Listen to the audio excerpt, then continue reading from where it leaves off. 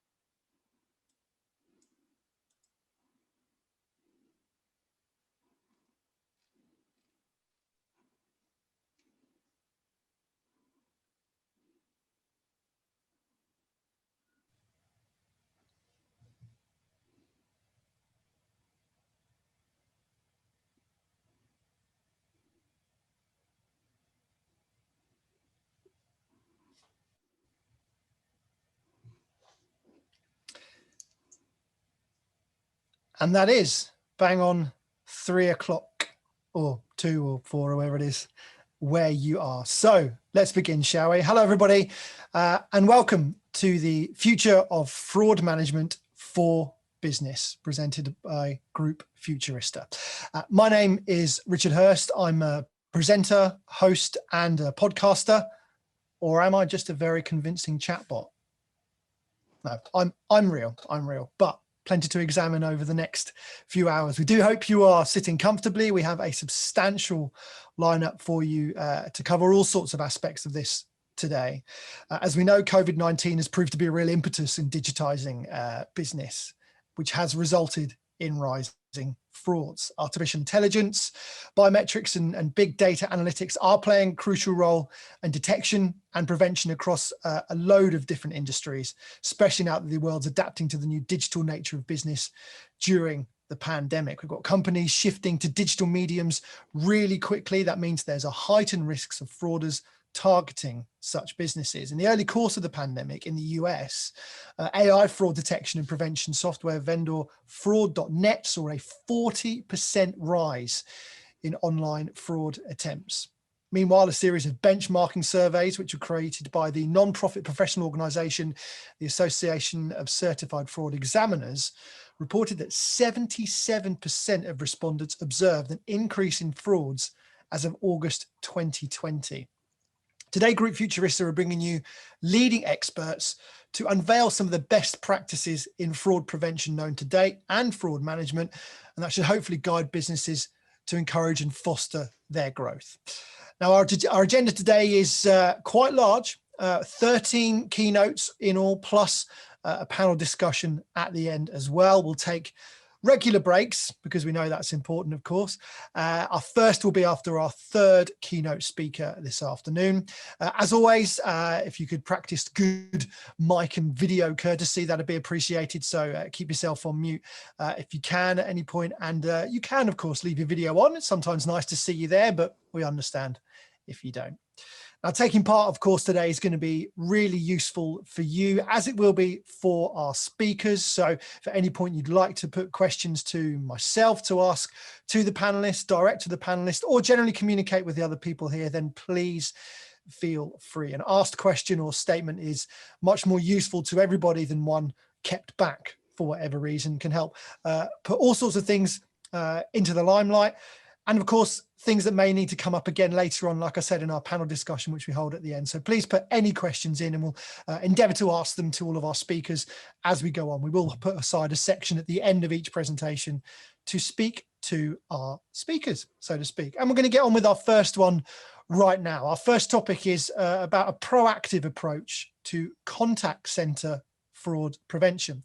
Now, our speaker for this is Osi Dobzinski. She's Product Marketing Manager for Compliance and Fraud Prevention at NICE, who are the world's leading provider of both cloud and on-premises, the world's leading provider of software solutions, enterprise software solutions that empower organizations to make smarter decisions based on advanced analytics of structured and unstructured data. NICE help organizations of all sizes deliver better customer service. They ensure compliance, combat fraud, safeguard citizens. Over 25,000 organizations in more than 150 countries to date are using NICE, includes over 85 of the Fortune 100 companies. Osi herself is a professional marketing manager with 13 years of experience in brand and product marketing from world-leading companies such as Nestle and Hewlett-Packard. As a product manager, marketing manager at NICE, she's responsible for driving marketing strategy and thought leadership, campaigns, and sales enablement for their compliance center fraud and authentication solutions. We're going to get going with her slightly early just because we have that little quite a lot to pack in. So without further ado, Osi, I'll shut up and hand over to you. Hi, everyone. Thank you very much. I'm very happy to be here, and you gave me such a great introduction, so I kind of saving 1-2 minutes here directly to the main topic. So let's talk about fraud and contact center and the future and how NICE is the future of fraud prevention. So you presented NICE very well. So I'll just give you a small glimpse on how vast NICE. So over the last day, there were over 120 million calls that were recorded by NICE across 100 countries, and 3 billion financial transactions monitored every day. So it's a vast activity in various regions. And today I would focus on specifically contact and fraud. And actually, when we look into fraud, everyone talks about fraud. It's an ongoing problem, never end. And we see 3 major trends in customer engagement, fraud prevention. So fraud is on the rise, and especially those days during the pandemic, especially times of crisis are fertile ground for fraudsters. The voice biometric market is gaining a big importance, and becoming the leading communication technology. And of course, AI, which is the future of a lot of sectors and technologies, and of course, it's gaining a lot of traction. And let's discuss shortly each one of them, and then move on. So, yeah. Really sorry to interrupt. Could I just possibly ask that maybe you can just bring the mic down a little bit more, just because it's a little bit. Oh, okay. Yeah, that's okay, all. okay. Just Is a that bit better inaudible right a couple now? of times. Yeah. There we go. Yeah, okay. Thank you. Okay, sorry, apologize. So the situation in the last year created this perfect storm, right? Where fraudsters see opportunities in the crisis, and we see in the contact centers we hear stories about how fraudsters manipulate the system. There's a story to create empathy, and they talk about how they could call a contact center and say, "Oh, they're stuck in a country without money, or they're stuck at home during lockdown." And actually, the FBI published that there's over 12,000 COVID-related scams that weren't there before. Sorry, I see we're still losing you a little bit in places. I'm not sure if it's just the volume level or it could just be the sensitivity of the microphone, but it's just. It's a network, I guess. I can try to change the microphone. You're really good at points, and then we lose you ever so slightly. Sorry. Let me try. I don't think it's the microphone. It's the network. Let me try for a second. 1 second.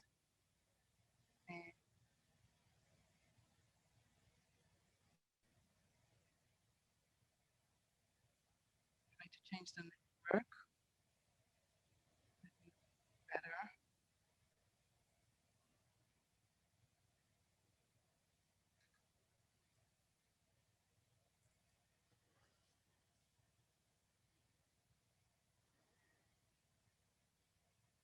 If you're just joining us, don't worry, we're going to get back on as soon as we can. We're just sorting out a couple of mic issues with those who just during the presentation, just to make sure everyone can hear her well.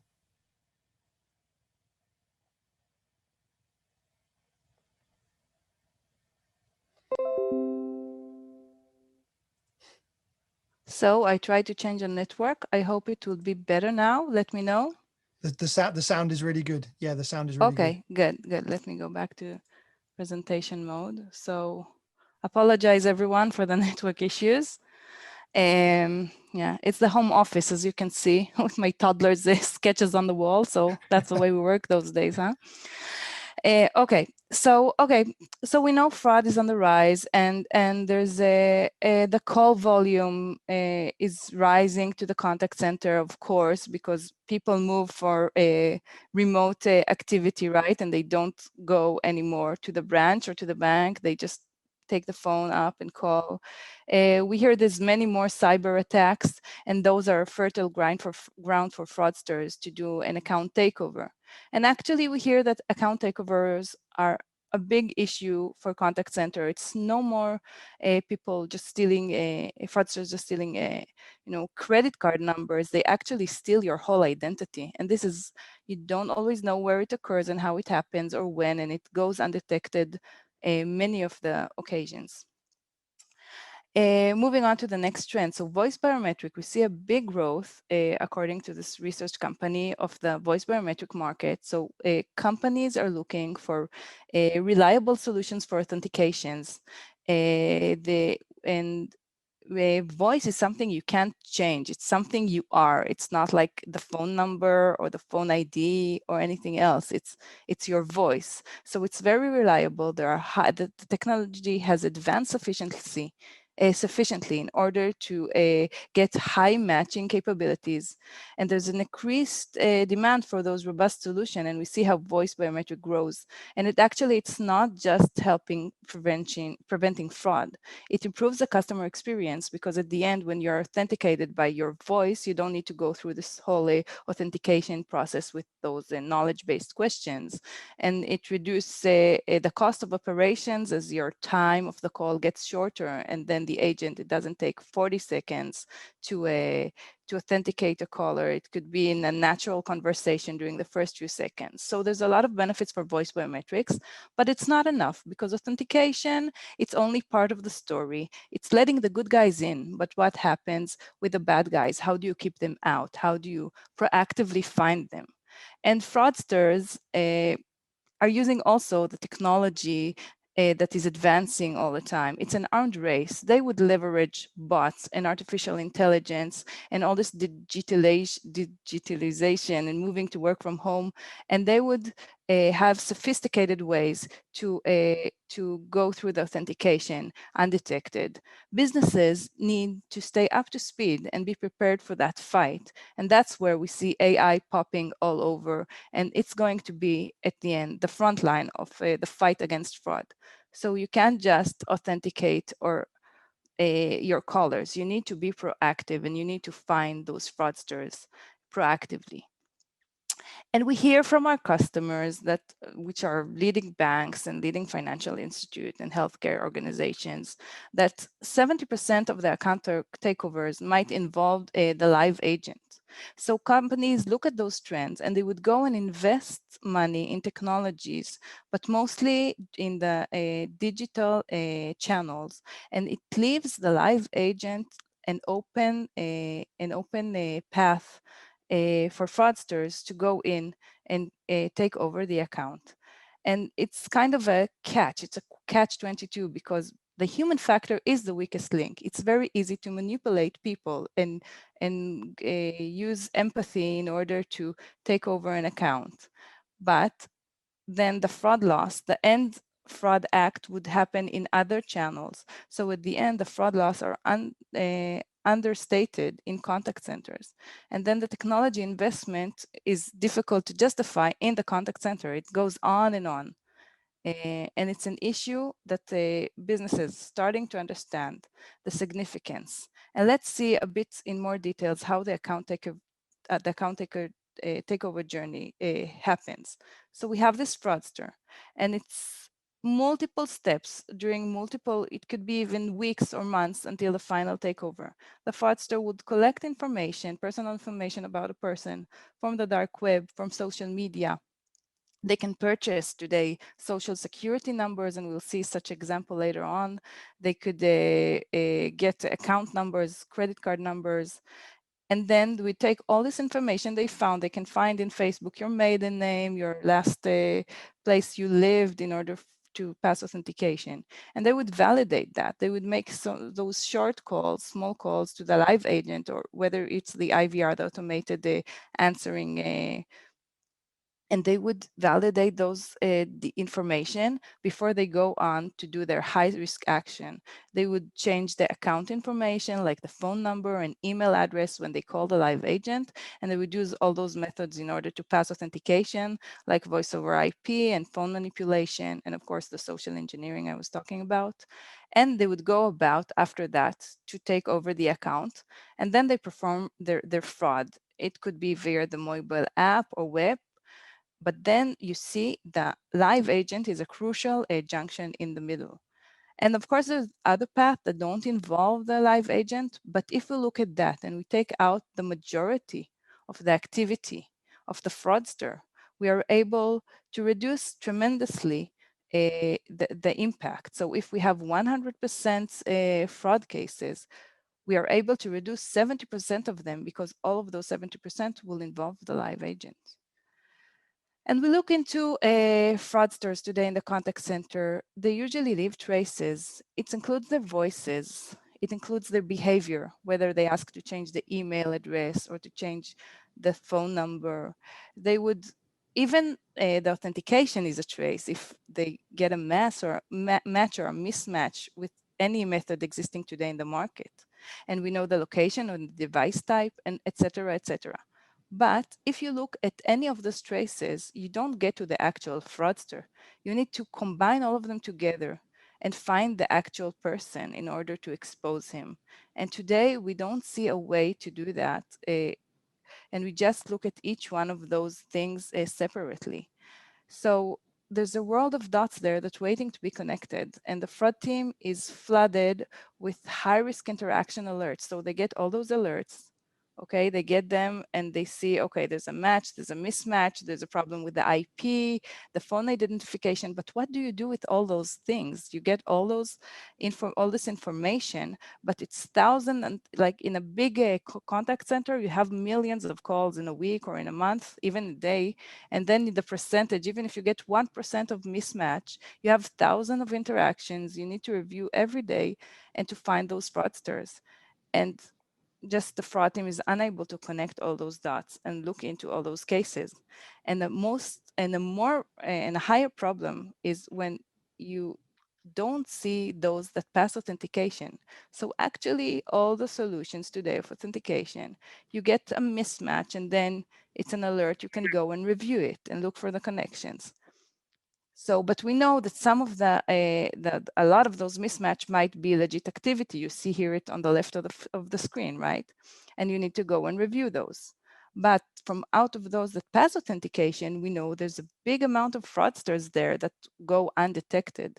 We know that for every fraudster that fail authentication, we'll have 3 to 4 fraudsters that would pass authentication.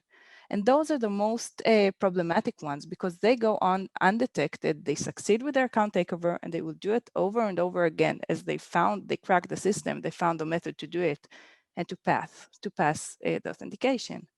So those are gaps we identified, okay? You can't point out a fraudster, you can get notified of suspicious activity. The fraud team is flooded with a lot of alerts, but cannot investigate all of them.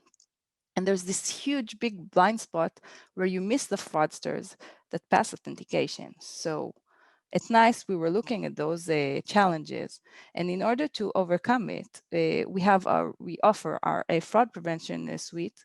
It actually proactively exposes the unknown fraudsters. It optimizes the fraud team efforts to focus on the most probable fraudsters. You actually get the fraudster a suggestion and you go review the fraudster and not just the interaction. And then you capture the fraudsters that also pass authentication and not only those that got a mismatch. And I think the nicest way to show it is with this short video. It shows a true story of one of our customers that we did a proof of concept for them. And just using one use case, we were able to save them $1.8 million in just this one proof of concept. And let's watch it and we can discuss it later. Just let me know if you don't hear the sound. Leveraging artificial intelligence, we scan millions of calls to predict and detect fraudulent behaviors. When detected, we use voice biometrics technology to identify and expose these callers as they attempt to take over different accounts. Once we identify them, we are able to block them for good. And if they should ever try to call again, real-time alerts will be sent to the agent. Let's see how it works in reality. Meet Mr. SSN. He is a fraudster. His technique for taking over accounts is to change the user's address. He identifies using the social security number he got from the dark web. Thank you for calling our customer care center. My name is Michelle. May I get your name, please? Mark, good morning. How are you doing? I'm good, thank you for asking. How are you? I'm okay. Looking at the news and getting tired of all this corona stuff. That's all anyone's talking about anymore. No reason to look. Yeah, I was calling as I'm moving into a new home this Tuesday and would like to update my address. Okay, can I get your phone number listed on the account? Yeah, I'm at work right now. I'm gonna give you my social security number. Are you ready? Can you verify the number that we have on our account now? 198 Thank you. And your date of birth? December. And your new address, please. It's 9th. So we have updated that for you. Not a problem. Please make sure you delete the old address, because I don't want to get mail there. It's all updated. Can I verify my email also? I just want to make sure it's correct. Sure. My email is Mark. Our fraudster Mark used COVID-19 as an icebreaker and easily changed the account address by bypassing the regular knowledge-based authentication questions. And the final strike, he updated the account email address to seal the deal. He can now complete the account takeover. Now let's listen to Jack. Does he sound familiar? Thank you for calling our customer care center. My name is Jenny. May I get your name, please? Jack, good morning. And how may I help you? I'm moving into my new home on Friday and I want to update my address. Let me give you my social security number. Okay, sure. This time, Jack became James. Thank you for calling our customer care center. My name is Ellen. May I get your name, please? James, how are you doing, Ellen? I'm good. It only took Mr. SSN 3 to 4 minutes to take over these accounts. To recover them, it took the real Mark, James, and Jack several very long calls. Our fraudster was responsible for 3 successful account takeovers, one undetected by the rightful owner, until we recognized his 5 interactions amongst millions and stopped him. In this single-use case of address change requests, we saved our customer $1.8 million in damages. Leveraging artificial intelligence. Okay, so these are like, it's a real story. Those are real scripts of real conversation. And just by scanning millions of calls looking for a change of address request, this fraudster was detected, but numerous more were detected, and that's how the bank the company saved us $1.8 million just with doing this one scan of millions of calls. And to sum it up, we use AI to detect the behavior, and we take all those traces and we connect them together, and then we use voice biometrics in order to group the same voices into clusters, and then again do another deep link analysis. We do the prioritization and we connect all the dots together, and then the team gets the list of the most probable fraudsters, and you can block them. And just to see here a short demo of how the cluster works. So all those interactions from various types of informations and use cases are clustered together, and then the list is prioritized, and we look into the number of calls, the number of account targeted, the call frequencies, etc. And the fraud team would get a list with very specific fraudsters to look into, and it's the UI is it's a full end-to-end product. You get a way to scan those fraudsters. You can click play in order to listen to those calls and analyze them. You see to what accounts they related and who they targeted and how frequent they call, and you see everything on the UI, and you get the full visibility. And then you can take action. If you find the fraudster, you just block him. The voice is added to the watch list, and next time he calls, he won't be able to continue with his account takeover. And actually, this is our solution, and it optimizes the fraud team's efforts. And addressing all of those points, I come to an end and just say that, again, fraud is an ever-growing challenge, and we need to leverage the advanced technologies that we have in order to fight back and combat them.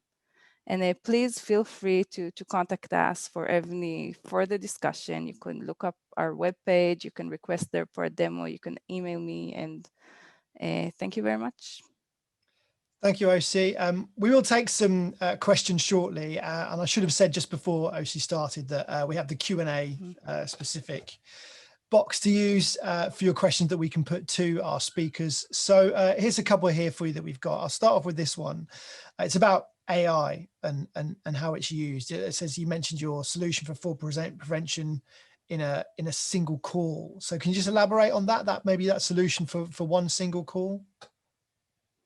Yeah, sure. So yeah, I didn't elaborate on that so much. So we do have our real-time authentication, which is our solution for authentication. So our customers would call in the contact center. There's a way to enroll the voice prints, and the minute the person is enrolled, we can authenticate or not authenticate him, and then if it's a fraudster, add them to the watch list. But as I said, this is just a certain approach to combat fraud, and it's the beginning of fighting fraud. You just let the good guys in, but now you need a way in order to proactively detect those fraudsters and all those that pass the authentication, because there's a lot of them. And of course, we use our real-time authentication in this whole process. But then after the authentication, we take all the millions of calls and we scan them, and then we leverage our AI technology and voice biometrics clustering and the prioritization in order to find the fraudsters and block them. And the minute you block them and add them to a watch list, the next time they call again, they go through the authentication, but then they will fail the authentication. Prior to that, they were able to pass it. But now the one single call technology would block them after you run this whole scheme of millions of calls and detect them in advance. So it's all it's related one to another, and it's very important to have the real-time authentication, but it's only part of the proactive approach that we have with our products. Okay, makes sense. Understanding things that way. OC, look, we will let you go, but thank you for your presentation. A lot of comments about the presentation itself, people enjoying it, and the video within there especially. So that really works. So it's a great start today. Much. Thanks very much, OC. Great to see you. Happy. Sorry for the beginning for the problem with the connections. We got it sorted. We got it sorted. Yeah. Don't Thank worry. you very much. Thanks very much. Good to see you. Okay. So yes, that was OC from NICE. NICE, of course, are one of our platinum sponsors for helping us put on today. We've had a load of people help us put on today. We'll be highlighting and sharing a few more from our sponsors across the webinar today. There'll be more about them in our break, which will take in a couple of speakers' time. I'm going to move us on to our second speaker, where we're talking about risk governance in the digital era. Now, this is an approach to creating a corporate risk-sensitive governance structure focusing on technology-enabled governance structures and decision-making systems. Helping us see our way through this one is Natalia Miguel, who is Chief Risk Officer for LeasePlan USA, who are a global leader in fleet management services.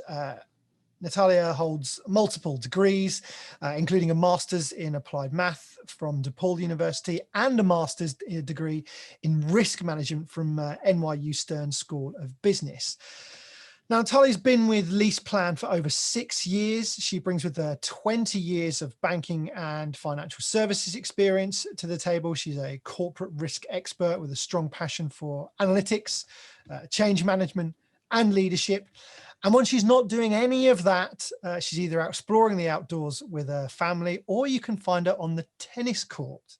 So hopefully the weather's starting to look a little bit better for that. Good to be outside and getting some exercise in as well. Good for the mental health during lockdowns or whatever process your country's in at the minute. So Natalia, thank you for being with us. I'll let you take it away.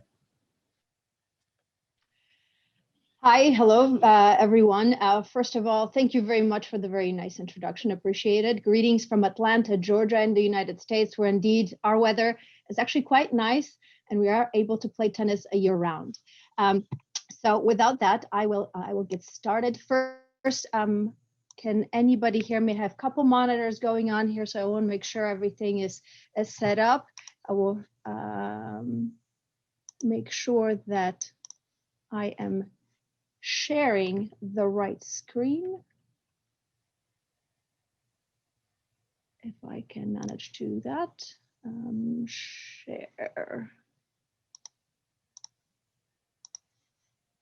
share, where's the share screen? Here we go.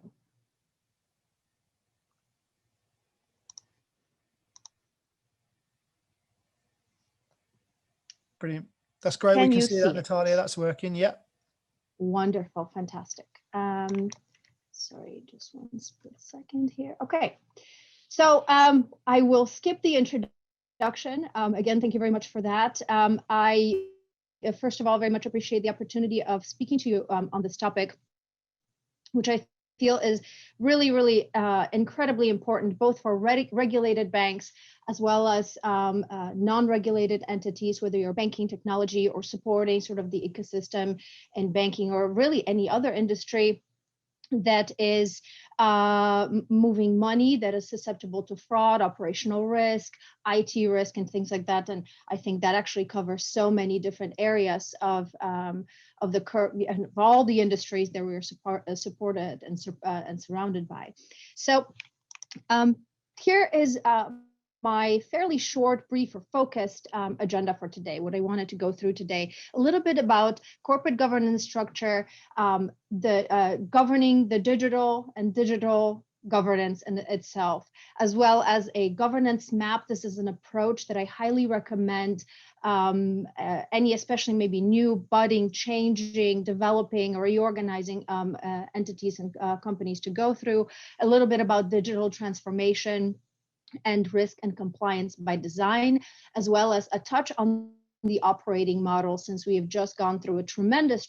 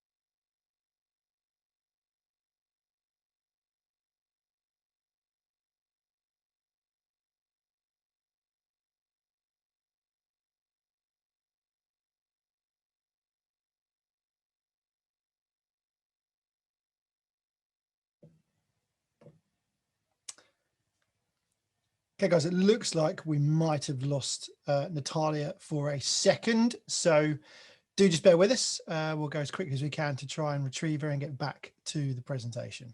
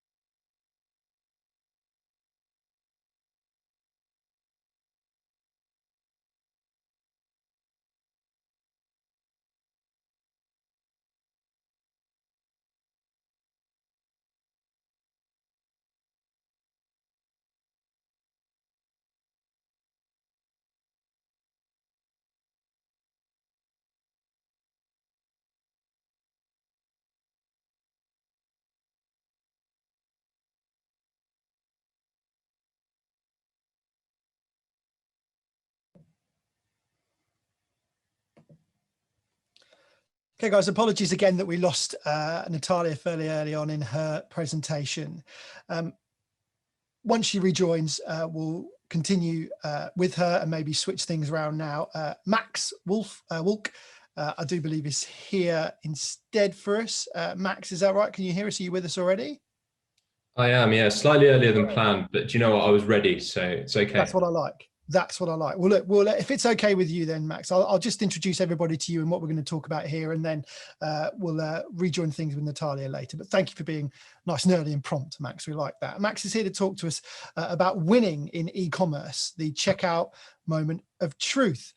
Max is from Fraudster. He's their head of strategy. His focus is to understand how the vectors of online fraud and changing and developing so that Fraudster is at the forefront of helping merchants and payment companies to protect approval rates without exposing themselves to additional risk. If you've not heard of Fraudster before, they're a payment security company that enables e-commerce businesses and payment companies to manage the impact of fraud on their business by building world-class technology and products, helping clients build long-lasting trust and loyalty with their customers. And in an age where we know how important that relationship is with the customer, Amazon will tell you that, it's really important about providing a secure and seamless checkout experience that ensures that high approval rate and lower fraud rate as well. So really is doing good work in that section of things. As I said, we're talking about winning in e-commerce. So without further ado, because he's keen and eager, here is Max Wolk. Max. Thank you very much for the introduction there, Richard, and a pleasure to start. Kick off and keep the show moving then. So please can everyone let me know once they can see my screen? Yeah, we can see that, Max. Brilliant. So yeah, so over the next 20 minutes, I'm going to be talking about the subject of winning in e-commerce. And Richard, I think, described just how competitive it is out there and how hard it is just to get customers' attention, let alone convert them to checkout and get them to buy something. And that's why I'm going to be talking about this phrase here, which I'm sure many of you are curious to know what it really means, the checkout moment of truth. So I'll be coming to explain what that term means in a bit more detail very shortly. But first, let me just give you a very quick overview of what we do. So we're a Berlin-based payment security company, and our reason for being is to help online merchants and payment companies intelligently manage the impact of fraud. And we know what that means for a lot of e-com retailers. That means increasing conversions at checkout, reducing false positives, and keeping the fraud rate in check. We are a venture-backed company, and I think we're very proud that Munich Re, the world's largest reinsurer, underwrites one of our solutions, and that we're also backed by three of the best-known names in European venture capital in Early Bird, Commerzbank Ventures, Commerz Ventures, and Speed Invest. So without further ado, let's get straight to it. What can you expect in the next 20 minutes? So setting the scene, I'm going to do a little bit of big picture scene setting just in terms of the forces and technologies shaping the future of fraud management. We're going to then get into the core topic of winning in e-commerce. This is about maximizing conversions, but it is also about a few other important things which I will alight on. And then this elusive checkout moment of truth itself. So, brief history of fraud management. So, it used to be manually checking transactions in a spreadsheet, something we call manual review. Interestingly, the human mind is incredibly good at recognizing patterns. 2,000 years of evolution mean we're very good at connecting the dots between visual data, between lots of things. The downside is we get tired and we can't do it 24 hours a day. So manual review has its limits in the sense it's highly accurate, but an analyst can only analyze between 2 to 10 transactions per minute, fewer if it's very complex. So obviously this is a limitation for e-commerce retailers and payment companies with a high volume and velocity of transactions. So as humans, we're ever ingenious. We decided to basically create rules or basic algorithms which create parameters. So if a transaction is over 50 euros and it comes from a suspicious IP address, we block it. The problem with rules is they can be incredibly blunt and they can also block a lot of potentially very good customers. So then we thought, right, okay, let's turn these basic rule engines into more sophisticated machine learning models that can start to learn themselves. But these also have their limitations. I always liken them to a picture that's slightly pixelated. They're not as accurate as the human mind. So where we at Fraudster really believe the future of fraud management is moving is into a domain which we call behavioral intelligence. And this is combining human accuracy with machine scalability. So basically combining the unique capabilities of the human mind with a machine which can crunch huge amounts of data and start to connect patterns for the human to interpret. And I think this is what excites commentators across the world, even skeptics like Elon Musk, is that basically we have this powerful machine that can be an aid to what we do. So let me just trace out the domain for you as I see it at the minute. So the first thing is we're sitting on oceans of data, and in our domain, historical transaction data is a very rich source of understanding fraud patterns and behaviors for an online merchant and for a customer. Device data is becoming increasingly useful. So is someone logging in on an iOS or an Android device. Bit of trivia, Android devices actually have a higher incidence of fraud than iOS devices. So if we've got any Android users here, let's watch them with caution. And IP addresses. So these are a fantastic indicator of fraud patterns. A lot of fraud, especially from fraud rings, is committed in specific neighborhoods. And there are blacklists for these in IP databases you can buy. So I've just listed 3 examples. I could list you another 2,500 very easily. But this already begins to set up, right, we're sitting on this ocean of data. Now we suddenly have these 2 hype technologies in artificial intelligence and ML, machine learning, that can help to group these data sets, structure, unstructured data, find patterns where there is previously only zeros and ones. So where this originates in AI and ML was in something called logistic regression or regression analysis, which is actually a popular and long-standing statistical technique that measures the strength of cause and effect relationships in structured data sets. Those have their limits, so increasingly we're now developing what are called decision trees. You can basically imagine if one thing is true, the next thing happens and you kind of follow it down the tree. And then random forests are basically a collection of decision trees. So those have been well named. Random forest uses a combination of multiple decision trees to improve the performance of the classification or regression of data. And then we have really the exciting, the frontier, the new frontier, which is artificial intelligence. These are self-learning, self-improving machines that start to spot patterns for themselves. So this gets really exciting. So you've got the raw materials and the data, you've got the models to analyze them that can offer new possibilities to draw new insights from data. And then you have a third dimension, which is biometrics. So these using characteristics which are very difficult to change unless we chop off our fingers or have extensive surgery, which are things like fingerprinting, voice recognition, and facial recognition. So all of these things obviously help to give us an online identity and verify whether this is a human being, a real person committing this, or a bot, or someone impersonating someone else. Now already we can see, wow, that's a hell of a lot of complexity. It's a lot of potential there, but it's a lot of complexity. So I think the framing, I think, is really important here. And I always say this to any new customer we speak to, is that within the sea of possibilities, there are still trade-offs to be made. And these trade-offs really are between the time, cost, and complexity of leveraging these technologies and implementing them to improve your e-commerce business, and what we call the speed to value. So how quickly you're going to start seeing results. So you're seeing approval rates increase, basket abandons reduce, your fraud rate reduce. And I think this is a trade-off, and it can be very individual to certain businesses. So it depends on your specific fraud challenge. It depends on the goods you are selling. It depends on what geographies you are present. So I want us to just kind of keep this trade-off in mind, because there's always a temptation to jump on the bandwagon of the latest technology and to subscribe to the promise of a vendor saying, I can track every data point across every part of the buyer journey. Fantastic, but you've got to ask yourself, what's the time cost to implement that and to maintain it ongoing? I would also ask the question, why is the vendor offering to do this? Is it that they can charge you for 5 API calls instead of 1? So there's a little bit of kind of business logic and being a smart buyer behind all of this as well.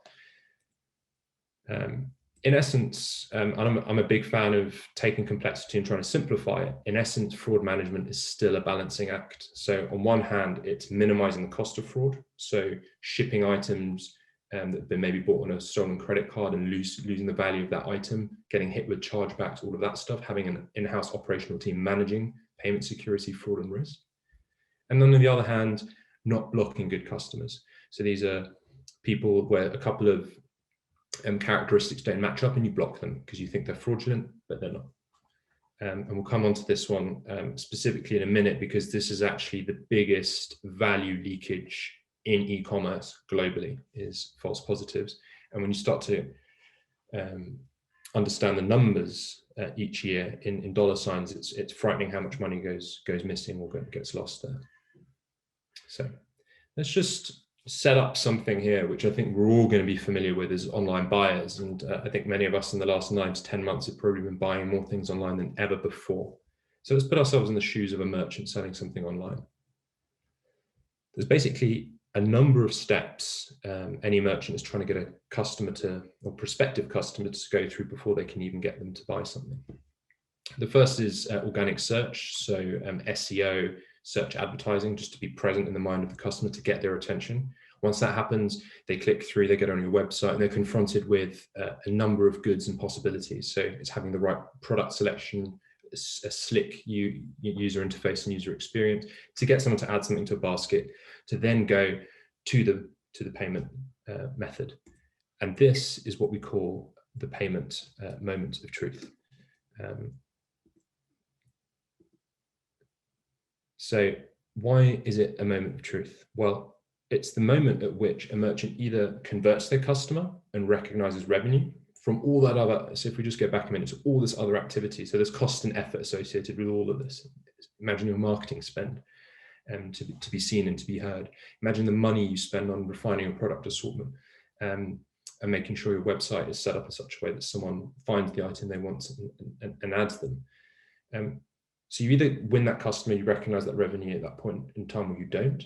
You either meet the expectation of the customer, which are increasingly rising, so a very smooth, frictionless experience, one-click payment, and you either create an advocate for your product, so someone who says, oh, you know, I bought on this store, it's fantastic, who becomes a net promoter, or someone who becomes a detractor. So now I just want to come to something that we've all felt, seen, and experienced, but it's even more painful for merchants who then see this pop up on their balance sheets. So we've probably all seen this before. You get to checkout and there is an unnecessary step where you're like, well, come on, look, you know who I am. You should know who I am. Why are you making me go through this silly hoop? You get this one, which is probably even worse, which is from your issuer or your card scheme, where you're having to add additional information when you know you're just quickly trying to buy something, get it delivered. Or you get one that's even worse, which is something else has gone wrong with the shopping cart. And then you get this, you have to go back to the beginning. And often going back to the beginning actually means not going back at all.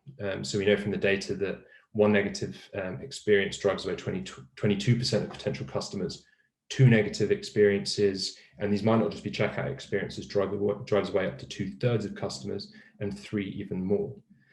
Now, what's really challenging for e-commerce merchants is that losing customers at the payment moment of truth is not only a hit to their revenue, but it's also a hit to their reputation.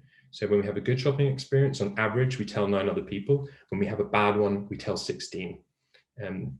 This might inform why, I don't know, people are so rancorous towards one another on Twitter, for example. There seems to be something about negative experiences that really speaks to something carnal about us and our need to share it.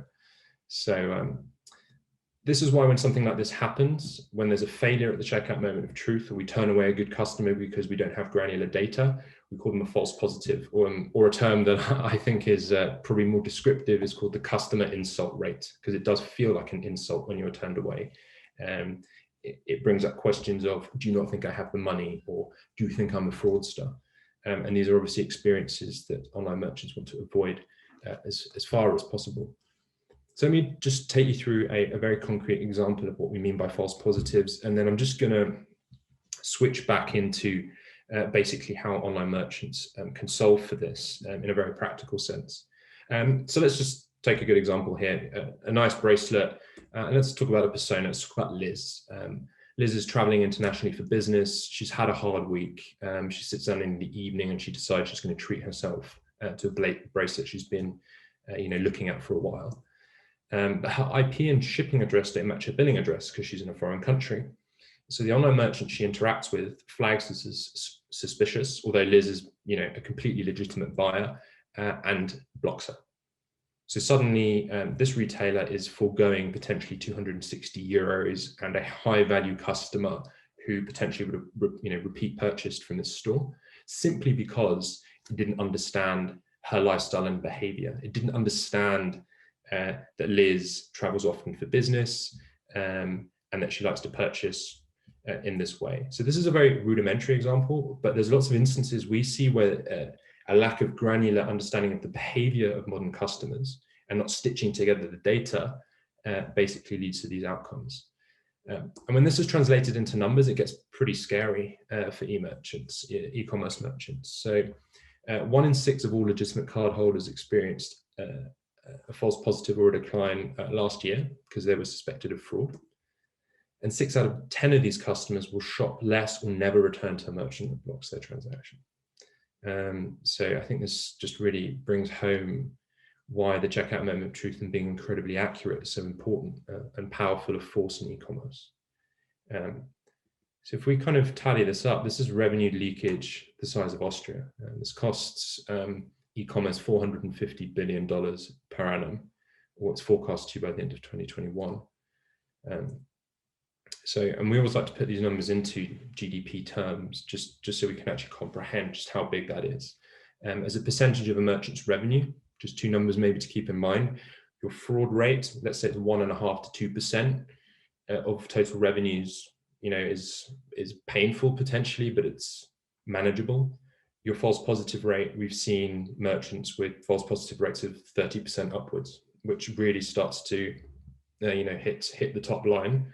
The difficulty with false positives is they don't appear on your balance sheet. They're foregone revenue that you're losing. So I would urge any e-commerce merchant joining us today, have a handle on what your false positive rate is, because it's a bigger lever in your business than just fraud alone. How can we actually practically get around this and be more accurate at the checkout moment of truth? So if we look at the small circle in the middle, this is traditionally what a lot of rule engines and solutions provided by payment service providers look at. They look at a standard 20 to 60 data points: email address, shipping address, billing address. But often, as I said, these are very blunt instruments and they can block good customers. What we at Fraudster do is we enrich those standard data points with an additional 2,500 data points in real time or near real time, 0.13 milliseconds. And these might be behavioral indicators about someone's shopping and browsing behavior, things like IP address, historical transaction data, which our models interpret and score.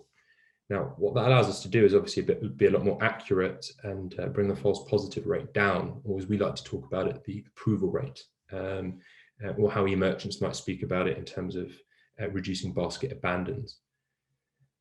So I'm just going to get geeky just for 1 minute. I promise I'm not going to get geeky for too long.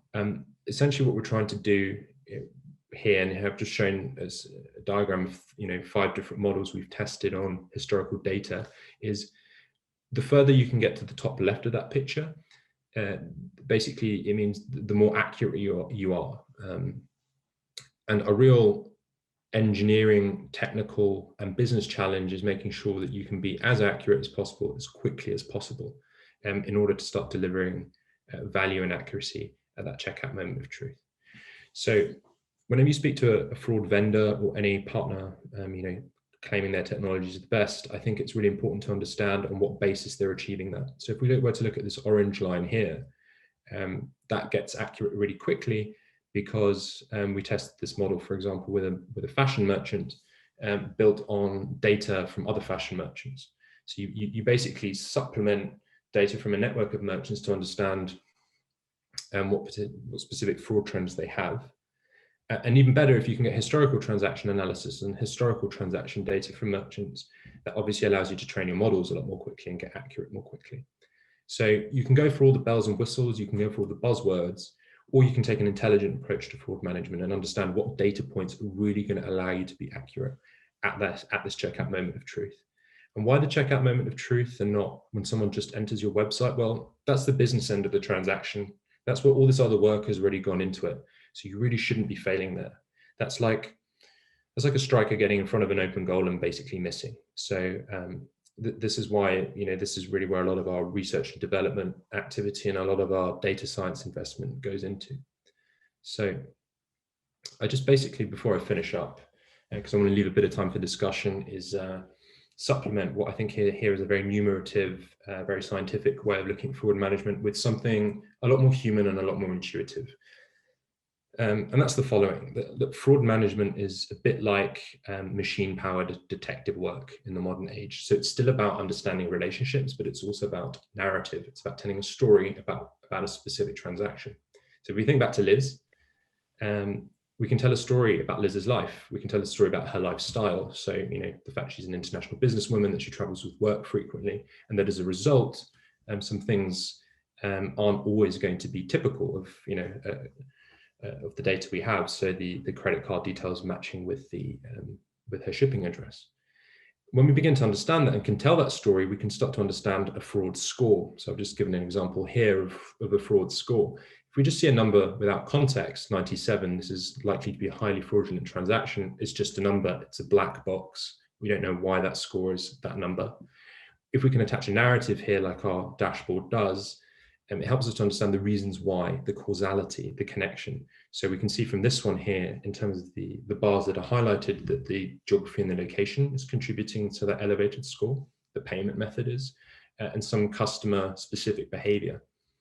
And actually really that's why, in essence, I think our whole approach, why we exist as a company and how we offer value to our clients is the mix of these two elements. It's the highly scientific and the leveraging of data and technology that's available with something that's more universal, which is this ability to connect and to tell a story. We often call this linking analysis or graph analysis. So hopefully that's been I know we've covered a lot in a very short period of time, but a quick overview of what we do and this idea of the payment moment of truth and why it's so important. And if anyone wants to find out more, go on our website, book a demo. We're happy to show you more about our products and also provide some consultation where you can talk to people who know far more about fraud. So that's it from me for now. Love to get to some questions and a bit of interaction if we can. Thank you, Max. Really appreciate that. If you'd like to drop a question in, I'd say do it pretty quickly now if you can. We're shifting around our timetable slightly today just because unfortunately we lost Natalia and she can't rejoin us now. She's on other calls at the moment. The first question out of anything here, Max, has to be how much we question the fact that Liz wants to spend 260 euros on a bracelet that doesn't go all the way around. You'd be surprised what people buy online. I've seen far stranger purchases than that. Really good presentation. I like the idea of getting to that moment of truth idea of it is really important about the ways we surmise how people shop. generate, how people transaction, but also that some of those figures must have been, I mean, to some of your clients to present those figures, that must have been really staggering to hear the amount, even the percentage amount that accounts for these genuine transactions that are discarded as fraud. Yeah, and do you know what's really interesting and scary is that a lot of online merchants don't know their false positive rate, so they don't actively measure it because it doesn't show up. You feel it in your pocket when you're losing money to fraud. You don't feel it in your pocket when you're declining good customers that you don't know you're declining. And so absolutely, I think you rely upon a really important point here is having a grip and an understanding of what your false positive rate is. If you can measure that and understand that, you can really start to figure out how to solve it. And like we said, we think this is really the biggest lever in revenue maximization in e-com. And that's why we call it a moment of truth, because it's a moment of truth for the customer. You either meet their expectations, even if you're buying a bracelet that doesn't go all the way around, or you don't, you disappoint me. I'm let down, I'm not coming back. And then equally for the merchant, you're turning away good customers who want to spend money with you. So this is why we think it's such a powerful idea. And this is why, this is one of the first things we like to talk to our customers about. This question from Kay here, see what you make of this. It says, do you provide API integration at the shopping cart? So it depends what shopping cart. Maybe Kay, you can provide a bit more context there. I mean, in terms of, yes, we do with a number of shopping carts. Yes, we do through PSPs as well. And there's a lot of integrated e-com platforms that offer all of that in one place. And we cover all payment methods. So if you're using, I don't know, buy now, pay later, or if you're using PayPal or credit card or debit or bank transfer, we work across all payment methods. Okay, worth knowing. Max, I'm going to move us on just because we've got to shift our order around slightly. But Kay, thank you for that question. Again, as Max said, plenty of easy ways to get in touch with him if you want to know more. Max, good to see you. Thanks very much. Okay, great. Thanks for your time. And yeah, I know, Paul, I'll get back to you separately. I think Paul just snuck in with a question there, but I know you're moving. Paul, come on, Paul, be quicker next time. Max, thanks very much. Good to see you. Yes, so unfortunately, Natalia can't rejoin us now, but as we said earlier on, there are plenty of great speakers with us today. So before we take our first break, which may be a little later than planned, we're going to move on to speak about the role of compliance and risk governance to detect fraud across the financial industry. This is with Johanna Wikström, who's Chief Compliance Officer at Schwalmlands Sparbank. She's currently Chief Compliance Officer there. They are one of the largest local savings banks in Sweden. She had several positions within compliance, both in-house and as a consultant, giving a broad knowledge of various areas with different regulatory aspects such as AML, fraud, internal control, governance, and risk management. She's worked within compliance for 8 years, takes a proactive approach to the business of each company in order to integrate and facilitate high compliance standards with business goals. Joanna, thank you very much for being with us a little earlier than planned. I'll shut up and hand over to you. Hi, everyone. Can you hear me properly? Yes, that's fine. Yes, and let's hope that the IT will be with me. I'm guessing Travmer will help me with sharing the presentation. As properly introduced, my name is Johanna, and I am currently employed, as you said, the Chief Compliance Officer at Schwalmlands Sparbank. The topic that I will talk to you about today is the role of compliance and risk governance to detect fraud across the financial industry. And during this presentation, I will walk you through from my point of view, the solution, the problem, as well as the question. So let's begin. You can go to the next picture, which kind of outlines the compliance framework, which is the key or the solution to detect irregularities as well as financial crime, including fraud. With a sound risk culture and policies in place, the employees of a financial institution will have the tools to detect, to report, and even in some extent combat financial crime. The framework is then supposed to create the frame of business conduct, and the risk culture forms the ground base, which then should be part of all day-to-day activities. I mean, a sound and consistent risk culture should always be a key element of any institution's effective risk management and should enable institutions to make sound and informed decisions. Risk control and compliance we both constitute the second line of defense in terms of risk management. And in that role, there is a certain level of independency included, and the element of control is of course a large part of the daily tasks, hence the expression control function. In regards to compliance and risk governance, there has been a shift in what main approach is to be preferred. And my view in this is that compliance will not be at its best if the compliance or risk control function is found on an independent pedestal, only performing reviews and telling senior management on what they've done wrong. Instead, I feel that the key to successful compliance framework is, in my opinion, to take a proactive approach within the frames of legal requirements, of course, taking into account the requirements of independency. This is, however, not a question of either or. A combination of both approaches will be required. But however, in relation to senior management, there is most often a demand for proactive support so that the business operation can do right the first time around instead of being detected in any kind of follow-ups or controls. To manage this, it is crucial to have a compliance plan or a risk control plan, which takes into account all kinds of compliance risks, including the risks of fraud and other financial crime. And in addition to this, it is necessary to invite compliance and risk to discussions with senior management, to the board of directors, and so forward. Then I've included one of the topics that goes close to my heart. I mean, tone at the top is a sentence I'm guessing most of you are quite familiar with. And this is not only a figure of speech, because success in compliance and risk governance starts with the board and senior management, sometimes even with the directives from owners of the respective company or financial institution. But tone at the top side, you should never underestimate the proper implementation of the framework and detailed routines. This will, of course, require resources as well as an consistent risk culture, which I mentioned in the beginning.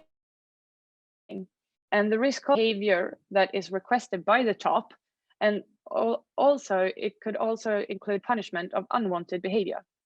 But without enough resources and proper implementation, you will most likely have gaps in your compliance framework, and these gaps will cause you unwanted behaviors. The gaps could be most often not having to been able to kind of inform everyone about the compliance framework, but it could also be in the middle management. And then you have to kind of realize that both middle management and the business is both equally important for the compliance framework success. But as I said, most organizations and financial institutions will realize that they have gaps somewhere in the framework. And the best way, in my opinion, to close potential gaps is through educations as well as follow-ups. And I'm guessing you have all launched education programs with a one-time education. Everyone in the company participates, and manual alerts and questions quickly rise, which will give you as a compliance, the risk, or HR happy. However, after a time has passed and other daily activities and company goals intrude, a reminder will most often be needed to put a question to the top of the mind for each and everyone involved in the detection of financial crime, which is, in my opinion, almost everyone employed in the financial institution in one way or another. It's not only the ones who's facing customers or managing the monitoring systems. Compliance and risk control will have to be integrated in these kind of discussions as well. And one way to kind of keep on engaging your coworkers in detecting financial crimes and frauds is by creating systems of manual alerts to complement your systems and monitoring systems. This allows for communication by and to your fellow coworkers. The manual alerts will then give compliance a risk a good input on what is happening in the relations closest to the customers. And one thing to remember here, and a thing you should never underestimate, is the value of feedback to the persons triggering the manual alerts, because feedback in all ways evolve your coworkers, and it will learn them to improve their, and in the longer run, your own work.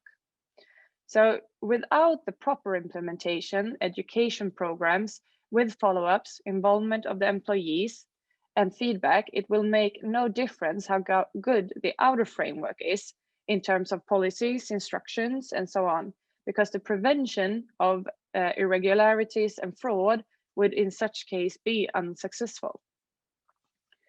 But apart from the compliance framework, we have the question on who sets the agenda. And this is, according to me, the problem, which is presented on the next slide. Thank you. It's not the authorities who sets the agenda, it's not the employees, and it's not even the board of management, or the management, because the criminals do. And with constant changes in modus and operation, it is difficult and nearly, impossible to keep up. We initially heard from Ossie at NICE, who spoke about techniques and the use of dark web, which I'm guessing scared some of you, including myself, because new ways of operations for the criminals demands for new techniques in order to be able to detect fraud and financial crime.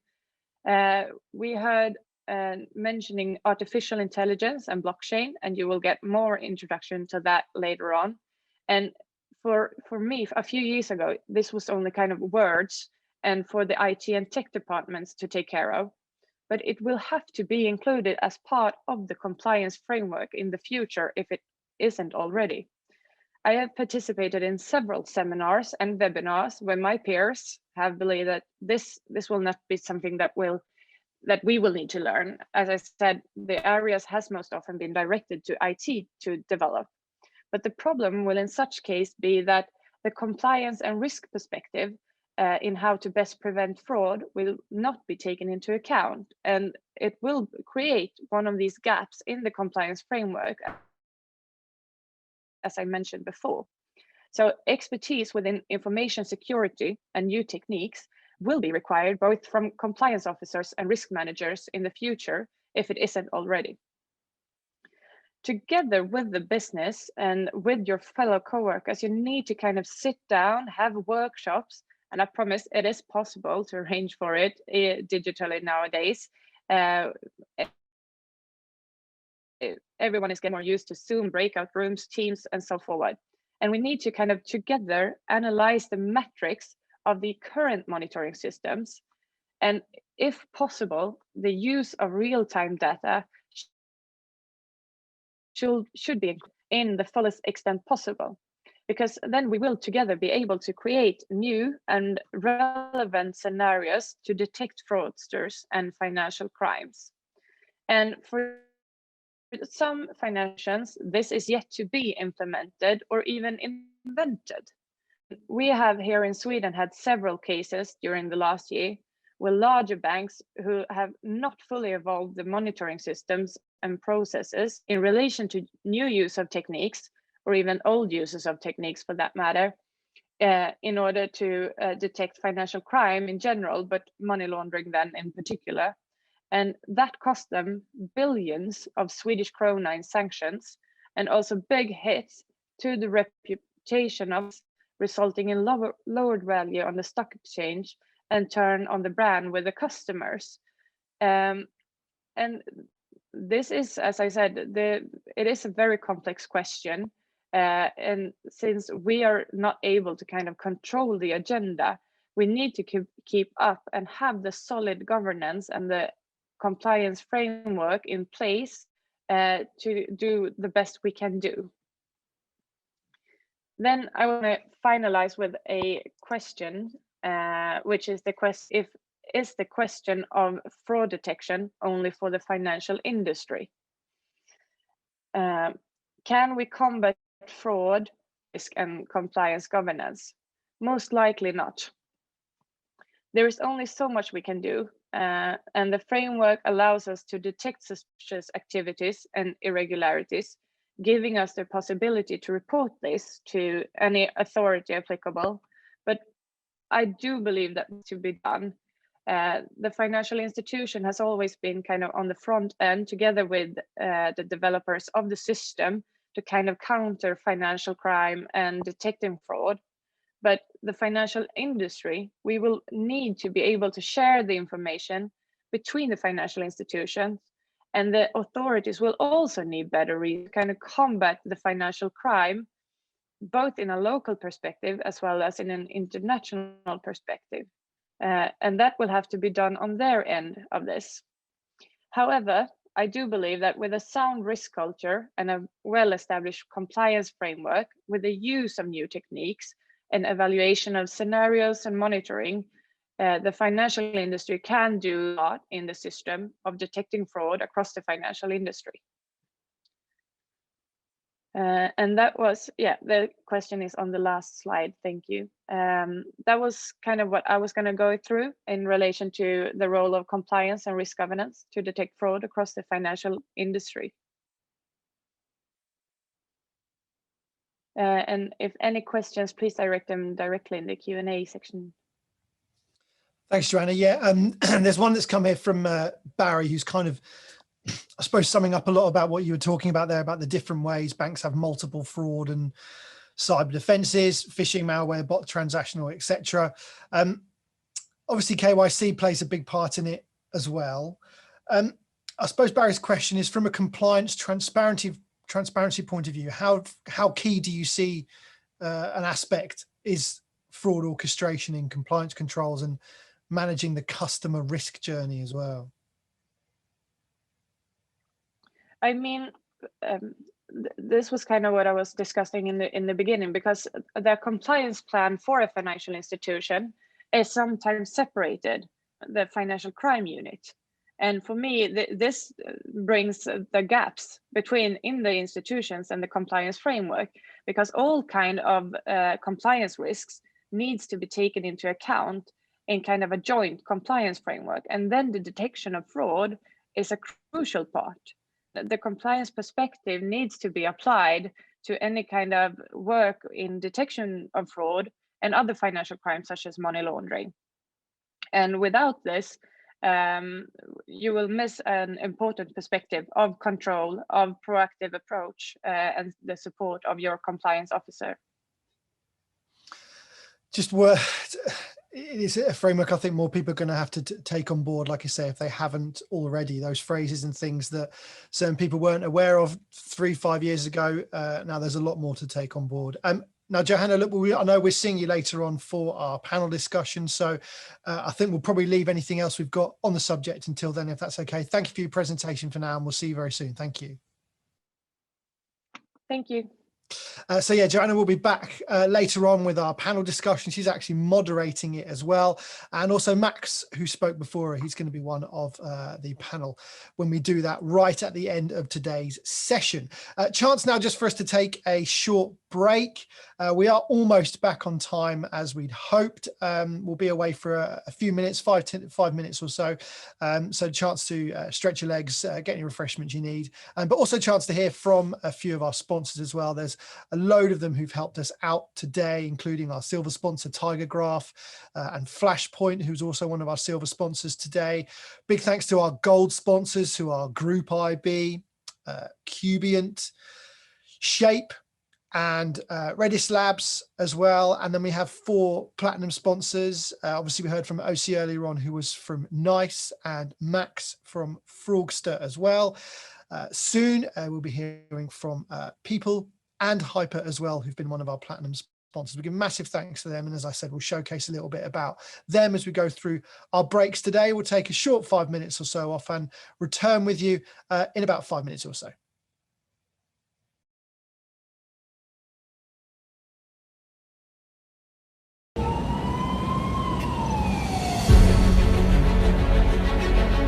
My name is Michelle, and I'm head of fraud at a leading bank.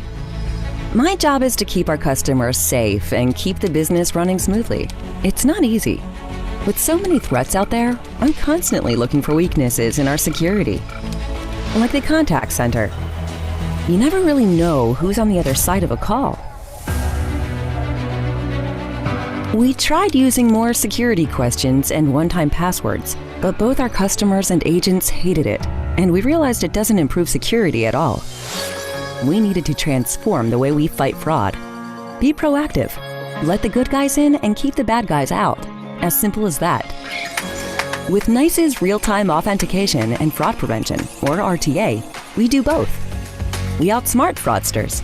Using AI-powered voice biometrics and behavioral analytics, we verify who the caller is when he starts talking. If it's a fraudster, we'll block them in real time, no matter where they're attacking from. And there's more. We expose and stop fraudsters before they cause any damage. And all of that is done automatically, which makes my fraud team more efficient. The numbers are on our side, and so are the customers.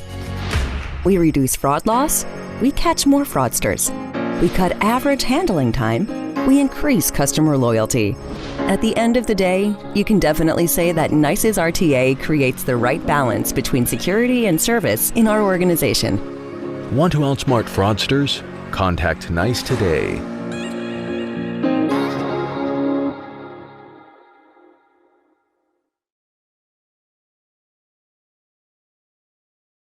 Fraud attacks are getting more sophisticated by the day. As a result, more money is being lost to fraud than ever. Current solutions cannot handle advanced fraud attacks. Moreover, they block too many good customers because they are based on outdated technologies. Did you know that over $275 billion in revenues are being lost every year from blocking good customers? At Fraudster, we have invented an artificial intelligence technology that solves this problem. Every transaction sent to us is enriched with thousands of additional data points. This gives us a much better insight on the user behavior. Based on this knowledge, our artificial intelligence engine can predict fraudulent attacks before they even happen, keeping us one step ahead of cyber criminals. Welcome to the future of payment security. With Fraudster, you get less fraud and higher conversion rates, so you can finally grow your business without worries. Fraudster. Minimize fraud, maximize revenues.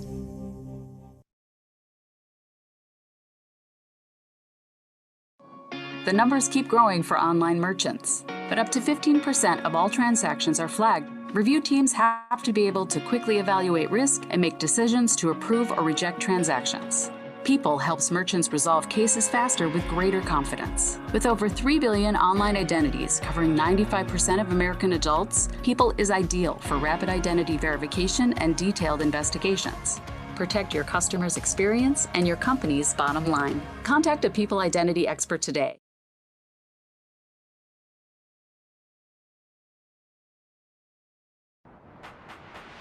Hyper is the passwordless company, and now you can go passwordless too. You can use your smartphone to easily and safely log into your computers, mobile apps, web, and single sign-on apps without a password. Hyper is easy to use and easy to set up. Simply pair your smartphone to your workstation, and you're good to go. It even works when you're offline, so forget about writing down long passwords or worrying about phishing. You're going passwordless. Welcome to Hyper.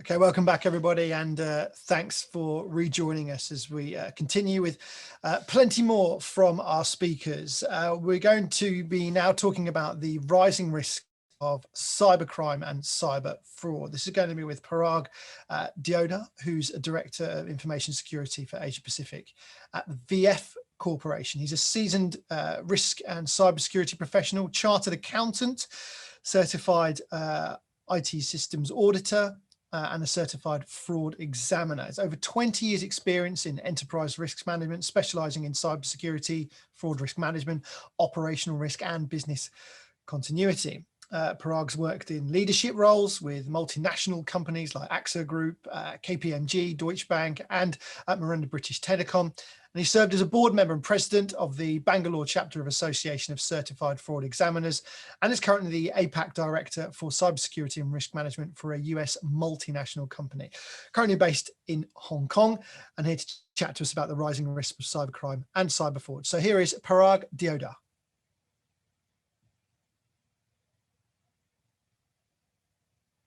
Hello, friends. It's an honor to talk to all of you today at this forum. Thanks to Group Futurista for providing me this opportunity. Cyber fraud is one of the fastest growing crimes across the world today. So let us talk about this rising risk of cybercrime and cyber fraud.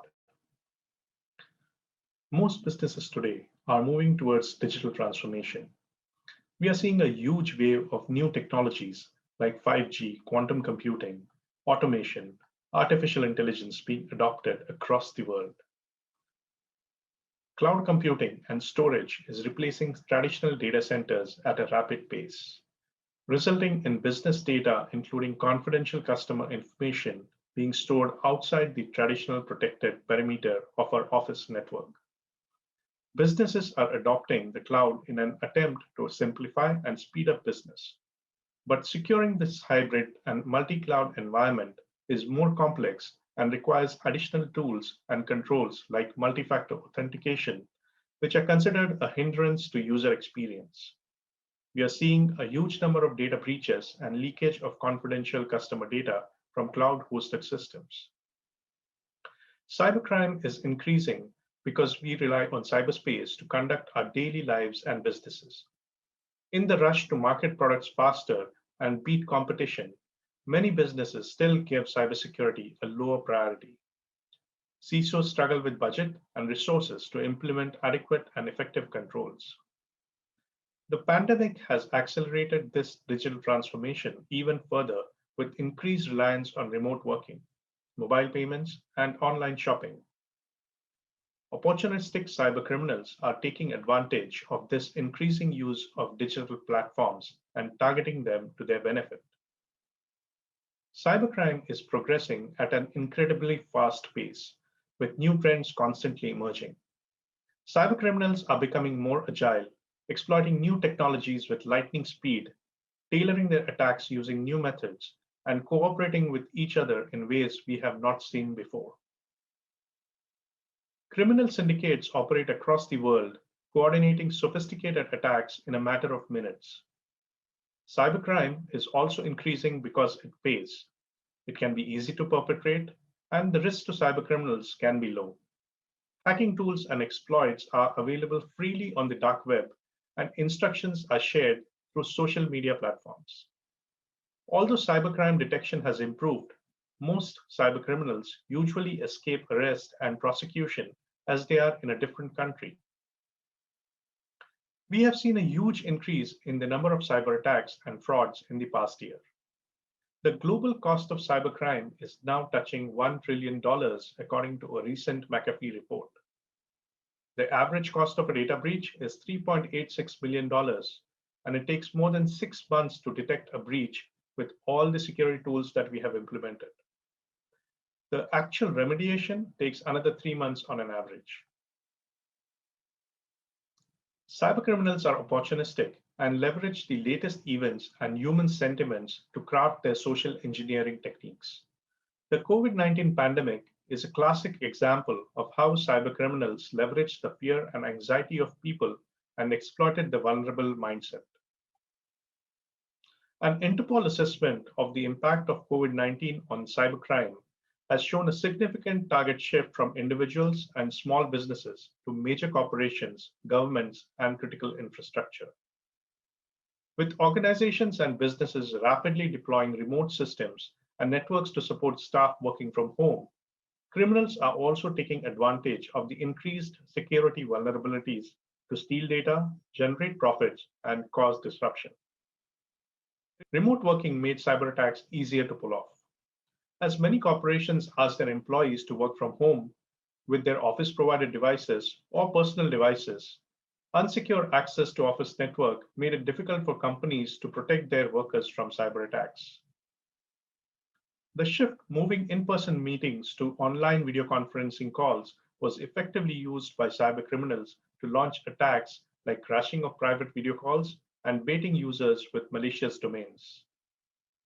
The Interpol Cybercrime Directorate identified over 200,000 malicious domains related to COVID-19, affecting more than 80 countries. Let's look at the profile of the cybercriminals. This profile ranges from youngsters hacking for fun to organized gangs who have moved from physical theft to online fraud and to state actors targeting enemy nations' critical infrastructure. Businesses also face the insider threat of leaking confidential business information and plans. Each of these actors have different targets and modus operandi. They have a large presence on the dark web for exchange of information, buying and selling of hacking tools, as well as personal data, credit card data, and illegal merchandise. Threat actors spread malware through various techniques like email, infected web pages, or supply chain attacks with the intent of getting malware deployed inside your network and devices. This malware then connects back to the hacker command and control systems and exfiltrates confidential information or provides privileged access to your network. This is an example of a fake email leveraging COVID-19 fear to distribute malware. Supply chain attacks are also being increasingly used, not only in open source software, but also proprietary software of large vendors. In a recent case, a suspected nation-state actor launched a sophisticated cyber attack on a network monitoring software provider. The hackers accessed and injected malware into the software code. This led to the distribution of a tainted version of the network monitoring tool, compromising thousands of customers, including 425 of the Fortune 500 companies, top accounting firms, government departments, telecom companies, and many more. This was not only one of the most significant cyber attacks of 2020, but perhaps of all time. Ransomware continues to be a menace for individuals and businesses alike. It has now pivoted from just encrypting data to the threat of exposing confidential data to the public at large if ransom is not paid. Most of the ransomware is distributed through phishing emails. Ransomware has proven to be a very effective way for criminals to make money, so it's not surprising that it's gaining popularity. In the COVID situation, critical healthcare institutions and pharma companies have been targeted with ransomware designed to lock them out of their critical systems in an attempt to extort payments. This evil menace has grown so much that Interpol has issued a purple notice alerting police in all its 194 member countries to the heightened ransomware threat.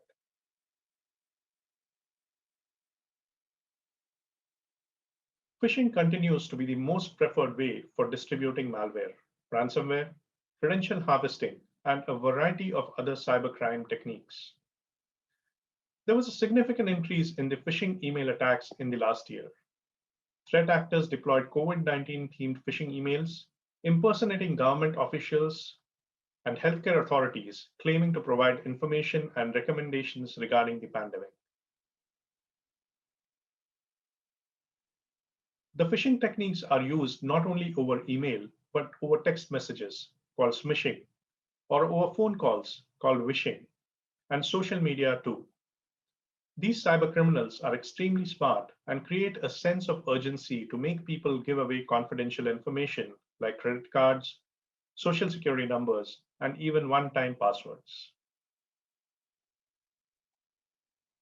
Twitter suffered a major security breach on 15 July 2020 that saw hackers take control of accounts of important public figures and corporations. This hack targeted a small number of employees through a phone spear phishing attack. Hackers targeted and got access to about 100 plus accounts, tweeted from 45 accounts, accessed the inboxes of 36 accounts, and were able to download Twitter data from 7 accounts.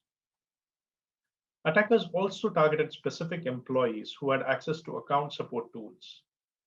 The accounts affected by the hack started posting fake tweets, offering to send a cash reward to anyone who sent their own money to unknown Bitcoin addresses. Hackers were able to steal around $121,000 in Bitcoin across 300 transactions. Business email compromise is a type of a phishing attack in which cybercriminals impersonate a trusted contact or a third party, either internal or external. The goal is to convince the recipient to pay invoices, transfer funds, or provide other confidential information. By spoofing a trusted entity, the attackers are then able to capture the money or data released by the victim. Invoice and payment fraud is popular because it offers the greatest bang for the buck. Fake invoices sent by attackers have led to some of the biggest financial losses associated with this attack. As businesses have to deal with thousands of vendors and invoices, paying a fake one without question or confirmation becomes very easy. In one of the biggest business email compromise attacks, media giant Nikkei lost $29 million in 2019 when an employee transferred money after receiving email instructions, supposedly from the management executive at Nikkei, but actually sent by a malicious hacker.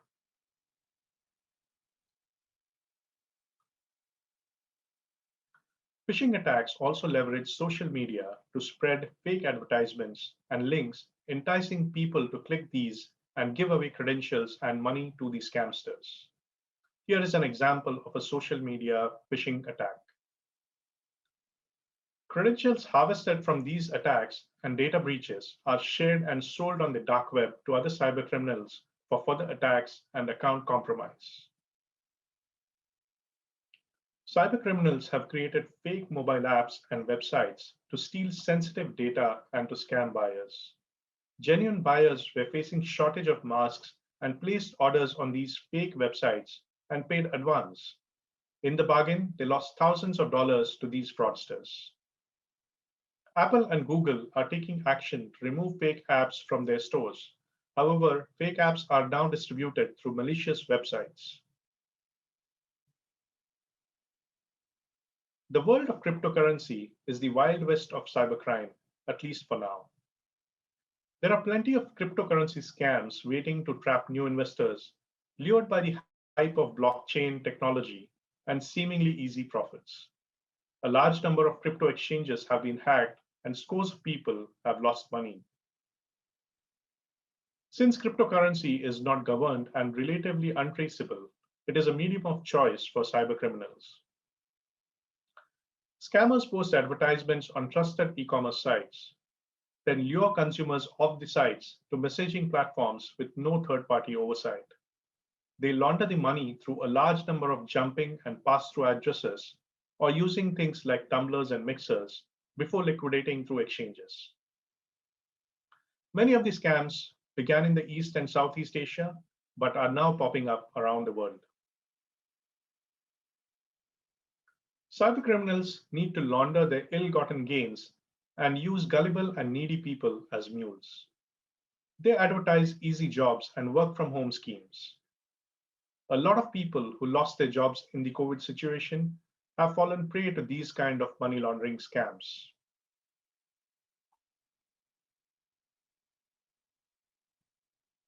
We are also seeing rising cyber attacks sponsored by enemy states to cripple the critical infrastructure or disinformation campaigns to cause panic, social unrest, economic disruption, and political gains.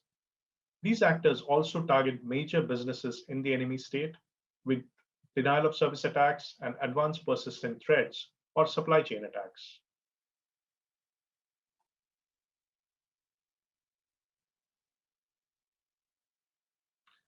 With the increase in e-commerce transactions in the COVID situation, cybercriminals are also increasing their attacks on e-commerce sites and platforms. As many businesses use popular e-commerce platforms to host their sites, these platforms are being targeted by cybercriminals to get maximum impact and benefit with minimum efforts. They use a number of techniques to target the e-commerce platforms and sites. Account takeover is a commonly used technique. This happens when a fraudster accesses an authentic customer's account using any of the techniques like brute force, man-in-the-middle attack, or simply buying credentials off the dark web. Criminals can get control of any online account, including bank accounts, e-commerce accounts, and email accounts in this manner. Then there are bot attacks. Fraudsters often pull off high-speed ordering by using bot attacks. They can complete add to carts 5 times faster than humans. Bots can strike hundreds of times in a minute, and some bot attacks can last as long as several hours. These attacks are used either to scrape data or block inventory for genuine buyers. Denial of service attacks can cripple an e-commerce site in high shopping season or days like Black Friday, causing immense losses. Theft of credit cards or gift cards and selling them on dark web is a common modus operandi. Scamsters can also hack gift codes and discount codes on e-commerce websites and use it to their benefit. This trend of rising cybercrime is expected to continue and pose a challenge to cybersecurity and cyber fraud professionals even this year. Cybercriminals are also evolving their tools and techniques to adapt to the new normal. So how do we protect ourselves and our organizations from this growing menace? The first step is to identify and assess all the risks, threats, and vulnerabilities which can impact your business. This is not a one-time exercise. The threats will change as the technology and the environment changes. So this needs to be a continuous exercise.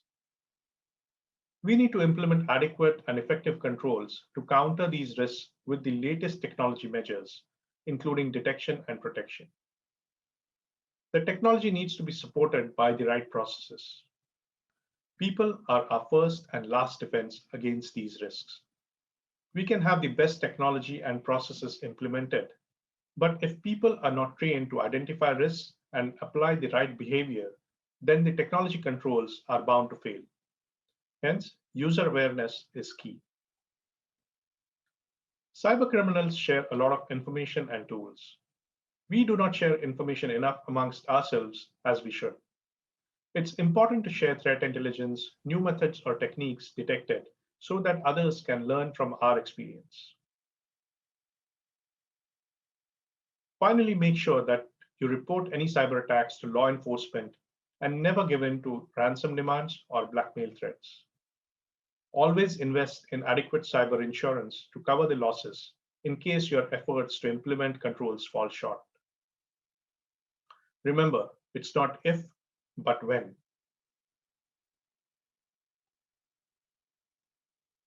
Thank you for your time. Thank you, Parag.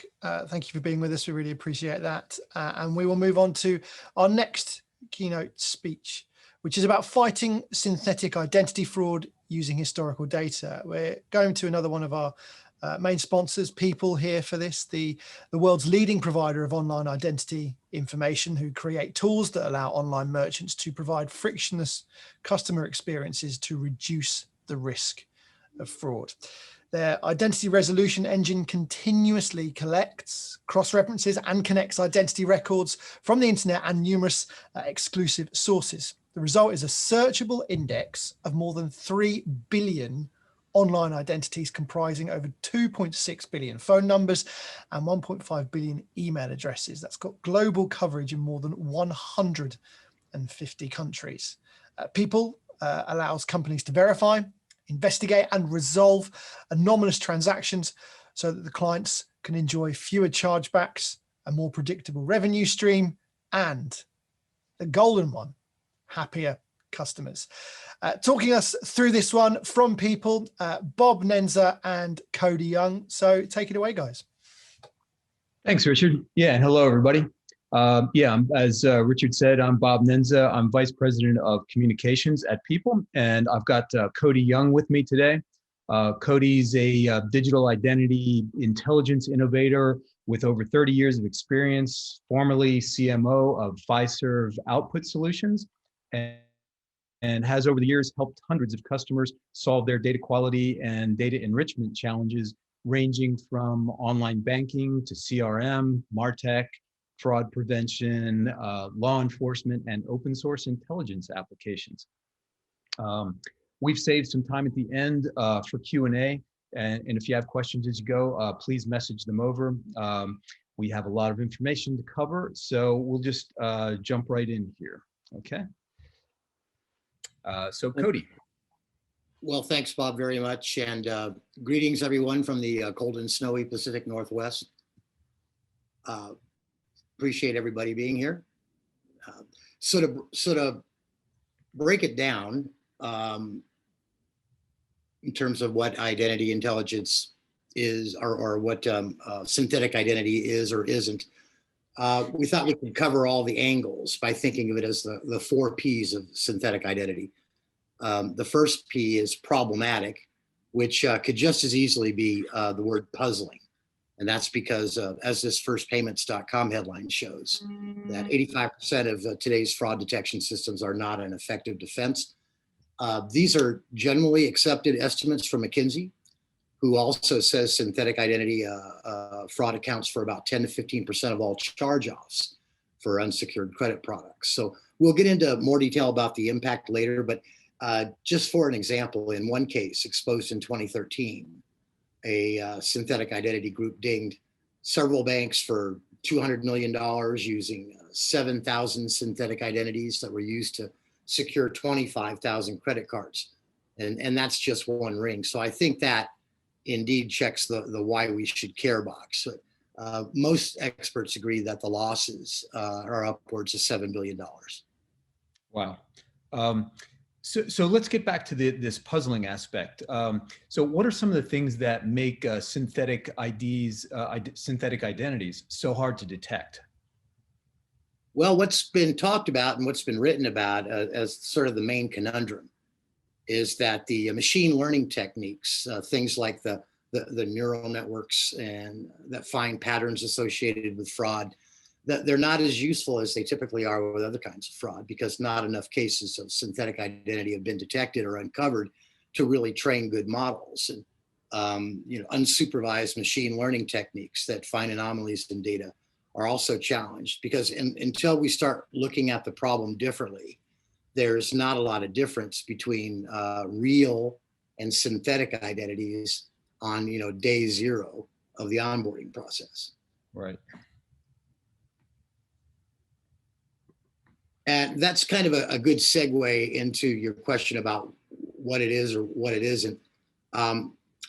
So criminals start by obtaining stolen Social Security numbers from people who aren't using their credit. These are usually children, homeless people, the underbanked, from people that are recently deceased.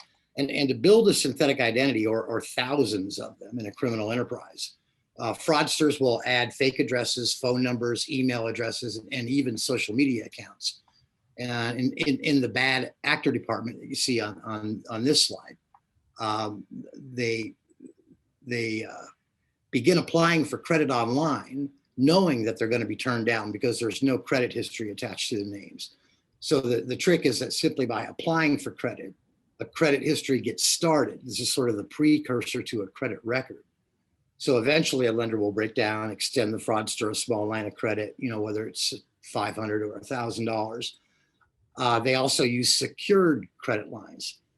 So what happens is the fraudsters now start making small purchases over several months. They pay off the balance, they improve their credit rating, and sort of earn a larger line of credit. And then when the line gets big enough, $10,000 or $15,000, by the way, history, the data says that the average bust out scheme is about $15,000. They just suddenly max out the cards and disappear. And one of the main problems here that the banks have, or other online lenders, is that they see these as charge-offs, or just bad debt, or first-party fraud, but they don't really have anybody to hold accountable. But they don't find that out until it's too late. Right. And that must be because until the owner of the stolen Social Security number is impacted by a bad credit score or some sort of collection action, it's not even apparent that their Social Security number was ever even involved. That's right. And don't forget that the rings have done their homework. They work very strategically. In the case of a child's Social Security number, that may not even happen for years. And in the case of a deceased person, it gets a little bit fuzzier. And there are cases when even the social security numbers made up or are fake. So you can start to see that the investigatory scope of what's needed to sort these issues out, doing it at scale would be extremely expensive and time consuming. So like I said, many times these losses are just kind of loosely categorized by the banks, but they all have one thing in common. They end up in the charge-off bucket by the lender. And so a lot of times the question, I think, is it less costly and easy just to absorb the charge-off as a cost of doing business? Right. And then the idea on the chart here about there being situations that are more about bad credit customers and non-malicious perpetrators just muddies the water even more, you'd think, right? Yeah, those are situations where a person might have really bad credit and see it as a way to secure credit for more practical than criminal purposes. And then for the non-malicious types, think of an undocumented migrant who has just wants to rent a place to live or sign up for power and cable.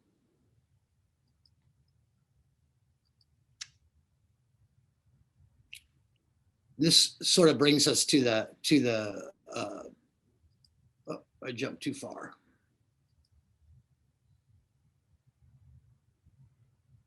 Yeah, I think we were going through the P's.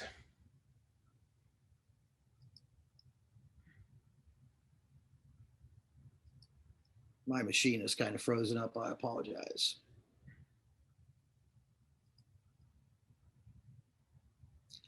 And so now we're at the second P. We're trying to get to the second P.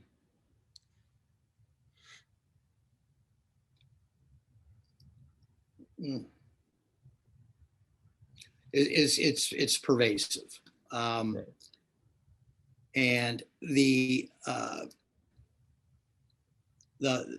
it's because it's not only a global problem. It hits up and down the whole lending industry hierarchy. It's happening to thrifts, to credit unions, to big banks, community banks, online lenders, and for the most part, any entity from which you can apply for unsecured credit online. But it doesn't really stop there.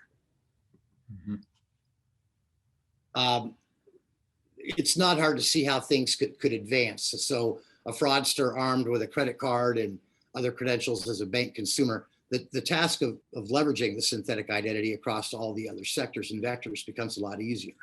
So here we're using automotive as the fourth column because it's so common. But a fifth or sixth column might easily be asset laundering tactics used in the e-commerce channel, or even setting up shell companies and other really nefarious stuff. In fact, synthetic identity could, at its core, really be very much like the concept of setting up shell companies in order to launder money or hide illicit assets or fund terrorist and criminal activity. We'll talk about it a little bit more on the fourth P. Okay, so in the case of bust out fraud related to credit, then the victim isn't the consumer whose social security number was stolen as much as, at the end of the day, it's the charge off loss for the lender. And that hurts everybody in the long run, just in terms of how costs like that get spread around, higher fees, lower dividends for shareholders. But here in this graphic, it shows how it starts getting harder to just lay it at the feet of the banks. Its potential impact on society and business as a whole is pretty alarming. That's right. Considering how this type of fraud ring works and how they strategize, there's no telling what other sectors and vectors can get on their radar.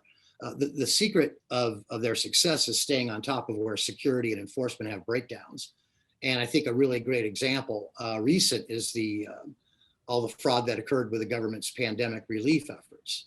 Already hundreds of millions of dollars of fraud have been exposed, and we suspect that that's kind of the tip of a rather large iceberg. And we'll get to that when we get to the down the road a little bit on the next P. Okay.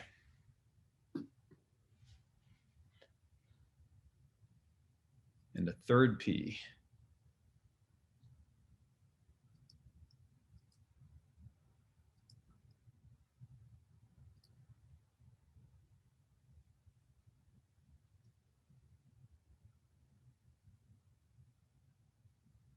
Okay, so the third P is proliferating, and that does have a lot of overlap with what we just covered, but it's important to call it out.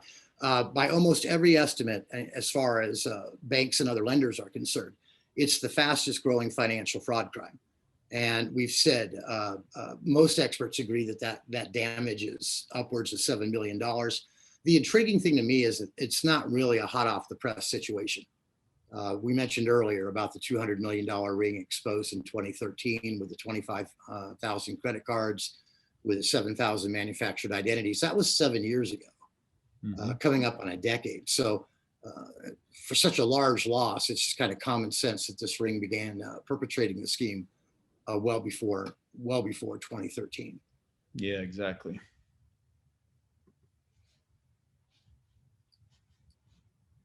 So this next slide, and I give credits to the IT group, again, because synthetic identity is so loosely categorized on the back end from bank to bank and vector to vector. Estimates for losses are really all over the map, but these guys' approach is very data driven. They consistently do a good job sorting out complex situations. So I think it's a good chart to make the point that they're partially estimates, but this is just for credit card losses. But clearly, with as much KYC work that's been going on into solving the problem, either what's being done isn't good enough, or the fraudsters are getting better, and I suspect it's likely a bit of both. Right. Now, there are some things happening over the same period of time that really do help the criminals. Since 2015, there's been a huge increase in new and redo data privacy regulations. That's made the job of resolving identity issues harder. There's also the ever-present concern over the customer experience and friction, and consumers online have made it clear that they don't want to go through a heavy-handed KYC process when they're signing up for an account. So it's a tough decision to make, to shake up the many legitimate customers, to stamp down on the actions of a much smaller number of criminals. It's clearly a dilemma, and there is still a mountain to climb. Right. And then our final P. That was smooth. The fourth P is kind of a double entendre. It's the word proactive, and I'll start with the bolded and italicized thing in my mind going on, as in pro as in professional. It kind of speaks to knowing the nature of the fraud rings. This is fraud incorporated at this level. Some suspect there's even state involvement in certain cases. It's global, it's sophisticated. They have breach data, they have machine learning, they have CFOs, seasoned leadership, business analysts, networks, capital spending. On a lighter note, according to the data and to Frank McKenna at Point Predictive, many of them like to buy muscle cars. So it's really sort of a modern version of organized crime then. Yeah, it is, and they've got a much larger playing field than ever before, which is the internet. And to complete the thought on proactive, we talked about how it's professional grade and how strategic it operates. It's proactive in the sense that there's always going to be probing as to where the legitimate world's vulnerabilities lie. As we covered, gaining access to one sector has sort of a facilitatory effect in terms of how well it works for attacking other sectors. Mm-hmm. Okay, so I think you've got it laid out for everyone here. So tell me, what is the upside, if there is one?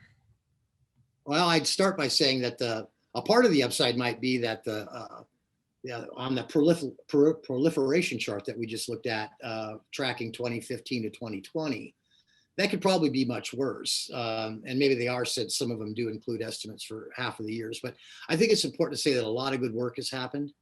And without that, the damages might be a lot worse. There's been a great influx of ISVs and fraud risk innovators, data companies that are starting to show us how to look at the problem in the right way. Mm-hmm. Yeah, agreed. This is a chart or a matrix that I borrowed from McKinsey. And my apologies, I'm having a slight wipeout on my screen.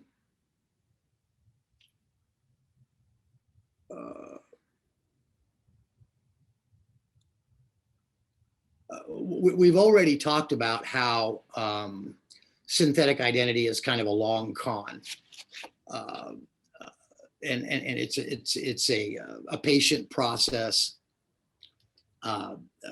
They apply for the credit, they get turned down, but they win when the credit history is established with the credit bureaus because they've placed the application. So this is kind of the first level of gaining tangibility for a fake identity. They in effect kind of go on the record, and some percentage of them are successful in securing credit. There's training wheel accounts. They even establish a history of paying bills, regular bills on time for other services as they nurture the identity. Like these new credit boost products that you see. This is kind of where payments for bills or what's called alternative data starts getting into the credit rating mix. So the point to all this is that the greatest attacks are on the segments that the fraudsters are seeing as having an over-reliance on credit bureau data. Now, the credit bureaus do a great job fusing information together, but obviously part of the problem might be that too much of the information is seeded and deceptive. So the fraudsters know that identity information in a person's credit header or credit history is information that the consumer has self-reported when they apply for accounts. And this is kind of the basis of the scam. So they control what gets in simply by flying these identity drones into the application system. Then there's just a matter of persistence in terms of applying. So to rely on credit bureau data to check and see if someone is real or not, just kind of plays into their hands. Mm-hmm.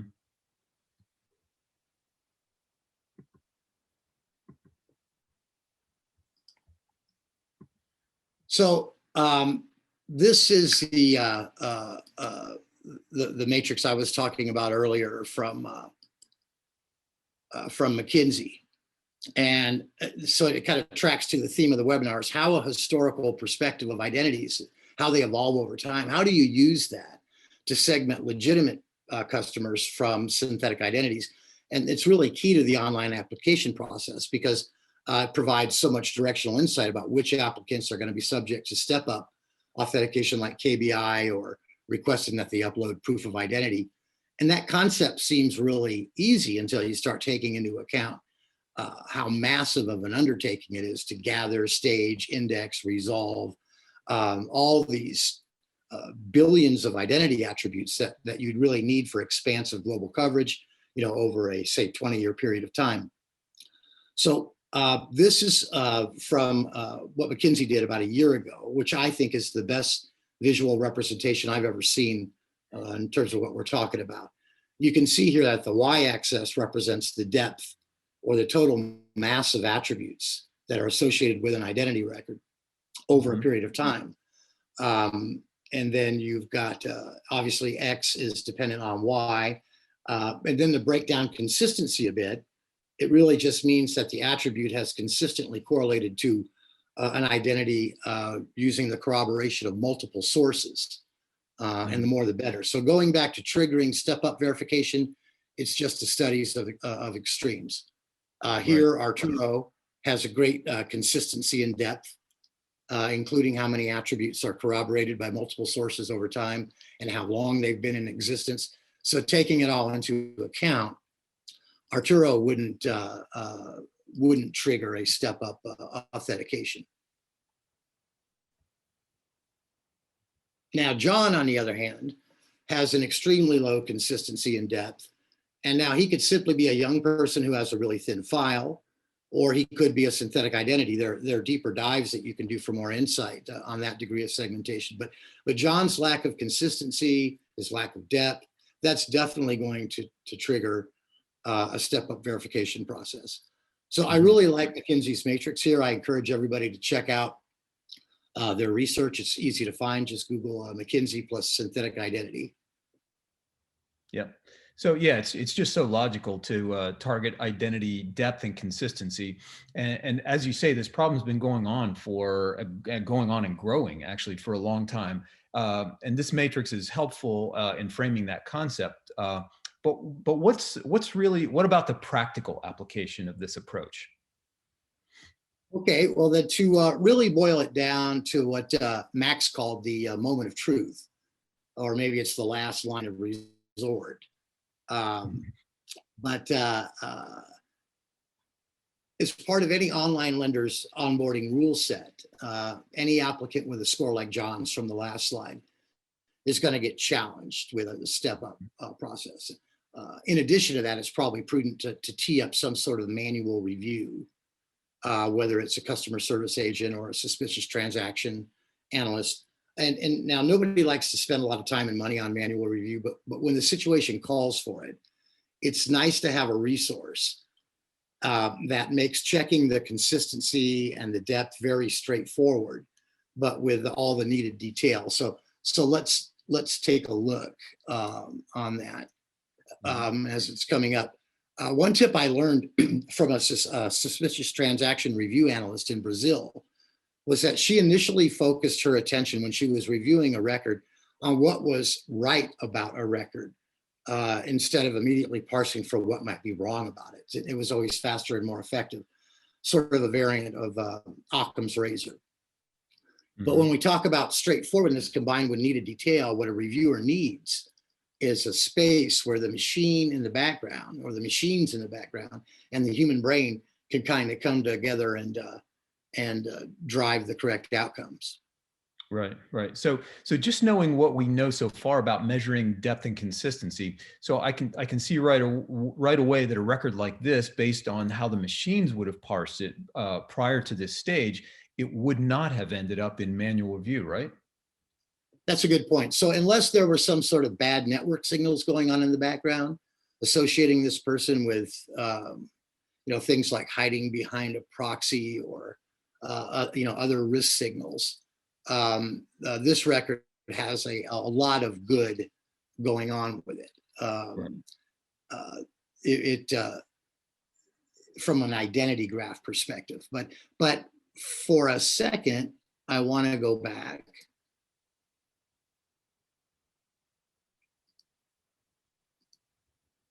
to this. My machine is operating slow, but to this industries commonly affected slide. It's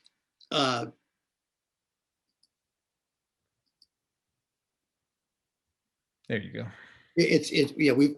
We've already talked about how the bust out scheme is a long con. It's a really patient process, and getting in the credit bureau data is really the first level of gaining tangibility for a fake identity. They go on the record, and some percentage of them actually go through and secure credit, and it just overlies that the fraudsters know that the identity information in a person's credit header or credit history is stuff that they've self-reported, that they have self-reported. So I want to just kind of make the point here, going back to the search interface, that none of the, and by the way, these sort of identity search engines need to have, and this one does have an API option, but I'll point out here that none of the information that you see here has any dependency at all on identity information that the credit bureaus have fused together. Instead, it's a fusion of information compiled from the internet and other public sources from a carefully constructed global network. So when people live public lives, they leave identity fragments everywhere. And all this information is out there, and it goes way beyond the scope of what the credit bureaus are built to do.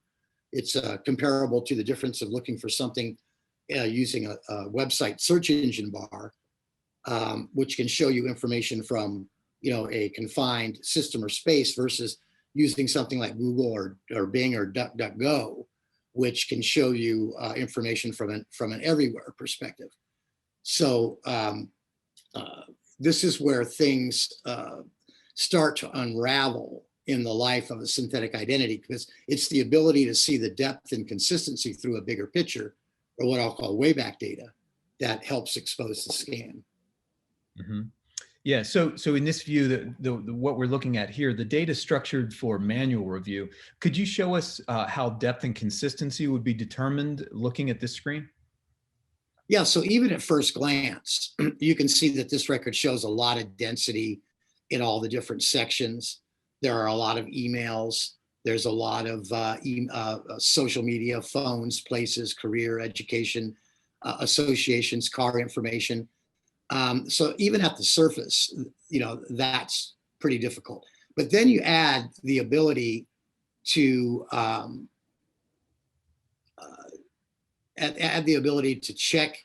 I was looking for a data card there. Sorry about that. You add the ability to check the timestamps. So how over what period of time has this identity element been encountered? You can then start to check and see how many sources corroborate that particular identity element. So you can tell if things have happened asymmetrically over an extended period of time. This is all kind of intelligence that the rings don't want us to see because it's exposing what can't be faked. Right. And an API solution obviously means that this intelligence is available to the machines further upstream. So, as we talked earlier, with the right machine learning and or rules engine, this profile would have never triggered a manual review like we see here, right? That's right. This is one of those customers who would pass the test to be able to apply for credit or services online with the least amount of friction, Right. with the added confidence of knowing that this sort of verification is able to double check the credit bureau data that's been, one, consistently compromised, as has been mentioned earlier in the day, and also contains uncounted identity drone records that the fraudsters have seeded for at least a decade in some cases. Great. Okay, thanks. We should probably wrap up. So do you have a key takeaway, a bottom line? I think with synthetic identity fraud, detecting it really never hurts to have too much information. For sure. Thanks, Cody. And maybe Richard, do you want to host our Q&A? There are a couple. First off, thank you very much for that. I'm just going to fire a couple of you quickly, just because I'm conscious of slightly on time. But three really interesting questions that came through, and I'm going to try and pick the one I think that is best for you. Maybe it's this one. I'm talking about synthetic identity a lot, obviously considered a problem primarily for banking and online lending market segments. But the question is, why should businesses outside of those segments be concerned? Well, as that sort of the one chart showed, that the industries that are becoming vulnerable to synthetic identity penetration are prolific, and they move across from segment to segment. Now it ends up costing the bank at the end of the day because it gets written up as a charge-off. But the downstream impact that it would have in other sectors like preventing RX abuse and the automotive buying, it does have a trickle-down effect. So once a fraudster gets armed with credentials as a banked consumer, the amount of damage they can do sector to sector and vector to vector just continues to multiply. There's a question about that 85% statistics. 85% of fraud detection platforms aren't a sufficient defense against synthetic identity. Does that mean that 85% of all fake account applications are getting approved? Is that the right way around? No, there are a number of solutions that have now been geared toward solving the synthetic identity problem that are being used in other places. But no, 85% of the fraud prevention platforms that are commercialized and out there haven't taken the steps to look at data the right way in order to get this historical perspective. Gotcha. Okay. And last one, just about the credit bureaus. Why don't they, I'm sure there's a reason, why don't they go back and re-examine the credit header and credit history records for all the unapproved applications to try and weed out the fake ones? That's a great question. And the answer is it's a big job. I mean, if you think of any of the three major credit bureaus, just the number of records that they have, plus they're being constantly flooded.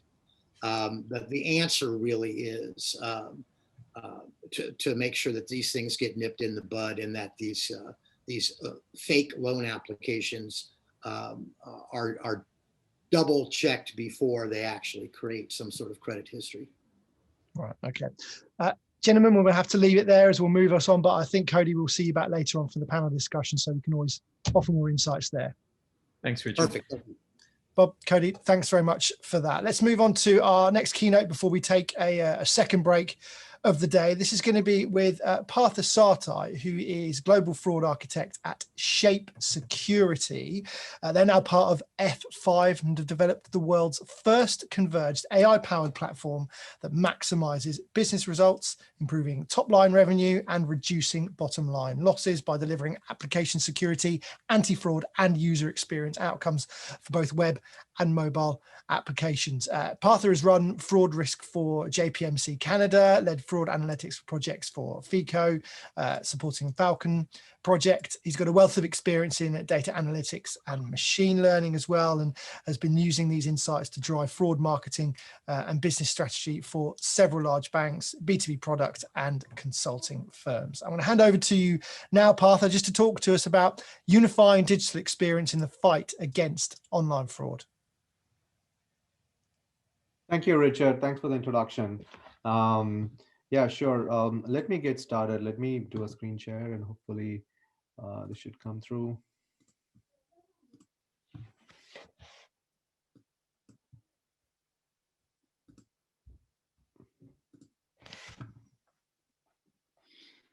Okay, are you able to see the screen? Yeah, that's great. Okay. Okay, great. Yeah, thank you. So let me get started. Yeah. Hey, thanks, Richard. Yeah. So I'm Partha. I'm Global Fraud Architect at Shape Security. Quick overview about F5 and Shape. F5 got acquired Shape about a year back for $1 billion. F5 is a global leader in a multi-cloud application services, powering digital transformations for large enterprises. And Shape is a leading provider of fraud and abuse prevention solution, leading user of AI and ML machine learning technologies to prevent fraud. Are you able to see this? I'm seeing resume share. I don't know if you're able to see my screen. Still working so far, yeah.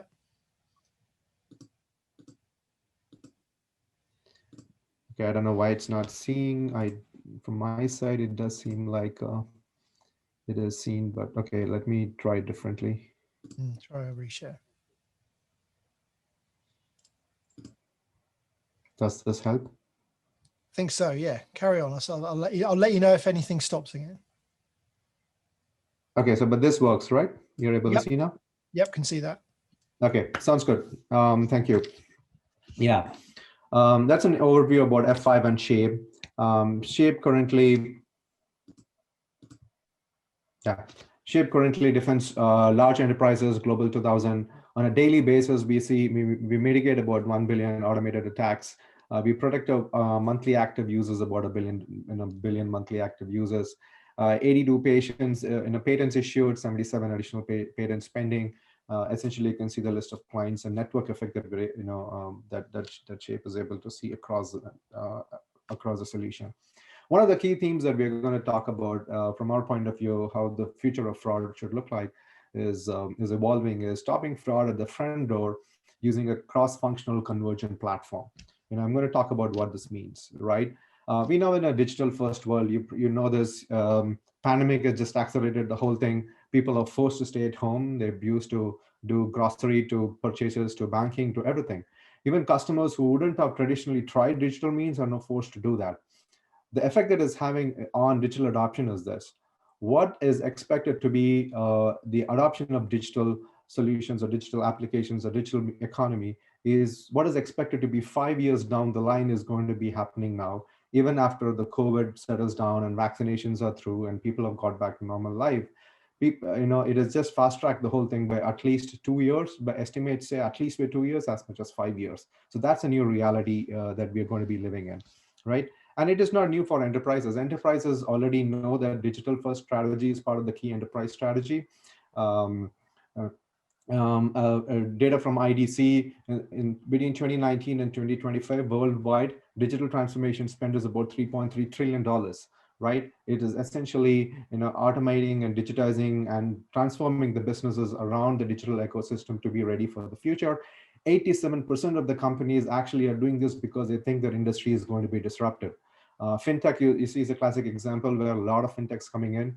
The lending from fintechs is actually as much or higher than what the banks do. So that it is disrupting markets. It is disrupting markets. And 50% of the customers actually are focusing on this because they want to improve customer experience and they think it is key to digital transformation, right? So organizations and enterprises are already on this journey. Nobody was anticipating what's going, the impact of pandemic, like the pandemic would come. But what is it is caught organizations off guard, right? And they know that customer experience is the key competitor differentiator. If you see the brands on the left-hand side, that's what a lot of the customer experience are used to when they use Netflix, Amazon, shopping, etc. But when they come and go to their other go-to retail, go-to retail applications or banking applications, etc., they don't see the same level of experience. They're used to a very good user experience from Google and the likes of Google, Amazon, etc., and they don't see that, and therefore they're likely to go to any competitor who are going to be providing that user experience. On top of that, what you say is that a lot of data breaches. So you have a heightened volume of data coming through the digital means, and fraudsters are using this high digital activity, and it's going to be the trend of the future to actually do more and more fraud activity using a lot of previously compromised data breaches. And of course, there is data breaches happening even now. So they're using a lot of stolen data breaches, synthetic IDs, as phishing attempts, malware, etc. Different means of capturing data, right? A classic example of this is what you see in fraud losses from unemployment, US unemployment, right?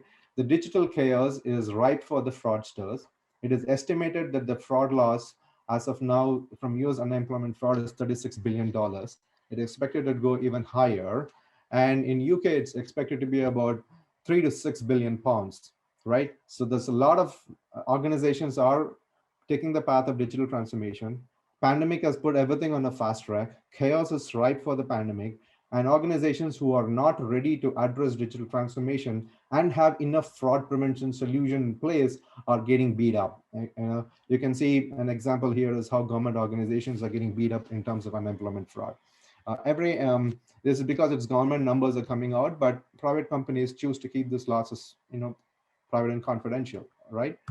So that's what is happening in the industry. And what we see seeing in the industry, there's a series of automated attacks with all the stolen information.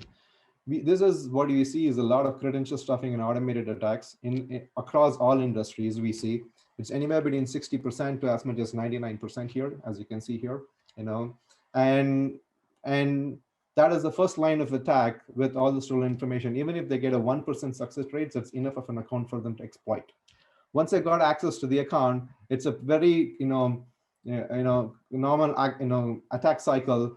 User stolen credentials, data breaches, phishing, ski loggers, etc. User stolen credentials, automated attacks, whatever you get access to, go forward with the access to the account. Even those that you don't have access, there's a lot of fingerprinting and identity solutions and device ID solutions in the market, but there are also in the dark web solutions available that actually in the black market fraudsters trade openly. They collaborate with each other more than we do, honestly, right? They collaborate with each other and they give digital identities that it is possible to fake, right? That is what is happening. We see a lot of that happening in the market. The important thing is to counter this, a digital fingerprinting solution or a digital fraud solution need to have a very good anti-spoof technology to be able to counter these measures, right? That's one of the critical part of actually solving this digital fraud solutions, right? Once we get access, when the fraudsters get access to the accounts are compromised. You see a lot of account takeover fraud, one of the biggest fraud takeovers, along with the new applications fraud, as in case with the government unemployment claims, etc. That leads to more fraud and also friction, because what organizations are doing is to stop fraud, they're introducing a lot of friction.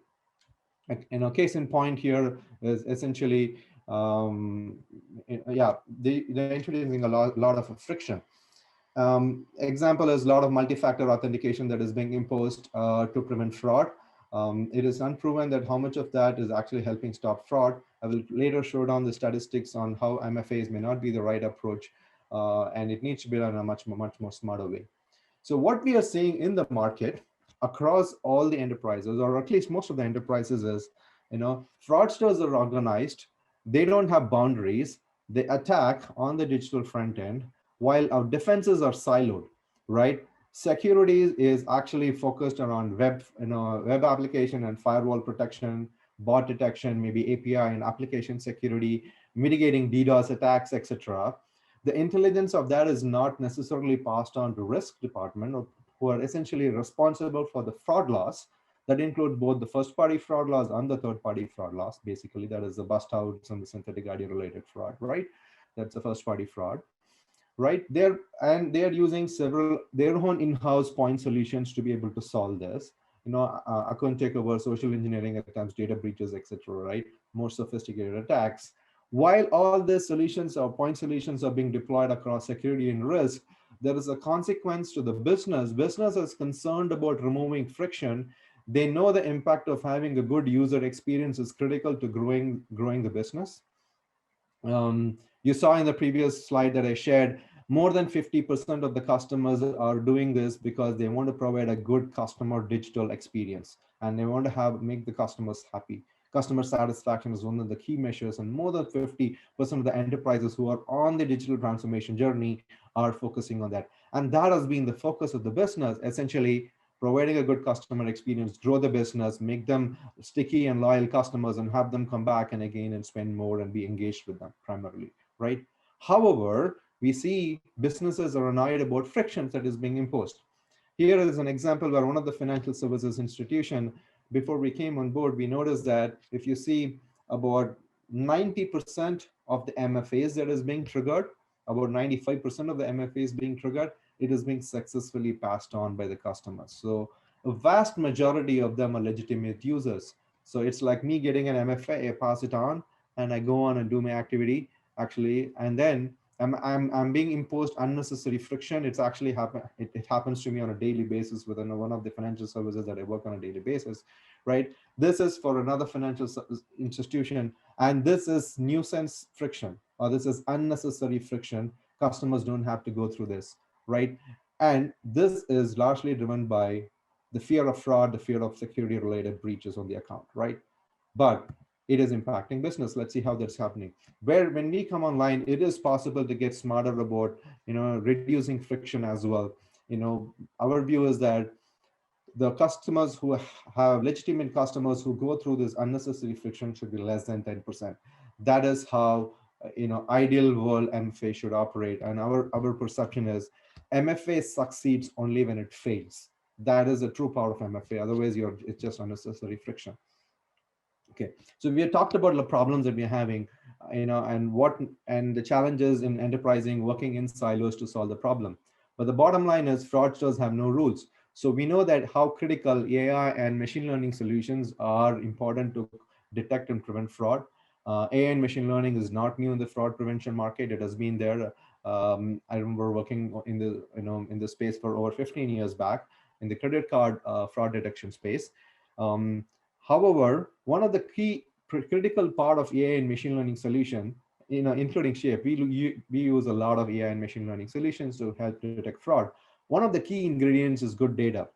One of the previous slide I shared about how in the Genesis market, a lot of digital fingerprinting is available for sale. The technology, anti-spoof technology, to be able to detect these browsers and web application interrogation and find this is actually the differentiate between the users and the fraudsters, and finding the fraudsters who are trying to lie about themselves is one of the critical pieces of actually fraud mitigation solution. And that goes back to the data, because machine learning is only as good as the data that feeds the machine learning. You probably know it's garbage in, garbage out. If you're feeding a lot of automated attacks into your machine learning, you're actually spending unnecessarily on device ID solutions on top of the lot of false positive problems that you have in false positives and detection rate. Case in point, this is an example that for a North American bank that we are able to do. In this specific North American bank, we have leveraged our AI and machine learning solutions to help detect fraud for the retail banking business division primarily. And the use case is essentially they were being hit quite a bit by account takeover fraud and a lot of new account fraud. A lot of them were also COVID related. They saw a spike because of they were using bank accounts as a drop account to attack other government funds to send funds. That includes both first party and third party fraud here from a new account perspective. 60% of the fraudulent were about account takeover, right? They had existing fraud solutions in place. And as you know, existing fraud solutions are working in silos, and the intelligence that they get from preventing security incidents is not passed on to the fraud and vice versa. And there is a broken data and intelligence link right there. When we came in line, we are actually protecting both. We are working with the security and the fraud team. This is the results that we get from the fraud strategy team or the part of the risk management function. When we came in line because of the technology and the AI ML solution, we are able to identify 276% fraud that is not being detected by existing solutions. So that's an additional overlay that we are able to help with them. This has resulted in a savings about $10 million in annual fraud loss savings for this particular bank. The point being here is the power of bringing security, fraud, and other functions in the enterprises together to solve the problem of fraud cross functions. And a digital platform that can bring all of them together to solve for the problem as a compound effect. And that is really a case here or example of how this can actually help organizations bring the power of coming together within the enterprises, right? Another solution we normally see is fraud is being seen as cost of doing a business, particularly if you see credit card. Yeah, every year I have done this before while in my previous roles. Every year there is a specific $1 million being projected as fraud loss. Yes, this is the cost of doing business, and it's been seen that way. But fraud solutions should also be championed by business because it's just not about fraud loss reduction. It has an impact on the business. This is for one of our retailers. And this is a general trend that we are seeing across a lot of our retail clients, right? About when customers come in and log in their web or mobile application, about 70% of the customers don't have any friction. They're able to log in and get on, right? About 20% of them face some form of friction, but they're able to eventually successfully log in. But about 10% of the customers actually have a hard fail login, and they're not able to get past beyond that. This is a retailer, so they had an option of guest checkout. Retailers should be very happy that they even shopped with them. I think this particular case, it was a shopping season, so they didn't want to take advantage of the offer. But as you can see, there's a clear difference in conversion rates between the customers who were blocked and customers who had free access, right, or had some form of resistance. 64% conversion rate and 51% conversion rates, right? That's lost revenue. And the reason why this is being imposed is because of security and fraud related fears around it, right? And that solution cannot just go without looking at the impact of the business. So removing friction actually can have 1 to 2% top line revenue impact. That's what we are seeing in some of our client base. And therefore, fraud solutions have to collaborate with the business units. It's no longer looking at one solution that takes care of point solutions across security, fraud, digital, marketing, business units, etc. Right? Cannot be look at the problem in different ways. And fraudsters really don't care. They go through the gaps in the organization silos and point solutions that is available in the market. Bottom line, it is impacting bottom line fraud losses, and top line revenue should be one of the key themes of any digital fraud solutions primarily, right? And therefore, it is important to have that single view as the customer go up, like from sign in or even pre-sign in using DDoS attacks, etc. Logging in, doing whatever activity, searching, checking balances, etc., and looking at the transaction. It needs to look at the entire journey. Looking at insights that comes not only from the post-login activity or a pre-login activity, even before that, the network layer information that you get, the application level telemetry that we get, API level, through API gateways, what is the telemetry that we get, and looking at the customer or the fraudsters to get that single view of the customer or the fraud attack in a digital risk engine, and that not only solves for risk-related problems or fraud security-related problems, but also helps in enhancing the user experience. We just looked at how enhancing customer experience actually impacts top-line revenue. So it has to be a holistic solution across different functional units. I've called 3 key pieces of it: security, risk, and business and customer experience units primarily. Right, that we think should be one of the focus areas. Right. Also, another factor that I want to consider is bring to your notice is open banking. Right. Different countries are at the different stages of open banking. Open banking is forcing customers, for any new digital natives that comes in, if I give them a permission that new digital lender or any service provider should have access to my financial data, it is expected to drive more fraud. Right, it is expected to drive more fraud as more open banking comes in the market. Right, we already see that happening here in terms of credential stuffing attacks that is coming through aggregators. Financial aggregators actually consolidate a lot of information about the customers.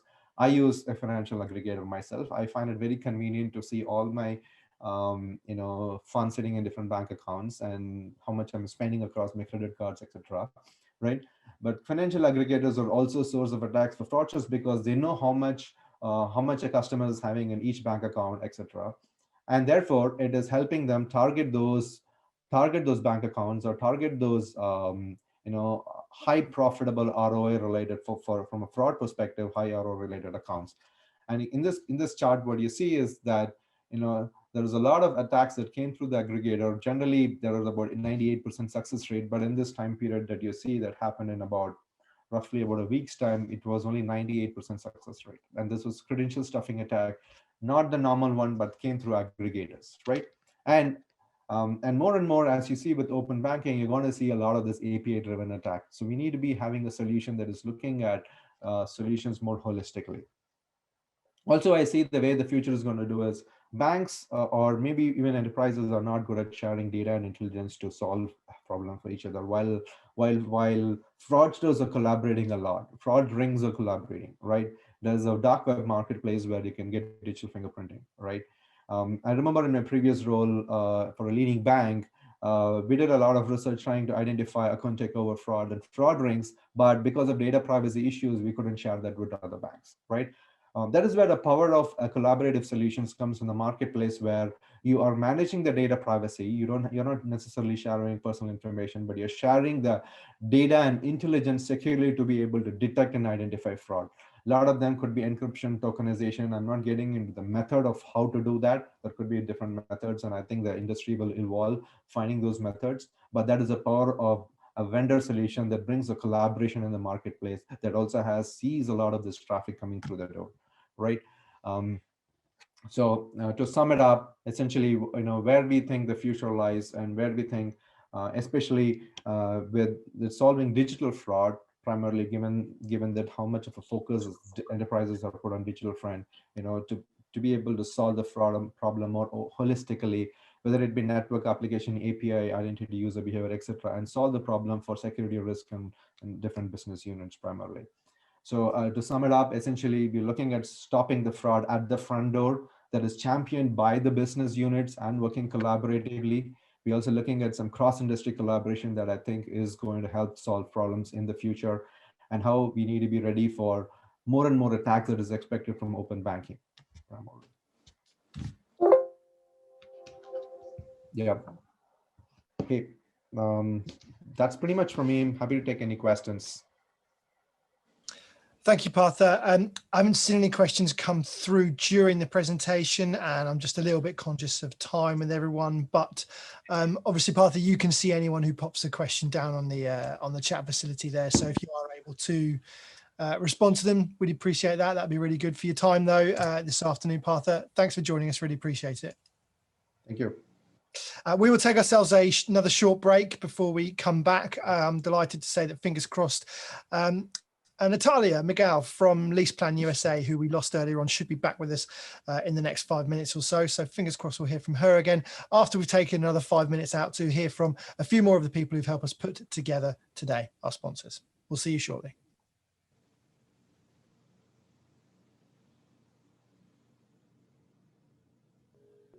Attackers are targeting your applications. Armies of bots are increasingly used to automate vulnerability exploits and accelerate commercial and retail fraud.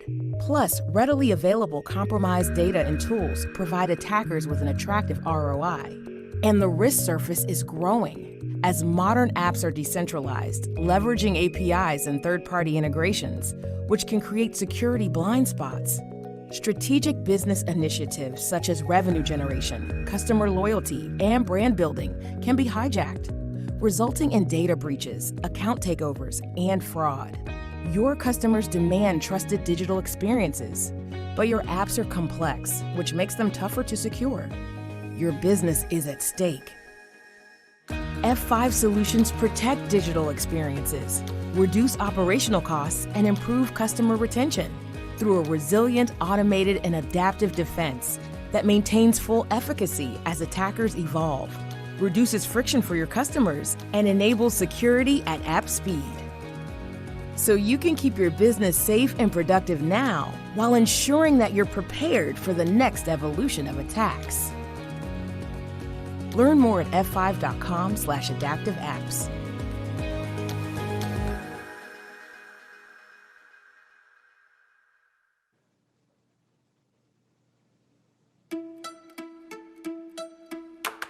Remember how we used to think of Zoom as just a web conferencing system? That is, until we discovered we could practically live our entire lives on Zoom. Whether it's taking a yoga class, or in the case of our kids, an actual class, to socializing with friends over drinks, or making music and even art together, Zoom will never be seen the same. Like many everyday things we think of as only being able to do one thing when they can do so much more, the Redis you know and trust for your database cache can also be the only database solution you need, offering the speed, scalability, and advanced data processing capabilities to meet the demands of today's most sophisticated customer-facing applications. When you rediscover Redis, you'll join the world's leading financial services, retail, media, and technology companies that have been using it in ways beyond caching. From supporting high-performance search for financial data, to leveraging geospatial datasets for ride-sharing apps, to building leaderboards for multiplayer games and real-time inventory systems in e-commerce, all relying on Redis for their most important data operations. Your imagination is the only limit to what Redis can do. For whatever challenges you have in your data-intensive application, it's time to rediscover Redis and discover all the possibilities.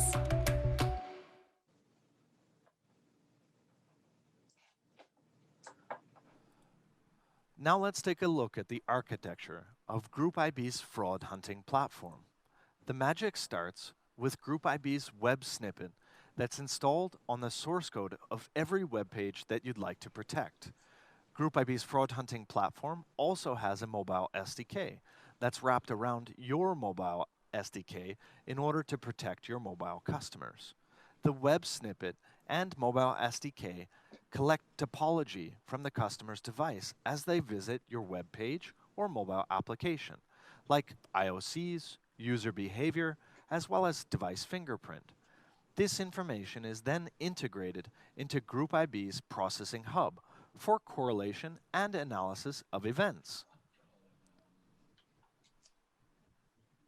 Group IB also has preventive proxy that can block bot activity in real time. Once having collected the information, we feed our decisions to traditional transactional anti-fraud and fraud orchestration solutions globally.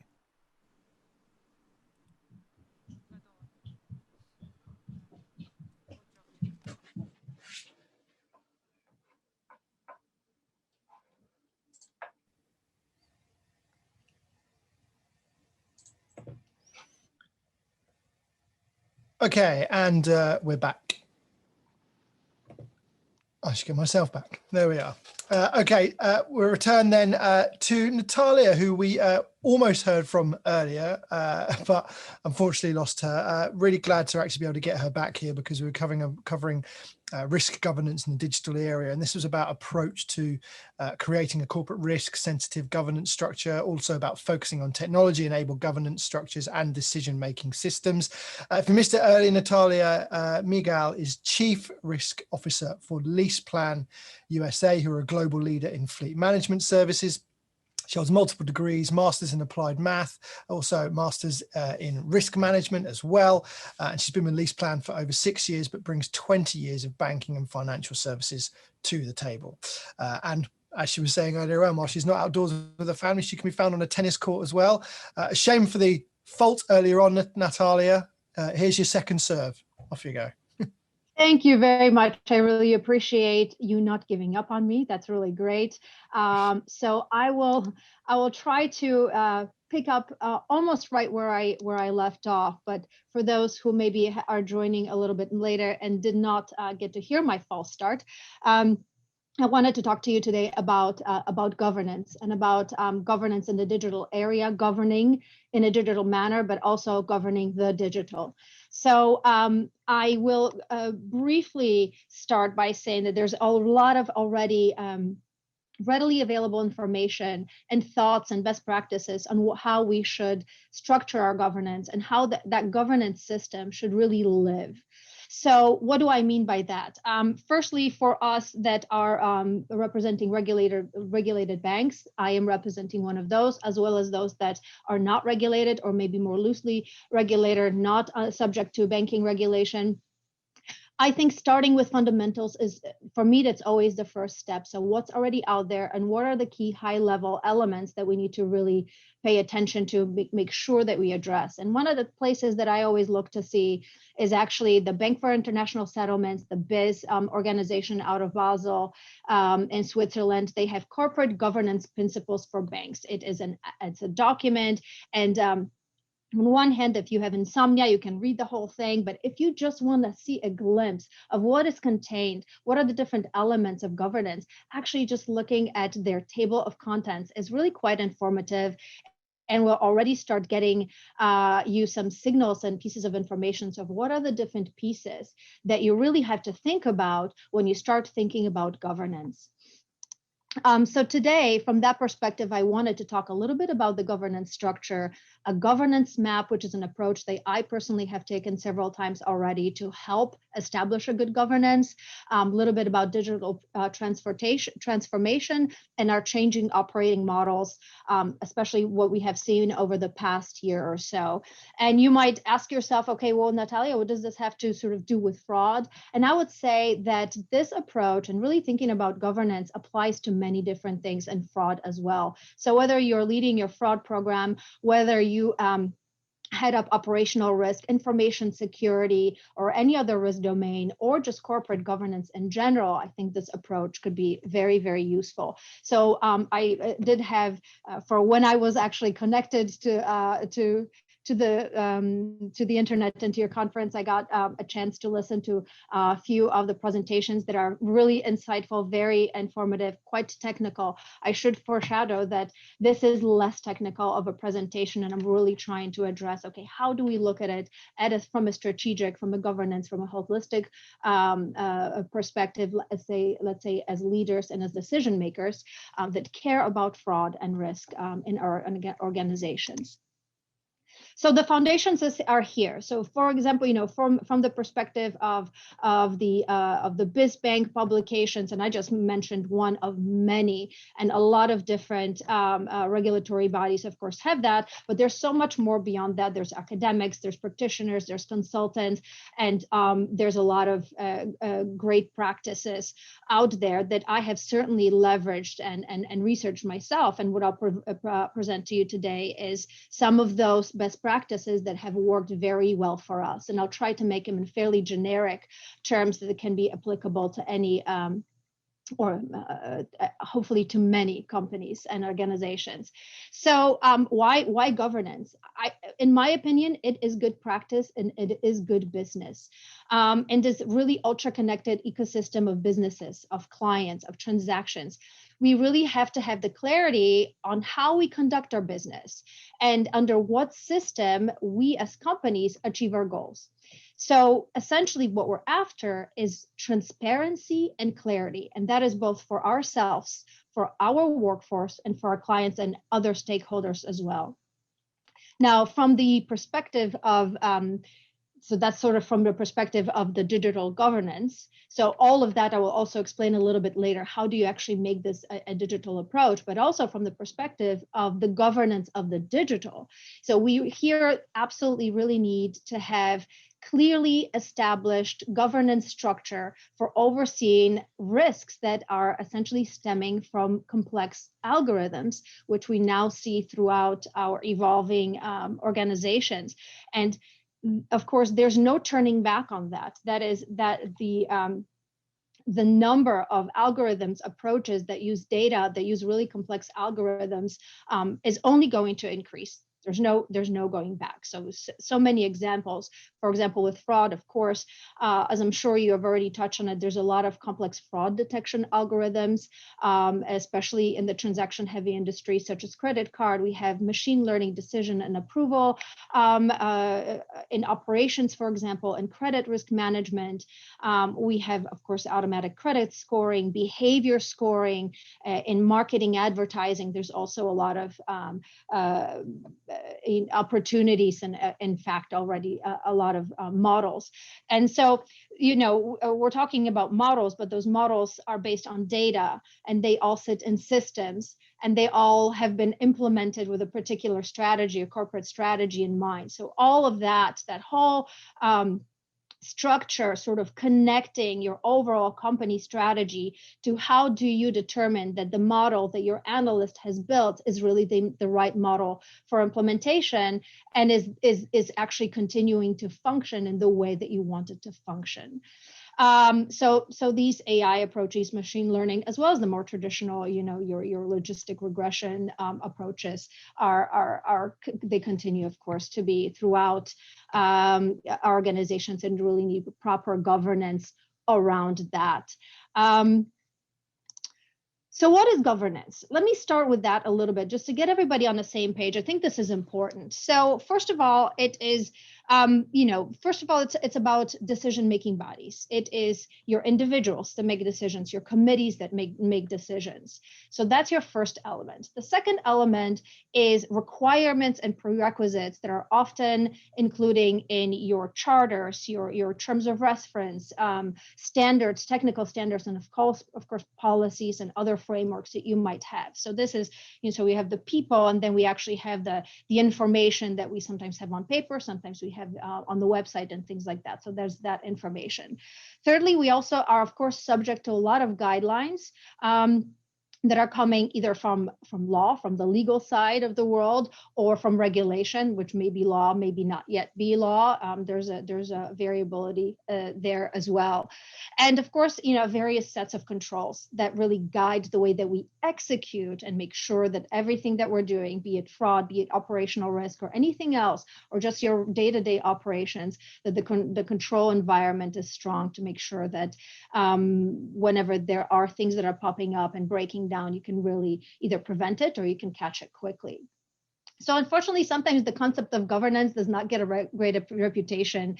And to the onlookers, that might seem burdensome or somewhat bureaucratic or maybe slowing down progress. And that is sort of why I got interested in governance to begin with, is because I firmly believe that governance and that whole ecosystem can be just as fast as the rest of the organization. So the governance is not some sort of a business prevention unit, as of course risk has been named that a few times. I've heard that in my career, but it's really just as fast, as responsive, as sensitive to business needs as your business, as your operations are. And this, I think, becomes even more important to the front line. So often when we talk about governance, it's really about the corporate governance. So you're talking about your board of directors, your CEO and various, sort of high-level committees.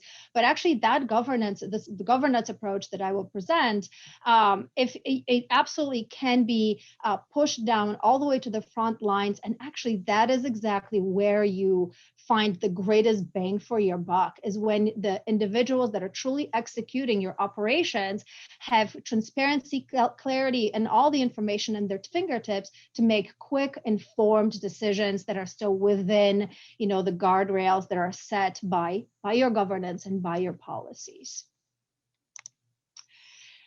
And then one other piece of governance that I think is often omitted that I absolutely wanted to talk about, and you'll see how that feeds into sort of the general sort of digital approach, that is accessibility and linkages. And what do I mean by that?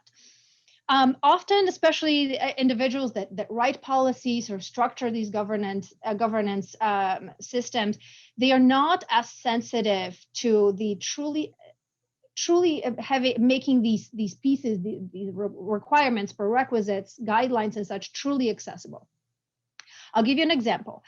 I was at some point, I entered a new organization, and one of the things that I typically like to do first is I like to read some of their policies. I pick up the piece of document, and it is full of acronyms. It is full of jargon. It is full of language that I didn't understand. So was it accessible to me in my hand? Of course, I had it, but did I understand it? No, I did not really fully understand it. This is really what I mean about accessibility. It goes absolutely beyond simply being available to somebody in a format that they can read. It truly has to be able to be understood and to land and to make a link as to be between the person that's reading it and what's actually the content. And the linkages is actually that's the second part. What is also really important is to really explicitly and specifically outline what are the different linkages between the different elements of a governance system. And I will show you exactly what that means, I believe, in the next slide or two. So if you are a new employee, a new leader, or maybe somebody in the front line or back office, and you are coming in, or maybe things are just changing, maybe you're not a brand new person in the company, but things are changing. Often we change things sort of piece by piece. And while those different elements are changing, we don't truly understand how does it link to the broader perspective of who sets the strategy, who makes the decisions, what are the requirements, and things like that. So I think that is really important to actually make that quite explicit. So what can this look like? It can actually sort of look like this. This is a map. And I have embarked on an exercise like this already several times, and I find that it works really, really well. And again, I underscore here that this can be applied both to your corporate governance, to fraud governance, any other risk domain, and beyond. So whether you're doing this on a piece of paper, on a digital whiteboard, a real physical whiteboard, I would absolutely encourage everyone to sit down and really map out this kind of a governance system. And I will go very briefly through this, and feel free to peruse through the details. This is hypothetical, so this is kind of a generic view. But on top, you have your regulatory landscape. Make sure everybody really understands the regulation and the legal obligations that they are subject and required to abide by. Then you may have a supervisory board, maybe you don't.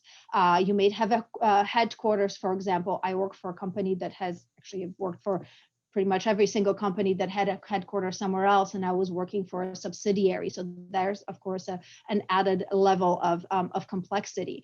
But often in a headquarters scenario, whether you sit in it or not, that is the headquarters that sets the global strategy and the global policies. So write out all the policies that are actually subject, the organization, broader organization is subject to.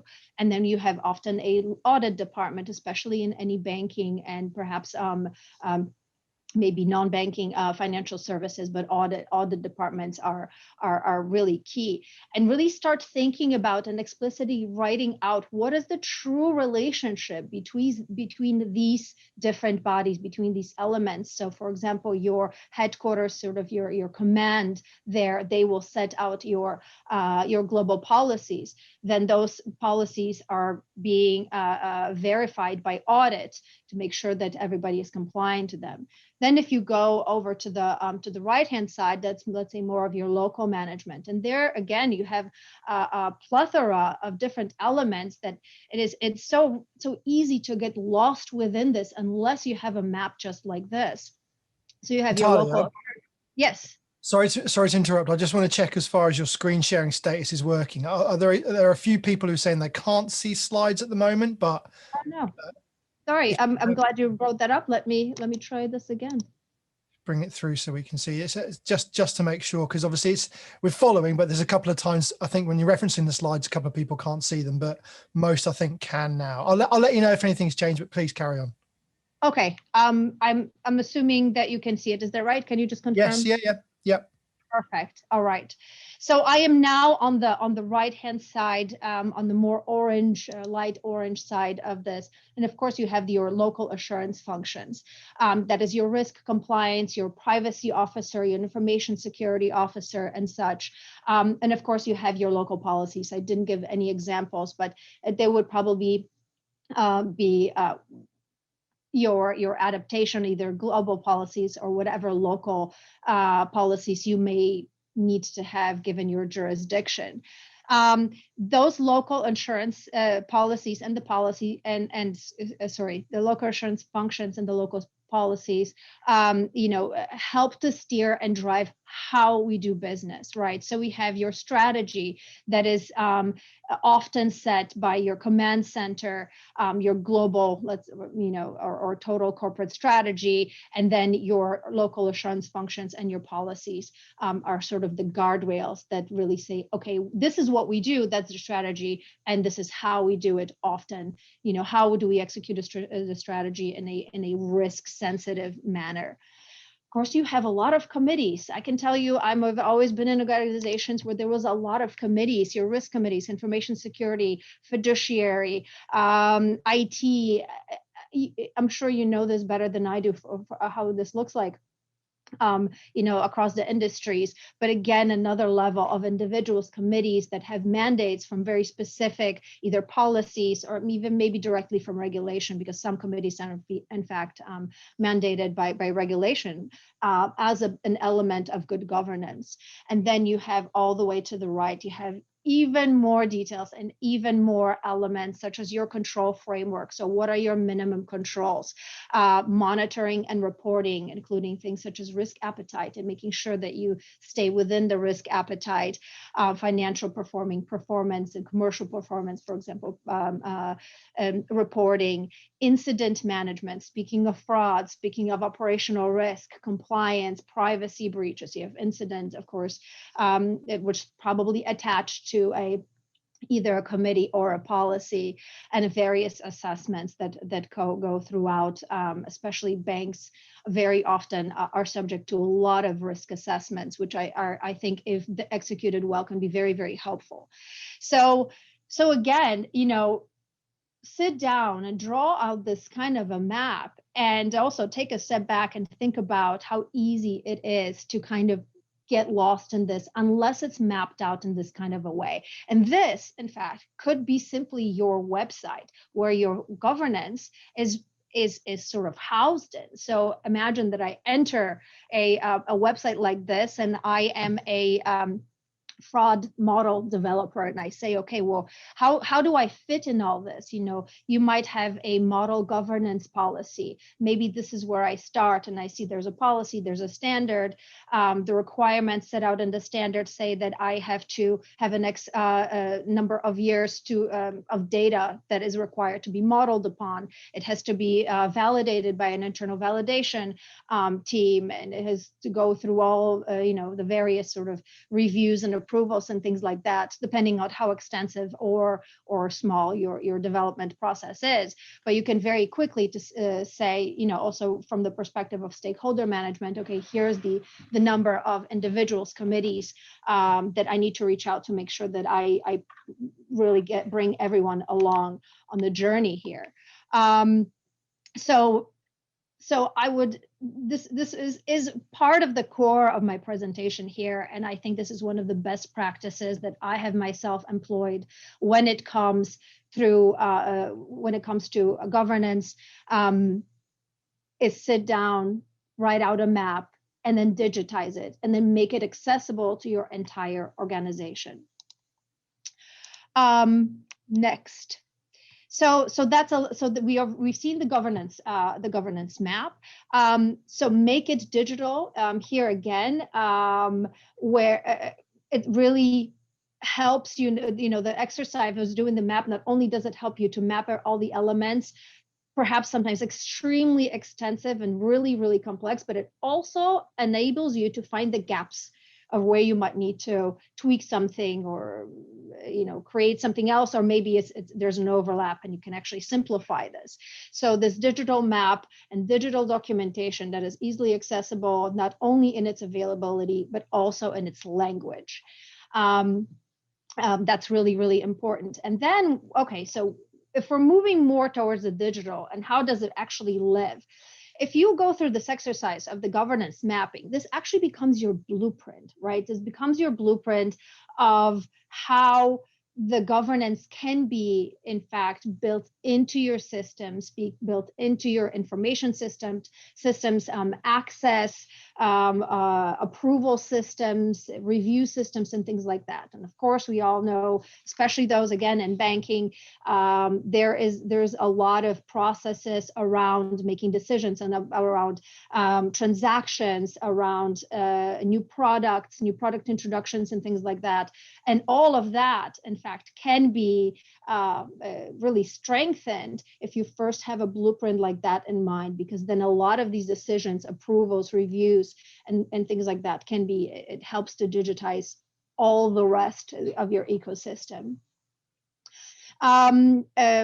This is my example in model risk. I actually just shared that with you about a minute or so ago. But if you imagine yourself to be someone in almost any function tasked with developing something new, be it a model, be it implementing a new system, bringing on a new product, either developing it or purchasing it, which for example, that is a really interesting example as well. Imagine that you're purchasing a brand new fraud product that you want to implement to help manage your fraud exposure, right?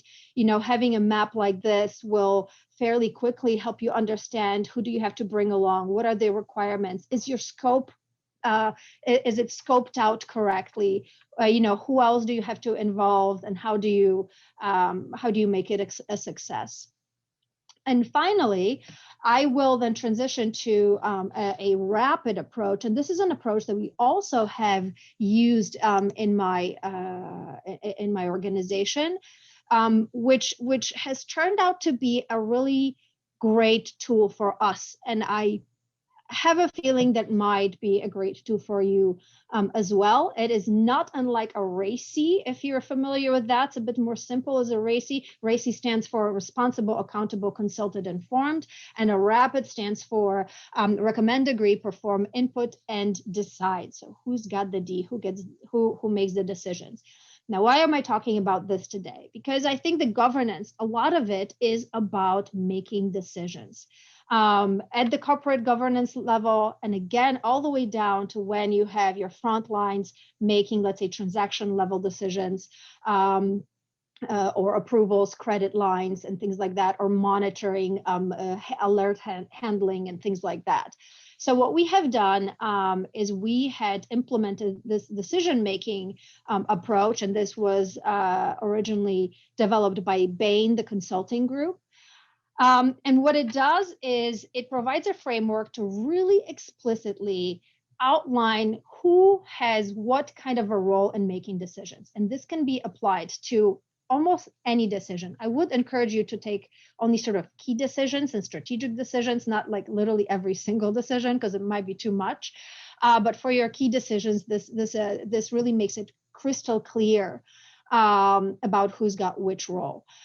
So essentially what you would do is you would sit down, you would look at your process. If I'm going to take an example of credit approval, you might have different levels. So something, let's say up to $250,000, maybe $2 million, maybe anything above $50 million, right? You might have a different level of information that you require, of a depth of analysis that you need to make, and just in general, the number of people that might be impacted by this decision that you have to involve.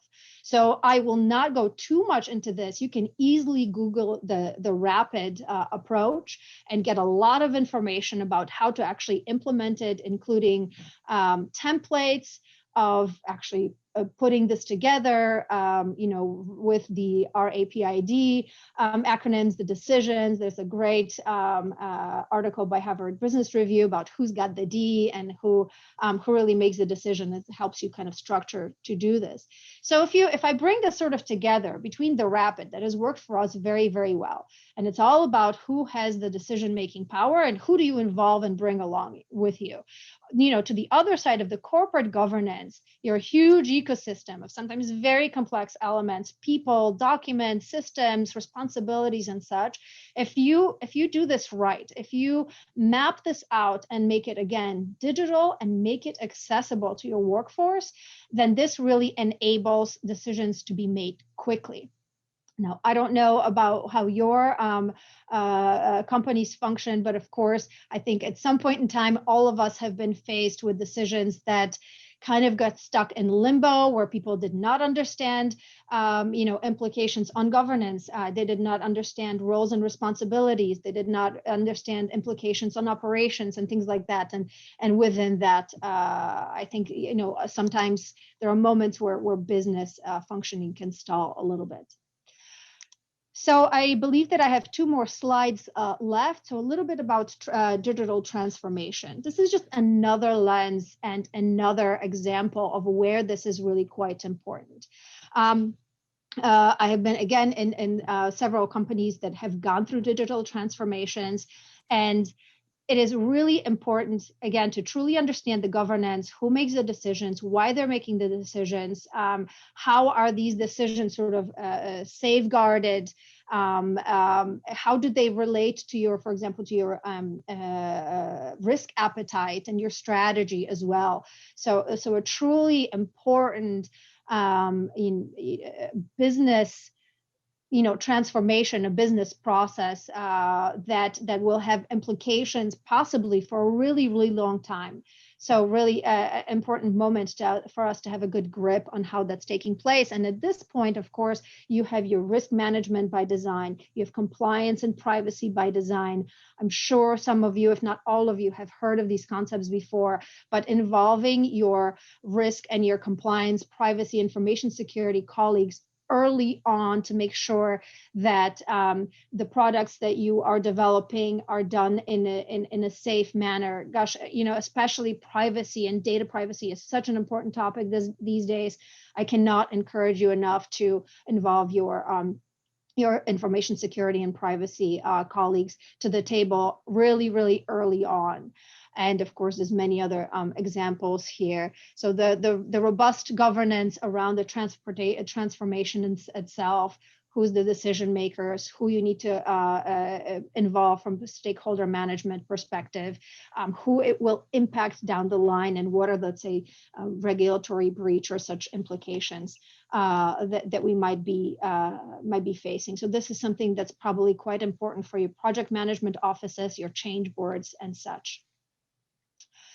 And then last and not least, kind of reflecting back a little bit toward the past year and COVID and the COVID crisis that we have just gone through. Of course, we had to very quickly change our operating models. And I would venture to say that often our governance has not changed that much, whether it should or shouldn't. My personal experience was that perhaps our governance should have changed a little bit more, and what would have enabled this, a quick and agile shift, and your pivot to a different way of making decisions, to a different way of accessing information, and understanding sort of where you sit in the decision-making system, is actually having that digital governance approach. So certainly, this is not a tremendously, let's say, complex.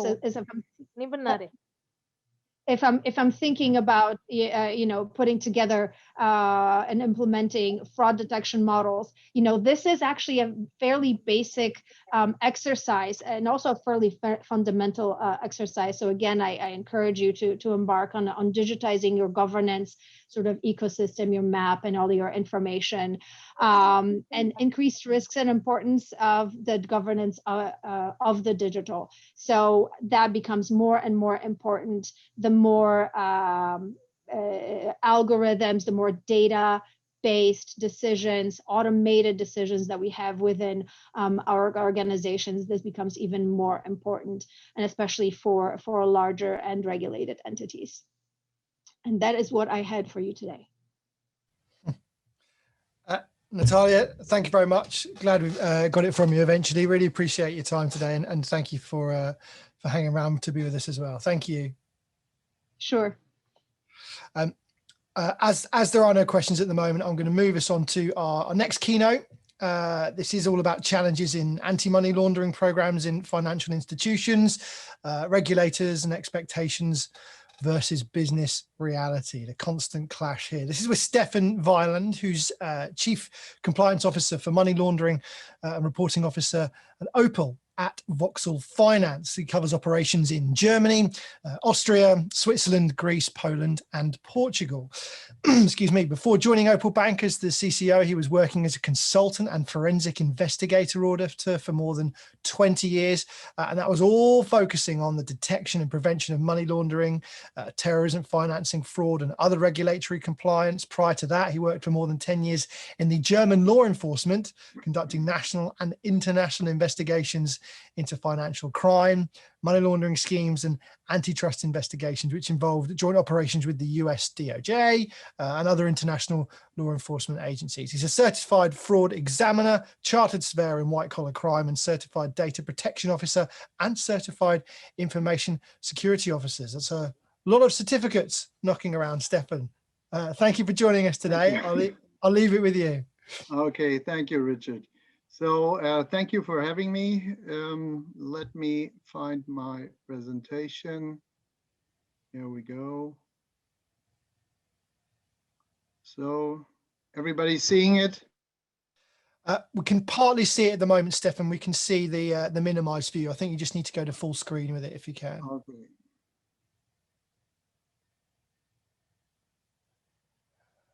Wait a minute.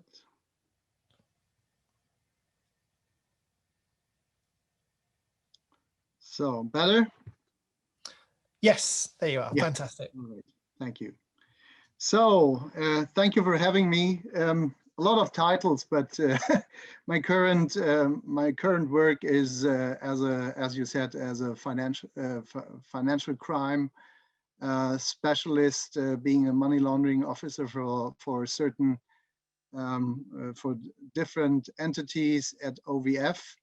But today I like to talk, and that's really something I really adored what Natalie was saying, because Natalie was talking about governance and how to build up let's say a responsive governance structure.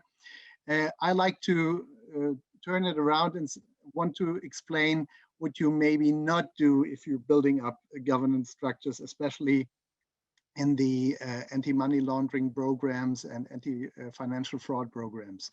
So yes, thank you for the introduction. First, what's really important, it's my personal opinion about things. It's not the official statement of my company, that's for sure. So as you all know, there are a lot of scandals out there for the few years. You heard about big scandals in Scandinavia, all the money laundering schemes going on there, and the massive fines have been given by different regulators to very big organizations in the past. So the question is, if we have a certain governments and if we have mature AML programs, so how does it fit together? So how can it be that we still have such huge scandals? In my time as a consultant, I experienced a lot of, let's say, different ways how to set up governance schemes, and I want to share some observations with you. So, if there are still scandals, so we should think about the governance structures, and therefore I'm so grateful that Natalie was explaining how to do it, and maybe I can get into details. So I'm a little bit focused on the EU. Sorry for you guys being in other parts of the world, but of course, as you know, a lot of regulations is going on. It's continuing.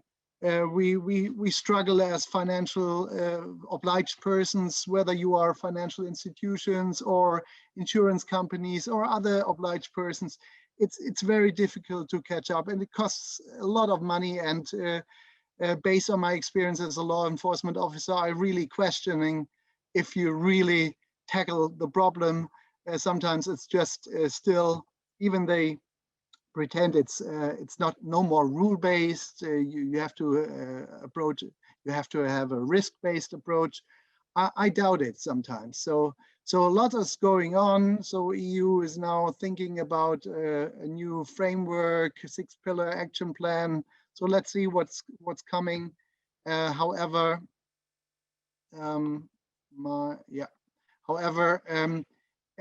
just to explain the basic principles. So as a money laundering reporting officer, the regulator is asking you to, of course, to understand your organization, and it all starts with your anti-financial crime, and fraud is, of course, included in that, with a risk analysis. With a risk analysis, that's the basic understanding of the government and the regulators. Then you know the risks, and with your risk-based approach, you tackle the risks. And of course, you need first, second, and third line defense measures to apply. And then, at least the regulators and the supranational, the FATF, they think then you have to apply second line of defense controls, so controls with a financial crime organization, also controls on the first line of defense, and of course you need the internal audit as the third line of defense, and then it should work. Yeah. So in order to do that, of course, a money laundering reporting officer, even a group money laundering reporting officer, is challenged. Sorry to be too quick. So he's challenged to have the appropriate knowledge, of course. So in-depth knowledge about the regulations, in-depth knowledge about the organization, the processes, how everything fits together. And of course, with that team you got, you have to deal with the management. Management needs to understand. And in order to give the framework, you have policies and training, and would be good to have a budget, and at least, or not at least, but it's all about data. And now we're coming back to all the other speakers, which are more technical driven. And what I really adore is what Pata was saying. Pata was saying fraud solutions should not work in silos, and that's one one little part of the problems I like to tackle and to discuss with you. So what we often saw, or what I have seen with my own consulting company in the past, is it starts with a lack of knowledge of the stuff which is heading or at least working in the AML organization. This shouldn't be the case, but in large organizations, it's difficult to find the right people and to pay them.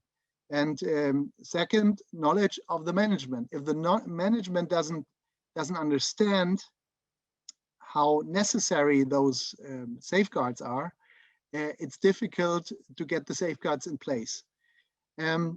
What I also saw is a lot of tick the box exercises to please the regulator, checklists, all maybe a kind of show off for auditors. Most times it works, and therefore we have the scandals, because you're really not seeing the real risks sometimes, because you just tick the box and nobody thinking about the real risks or the workarounds. A fraudster, internal fraudster, has created to get the illicit money out.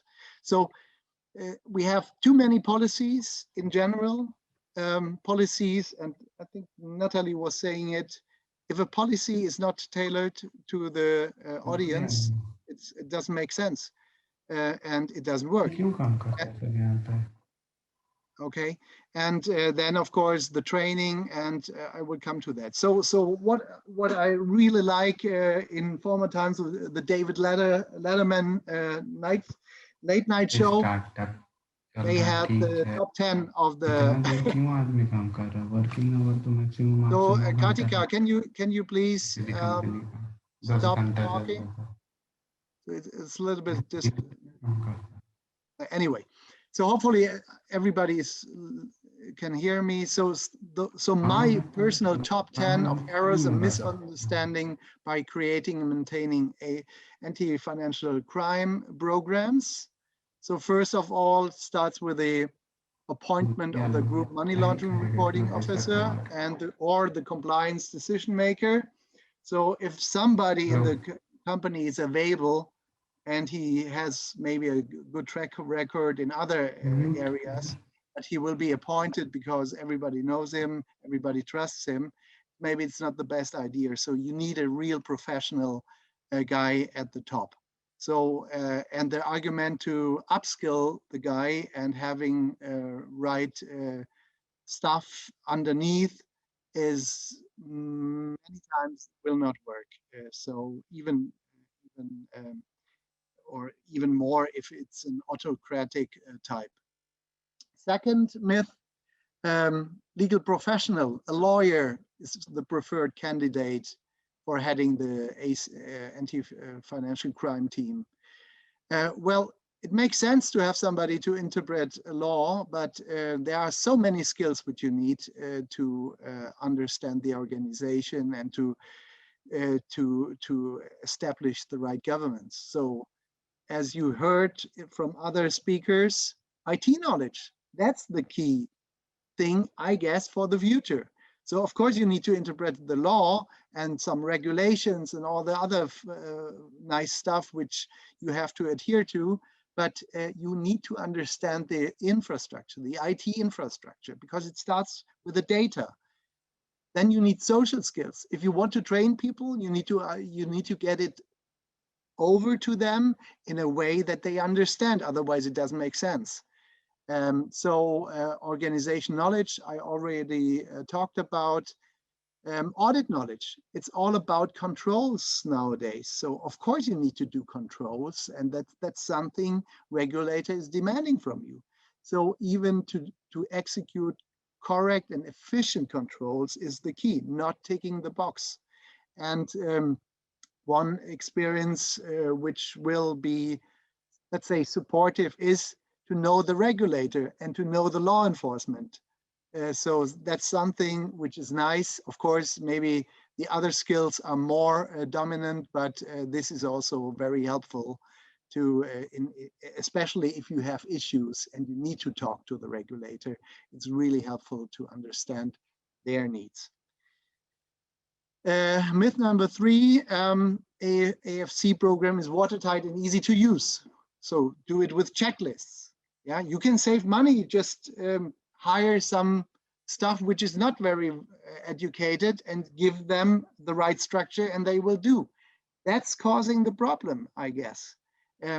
If people don't understand what they're doing, and I worked for PwC and KPMG, and the young folks, they got training, they did what they had to do, but sometimes they didn't understand. And even from the audit side, it's really important to understand the full picture in order to identify risks.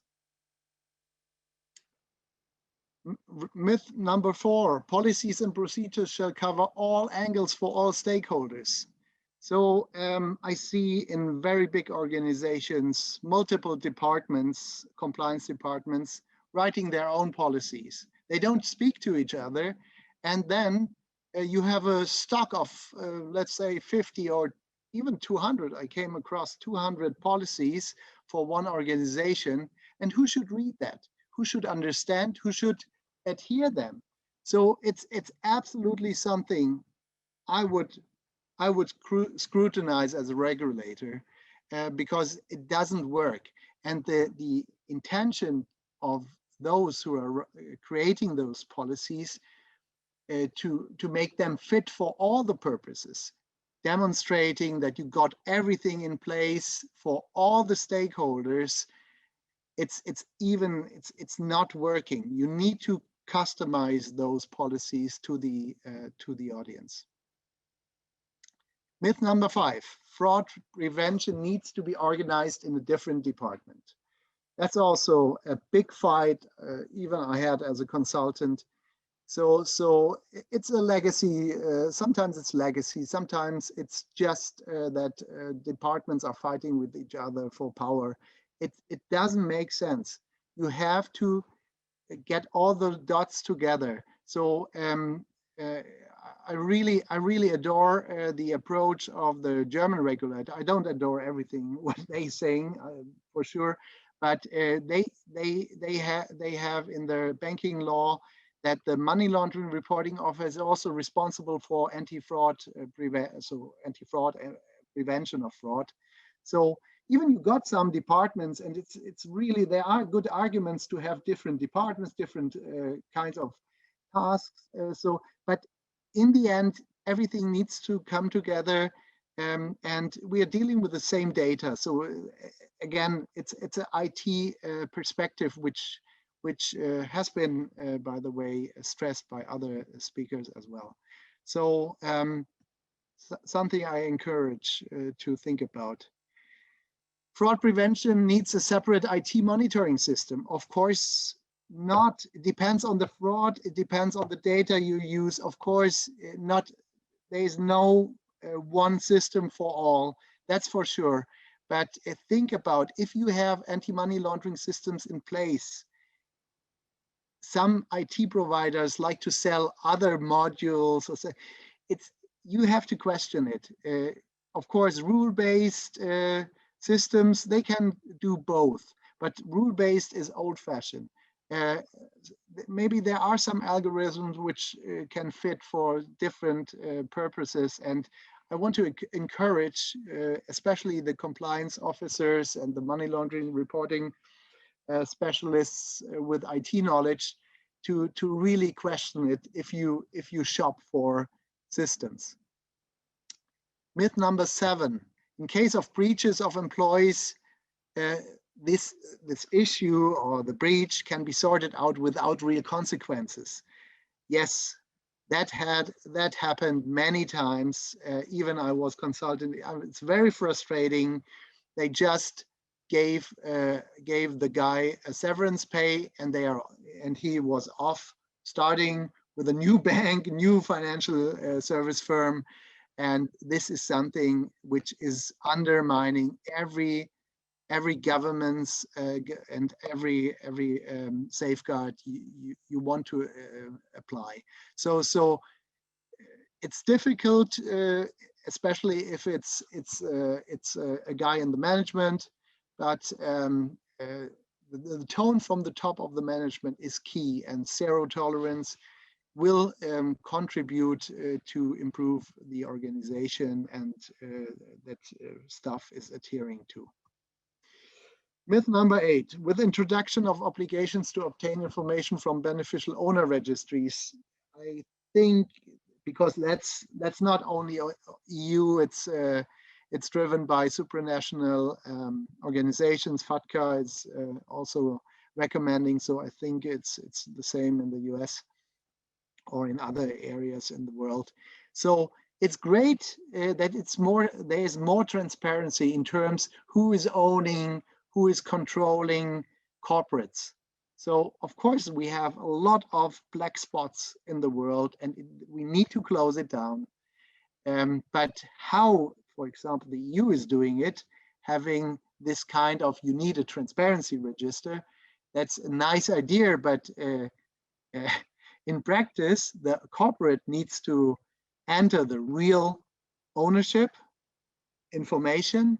And imagine, and I know from former work as a police officer, law enforcement officer, organized crime. So imagine the head of organized crime, they'd say, oh, we have some bogus firms everywhere. We work with lawyers and want to prevent real ownership.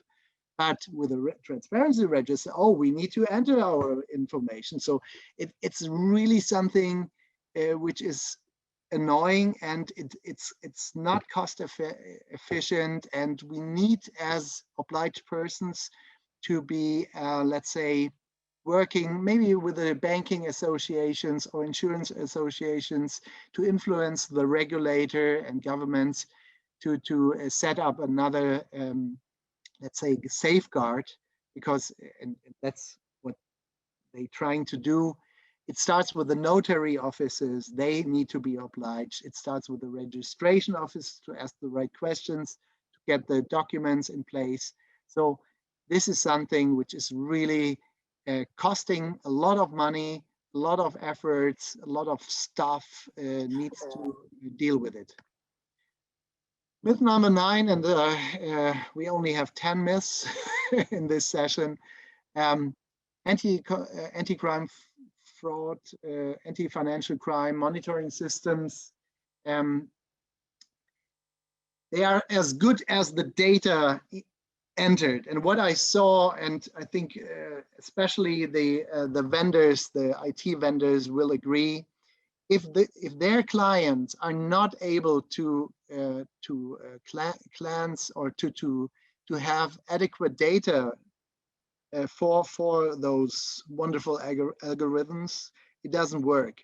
And I saw many cases of IT projects where nobody was thinking about data quality assessments nor data cleansing, and it's crazy to forget that in terms of implementation of any IT system, fraud or money laundering related detection systems. So number 10, we almost made it. IT monitoring systems can manage by central head office. That's also something. It saves money. It helps to have the same level playing field, but as the regulator is challenging the local money laundering reporting officer to have full control over the systems, it is sometimes very difficult to explain to the regulator that you have the full control and you know everything, what the system is doing, and how you follow up on that, how this is connected to your risk analysis. It's something where there is a gap, and I can encourage all the IT system firms to have this kind of administration module in place, so the local, the user, the local money laundering reporting officer is as well able to understand and to get out of reports out. So he's not only he's not challenged to always go to the head office if he wants to have some further information how the system is working. So, and the conclusion is, during my, I think it's almost 30 years in that business, it hasn't changed too much. So it's very, we have a lot of basic principles. Think first before you put safeguards in place. Do you have the time for it? Do you have the right budget for it? Is the management understanding what you're trying to achieve and how they will be supported with, to protect them? Very difficult. Still, it's very difficult, especially in those COVID times with a lack of revenue and difficult to maintain the turnovers. So, do I make it better than others? No, I learned a lot in my career and I'm still fighting. But maybe those ideas and let's say difficulties to share with you, maybe it helps to fulfill your obligations and to make your life easier. So thank you very much. Stefan, thank you. That is many years of experience to bring us those insights, and a really great way to present them, busting the myths. So really appreciate that, Stefan. Not seeing too many questions come in for the moment, so I will move on, but look, you can monitor them. There is one quick question. I thought this was coming in now. The person hasn't put their name. Here's the question though. It says, do cryptocurrencies have a high money laundering risk? Well, in general, if you read all the documents, so the publications, yes. And based on my experience as a former law enforcement officer, at those times there was no cryptocurrency, but I'm still having contacts with my previous colleagues, and there are so many cases where they are part of the money laundering scheme. So I would say definitely yes. Okay, there you go. Stefan, thanks for your time. We'll see you soon. Okay. Thank you. Okay, we'll move on to our next presentation, which we have just before we take another short break. And joining us now, one of our sponsors, Hyper. We're talking with George Avetisov, who's the co-founder and CEO at Hyper, the passwordless company, eliminating passwords and shared secrets across your enterprise. Because despite millions of dollars invested in authentication, your customers, employees in many places are still logging in with passwords. Replacing these with public key encryption, Hyper aims to remove the hacker's favorite target, forcing them to attack each individually. It's a really interesting concept. George is joining us for this. He's responsible for strategy and execution of the company's vision, set forth the product and technical direction of the company, architecting sales and marketing strategies, and working closely with team leads to build strong company culture. Under his leadership, they've grown to become a leading provider of decentralized authentication with millions of users secured across the globe. As named in the Forbes 30 Under 30 in 2018, George has a decade of experience in e-commerce, digital payments, and fraud prevention that have served as the foundation for the new company, Hyper. We're talking here about the state of passwordless security. George, you're in a perfect position to tell us about that, so I'll hand it over to you. Hey, how's it going? First of all, thanks for having me. Just a quick mic check and visual check. Does the screen share come through? Good? Yep, screen share's on as well, mate. All right, let's get rocking. We're going to talk about the state of password security. First of all, hi, everybody. Thanks for having me on. My name is George. That was a better introduction than I could have ever done. So let's just go with that. Feel free to reach out to me if you have any questions, and we'll do a Q&A after this, obviously. Let's dive right into the meat of it. Credential reuse. It's a big problem. Everybody knows. What you might not know is that it's at an all-time high. If you're in the fraud space, you know that fraud has doubled in the past 5 years. ATO fraud is very bad. Most of online banking traffic is malicious. I did not know that, but that's a very scary stat. And we're getting tens of billions of credential stuffing attacks each year. So these stats are not good, but hopefully they shock the system and wake you up into listening to why this is happening. Kind of the way I'd sum this up is that the cost of the attacks has really gone down. So the bad guys, the cost of the attack has gone down for them. The cost of defending has gone up for fraud teams, for security teams, digital identity teams. You've got tools like Sniper and Madlishka. They're very easy to use, kind of off the shelf, ready to go. And, you've got organizations that have been investing millions of dollars into multi-factor authentication, only to find that it hasn't really gotten the widespread adoption that they hoped for. And we'll talk about that in just a bit as to why that's happening. But how do we get here? Let's take a trip down memory lane. Maybe we can figure out where we're going. I like this infographic because it talks a little bit about the history of trust, right? Like how we got from passwords to where we are today. We're going to argue that this is the passwordless decade. The 2020s are the 10 years where passwords will simply fade away. And let's see if I can prove that statement to you. So if you go way back, you'll see passwords have been used for 60 years. I'm not going to talk about passwords. You all know the problems with passwords. What you might not know is the way they were used 60 years ago, pretty much how they're used today. They're just a little bit longer. So I think it's worth mentioning that this is one of the most stagnant elements of technology and digital security. It simply has not changed. We've built stuff on top of it, which I'll get to in a bit, such as the hardware token. Who here has used a hardware token? By show of hands. I can't see your hands. I'm just assuming that many of you have. The hardware token is very popular. It's also got a lot of friction. You have to have an extra piece of hardware. A lot of us have had multiple tokens in the past. Companies have tried to deploy them to users and customers, but it's simply too cost prohibitive and inconvenient. So while these did do a good job of increasing security, I think we can safely say that they didn't get the widespread adoption that we had hoped for. Unlike the smart cards, which also saw even lower adoption. This is a very niche kind of use case, but it's very popular in federal agencies. For those of you joining in Europe, I know that there's smart cards everywhere. Swiss banks love smart cards. They love PKI, and it's actually a great technology. I mean, if you've used smart cards to log into your workstation or even as a physical access method, they're quite easy to use and pretty well adopted. The problem is there's still an extra piece of hardware.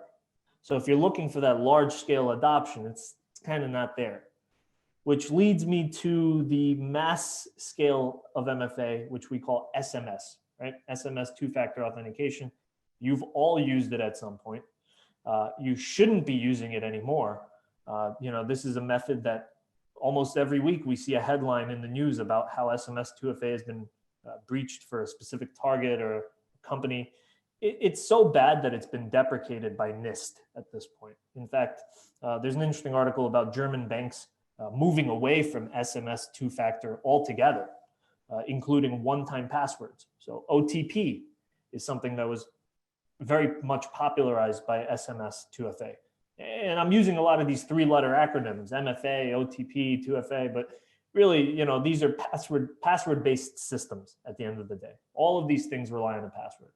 And when you think about it, probably the biggest one in use today at the biggest scale is the phone as a token MFA method.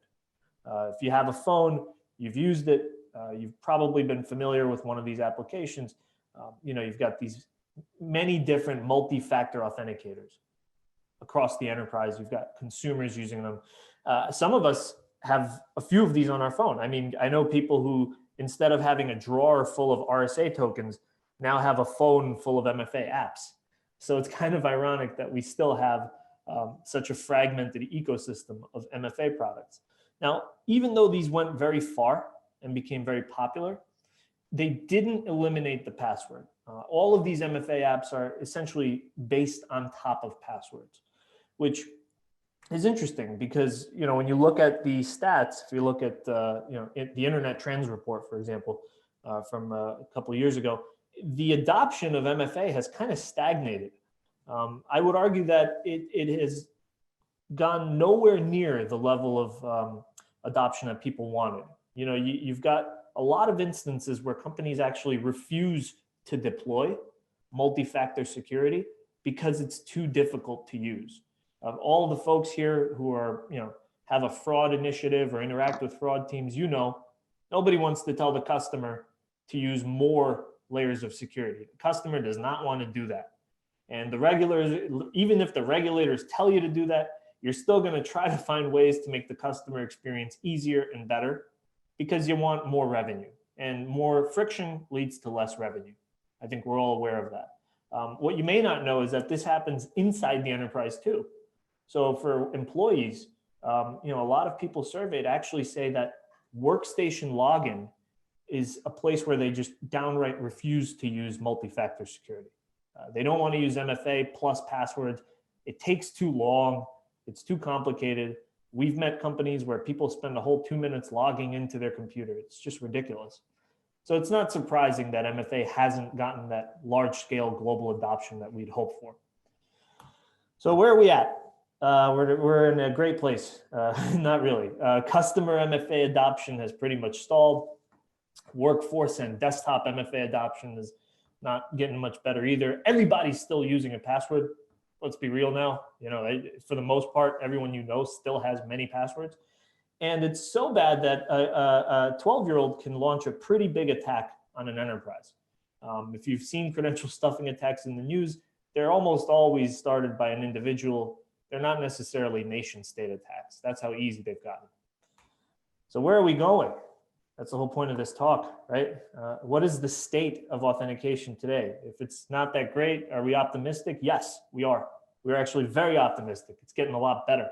Here's why. A couple of years ago, you may have noticed the term true passwordless being used. Folks like Hyper, Microsoft, and Google announced that the passwordless era was upon us. And you start seeing this a lot, the passwordless messaging and companies talking about passwordless MFA and passwordless authentication methods. But what does it really mean? Well, it's a way of thinking about the problem differently. When we say true passwordless, what we want you to understand is all MFA today, so far, has been built on top of passwords. So your fraud teams, your IAM teams, they've been struggling with deploying authentication systems that build on top of the password. And the password is the hacker's favorite target. So not only does it lead to credential reuse, MFA phishing attacks, new attacks such as push attacks, we're also seeing the friction caused by this becoming intolerable. Customers don't want to use it. Employees don't want to use it. This creates big gaps in the MFA story. And because of those gaps, you have a lot of fraud. We talked about earlier, fraud has doubled in the past couple of years. That's not good. So what's the solution? True passwordless MFA is one approach that many companies are taking. And the idea is to eliminate the password altogether, essentially turning your phone, your smartphone, into a smart card, or turning your smartphone into your key to authenticate online. Basically, flipping the attack surface upside down. So instead of having an attacker launch large-scale attacks on passwords and credentials and two-factor authentication, the attacker has to focus on each person individually, each device individually. In a passwordless environment, because they can't really reuse a password or a shared secret, they have to really narrow their focus on each target. And that's something the hackers really hate doing. I mean, fraudsters don't like doing this. They like large-scale attacks. They like pulling off automated phishing and credential stuffing. Forcing the attacker to have to go after each device is just not what they want to do. And this is why true passwordless MFA has been so attractive and so popular in the past couple of years. More importantly, it actually makes the user experience a lot faster. It solves that gap in usability that people have seen. So the simple way to think about it is these companies who are deploying true passwordless MFA are moving from an environment that's expensive to defend and easy to attack to a scenario where they are much more easier to defend and much more expensive to attack. And that's the biggest transformation I want you to walk away with today. We're going to talk a little bit about explaining this to people and why companies are doing it. People ask us all the time, how do I explain this to my board? How do I get budget for it? How do I kickstart this initiative? the easiest way to explain it is it's kind of like turning your smartphone into a smart card. And security teams love this. People understand it. To a degree, it's actually very digestible messaging inside a company. And there's lots of companies doing it. So when you want to, convey who is going true passwordless, it's pretty much everyone. I mean, if you listen to Gartner, I know a lot of you do. Gartner predicts that in the next 2 years, more than half of large enterprises are going to go passwordless. That's remarkable. I mean, that you couldn't ask for a better prediction. Now, whether it comes true or not, that depends on the adoption. But I can tell you right now, between companies like Rakuten and CVS Health and Google and Microsoft all going passwordless, you're going to see an immense adoption if you haven't already. The top use cases are consumer-facing and workforce-facing authentication. So we at Hyper see a strong mix of both. We see companies deploying true passwordless MFA to their employees, and we see them deploying true passwordless SCA to their consumers. Now, SCA, for all of you who are familiar with the terminology, is strong customer authentication. It's a requirement of the PSD2 regulations. It's a new way of saying MFA for your customers. And these are the two primary use cases that we're seeing across the board. Now, we ran a survey recently, and we asked customers kind of, how are you adopting this technology? What is the state of the passwordless ecosystem? And I'll just leave you with some stats just so you have a good idea of where it's at today. Number one answer to the question, why is passwordless MFA important to you, was stopping credential theft and phishing. It was a blowout response. I mean, to see 9 out of 10 people from hundreds of organizations we surveyed across the globe very clearly say that it's all about stopping credential reuse and phishing, it was very encouraging. It's also encouraging to see how many of these people believe user experience is a factor. Remember, these are security teams, these are fraud teams and IT teams. They don't generally consider usability a top reason for deploying a technology. So to see them put UX and usability at such a high reasoning is just fantastic. It's very encouraging. We also asked them what their primary user base is. A huge majority said it's the remote workforce. So one thing that we took away from this study was that passwordless is being heavily driven by remote work. You've got people logging in from home, from coffee shops, from wherever they are, right?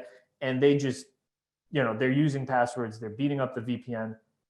RDP attacks are at an all-time high. The remote workforce has really shined a light on the password problem like we've never seen before. And the final thing that I'll say is, the state of passwordless security is really interesting. It's really deep. And the best way to learn about it is go to hyper.com. We ran this big report. We just launched it a couple days ago. You can download it for free. Would love for you all to get involved and happy to answer any questions you might have about passwordless. George, thank you very much. If you have a question, please stick it in the Q&A box. We'll get to it if we can. But just really staggering to see how much COVID has sped up this idea of passwordless security, isn't it?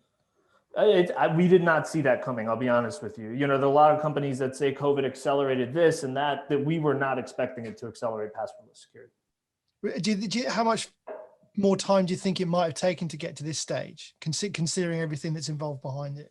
Well, the thing is, it was already happening, right? Hyper, we had a large group of customers. There was a big ecosystem around passwords before COVID, but your use cases were mainly consumer and office environments, right? Now with this push to remote work, the enterprise is thinking, I got to get everybody passwordless because there's no use case that's not hurting right now. Good question from Shiwen, who says, is there any difference between this and I think, is it FIDO2? Is that right? That's a great question. So we are actually board members of the FIDO Alliance. For those of you not familiar, FIDO is the fast identity online standard, great standard for bringing passwordless. It is the reason we have passwordless technology at scale. One mention of FIDO that I will say is we wouldn't be here without this standard, and your browsers now support it, your operating systems support it, and your phones support it. So to your question, if FIDO2 wasn't happening, you wouldn't be able to go passwordless at scale. And this question is, is multi-factor authentication the same as passwordless? Are there similarities and differences? Well, passwordless is inherently multi-factor. So we don't call it passwordless authentication. We just say passwordless MFA. And what we mean by that is when you use your mobile device as a passwordless authenticator or a YubiKey or Windows Hello, you're using the device plus a biometric, the device plus a PIN, for example, and that makes it inherently multi-factor. The thing you have to remember is that all multi-factor authentication up until this point has relied on the password as the initial factor. We are moving away from that towards passwordless MFA. Makes sense. Okay, well, Shiwen, thanks for your question, guys. Thanks for your question on this one. And George, thanks for being with us today. Great to hear from you. Yeah, brother. Okay, we're going to take ourselves a short break now. We'll be away for about 5 minutes or so and then come back with a couple more keynotes and, of course, finishing off today with our panel discussion as well. But in the meantime, whilst we take a break, here's a couple more messages from the sponsors who've helped us put today together.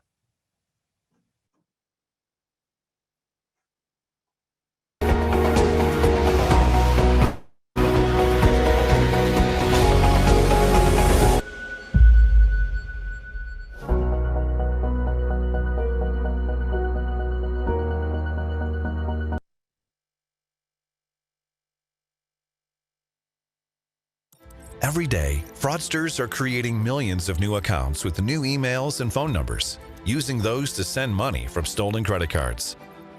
Doris missed a couple of physiotherapy appointments after surgery. 6 months later, she has to repeat the surgery. Power outages cost the global economy hundreds of billions of dollars every year. But did you know that advanced analytics on connected data or graph can solve these problems? TigerGraph's advanced analytics capabilities are combined with artificial intelligence and machine learning and used by the world's leading companies in financial services, healthcare, pharmaceutical, telecom, internet, e-commerce, manufacturing, and government organizations to address their challenges. 4 of the world's top 5 banks use TigerGraph to dig deeper into connected data to stop fraudsters in real time. The healthcare industry is mapping out the wellness journey for people like Doris, searching through millions of patients in real time to get them to critical appointments. Energy management companies are using real-time analytics to optimize power infrastructure and reduce outages for over 1 billion people. TigerGraph's native parallel architecture taps into the relationships to deliver deeper, wider, and operational analytics at a massive scale. Sign up today to see how you can improve your organization and the world with deeper insights.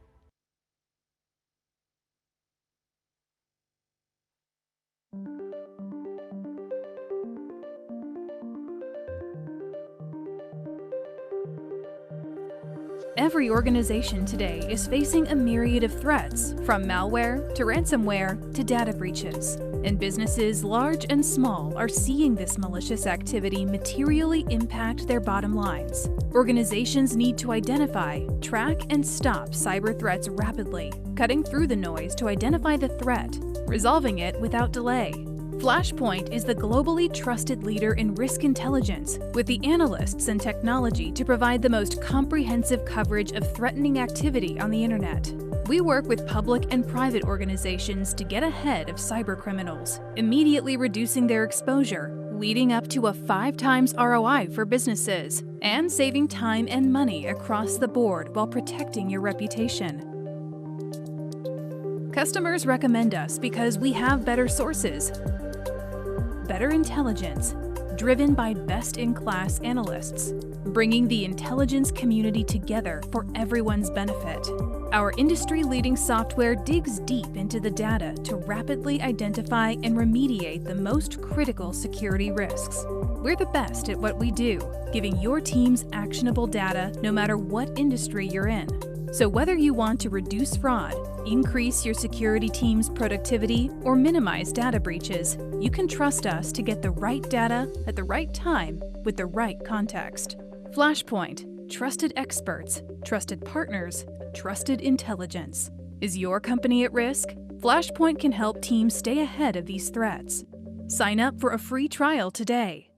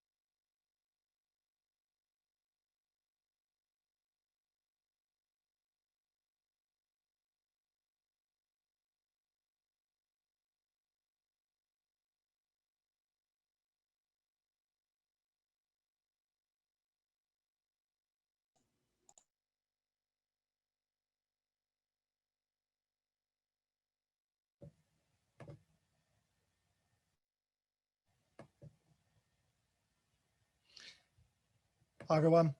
Welcome back. And thanks for joining us. If you've just come along, we're on to our next keynote speaker now. A couple more of these to come. And then just around 8:15, 8:30, we'll get on with our panel discussion to conclude things for today. So our next keynote is about introducing the challenge of COVID-19 and its impact on fraud prevention with Avni Parikh, who is Corporate Compliance Counsel at Lidl in the US. Avni has accomplished compliance and ethics counsel in the retail grocery business. The focus has been on areas including fraud prevention, risk analysis, policy development, and training and communication, amongst plenty of other compliance and ethics topics. Avni, good to see you. Thanks for being with us today. Take us a little bit more about the challenge of COVID-19 then and fraud prevention. Sure, of course. Thank you. Just want to make sure everyone is good on my screen. Yeah, we can see that. Perfect. So yeah, I'm Avni. I'm one of the compliance attorneys at Lidl US. COVID-19, certainly a game changer for all businesses, but very specifically in the retail sector, and even more so, I would say, for the grocery sector. As some of the speakers have mentioned, it definitely sped up some activities that were kind of already in the works, such as the password piece that last speaker just talked about. But we also saw firsthand sort of what the panic shopping, the demand shifts, and the rise in digital payments, what that did to our fraud prevention efforts, and how we may have had to tweak that and put a greater focus on certain areas that we may not have highlighted as much as before. So I'm just going to start off by just taking a quick look at what our typical fraud profile looks like. It's typically focused on our vendor and supplier risks. So typical concepts of conflicts of interest.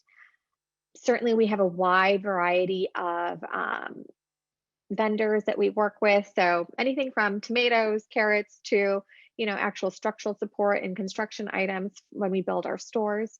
So there's a risk of kickbacks, for example. In terms of our mitigation and prevention efforts, we do conduct the normal risk analysis that all businesses should and typically do conduct as part of our procurement function, making sure we have that due diligence process in place, and a strong one at that. And a lot of these topics, the whistleblower program is certainly one of those mitigation efforts. And that would be across the board for, any of our risks. So just kind of going down the line with, certainly on the grocery front and retail front, that supply chain and distribution side, making sure we're not dealing with product substitutions. And certainly with that increased demand, that was a greater concern, making sure that we were getting the products that we were promised, making sure those process controls have been followed and are in place and people are aware. And I'll talk about this a little bit later on, but with the increased demand, that also meant there was also increased turnover, not just on the vendor side, but also for us as employees. Once you had COVID kind of taking a lot of people offline from the stores, obviously to take care of themselves, that also means you have newer people. They don't have the same background on what our processes are. So that's certainly a risk that had to be accounted for. And turnover is a risk, on a good day, never mind during a pandemic. So next up, in terms of inventory loss and shrink, any retailer has this as top of mind, and that can be from the employee, the consumer, point of sale. Gift cards is a significant one. AML concerns with regards to gift cards. There are significant organized crime rings focused exclusively on gift cards. So making sure we have the appropriate loss prevention controls and tracking of those fraud trends. In terms of our food and product safety, that's really the heart of our business. So making sure our products are labeled appropriately, there's no safety concern to the consumer, and to mitigate that, making sure we have the appropriate QA measures in place, We have that relationship with the appropriate government authorities. So if there is an issue, we are able to pull that product off the shelf. And then cyber crimes.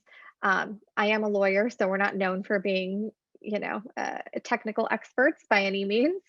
So, cyber crimes, it's impacted our business. It's impacted probably all businesses, just in terms of not only data theft, but, phishing attempts and, making sure that we have those internal controls, the appropriate forensics, and that we're conducting the appropriate testing as well to make sure that there aren't any gaps. Lastly, the bribery and corruption side, we do work with government officials as part of our licensing arrangements, and we're exploring new markets. So we do need to analyze those key touch points with, government officials, for example. And I think for that piece of it, that tends to be the most human, there tends to be the most human level of risk there when it comes to bribery and corruption. And so in terms of mitigation and prevention, it's really that communication aspect that we really target. Those internal controls are vital, but if people don't know what they're expected to do and how they're expected to behave, that kind of puts us a few steps behind. So kind of taking a turn as to, how does COVID impact all of this?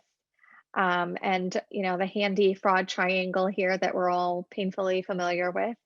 I just wanted to highlight some key areas that, for our business, we really noticed and paid extra attention to on how and where we might want to focus our efforts. So, certainly the personal stress, the professional stress, that pressure for financial results.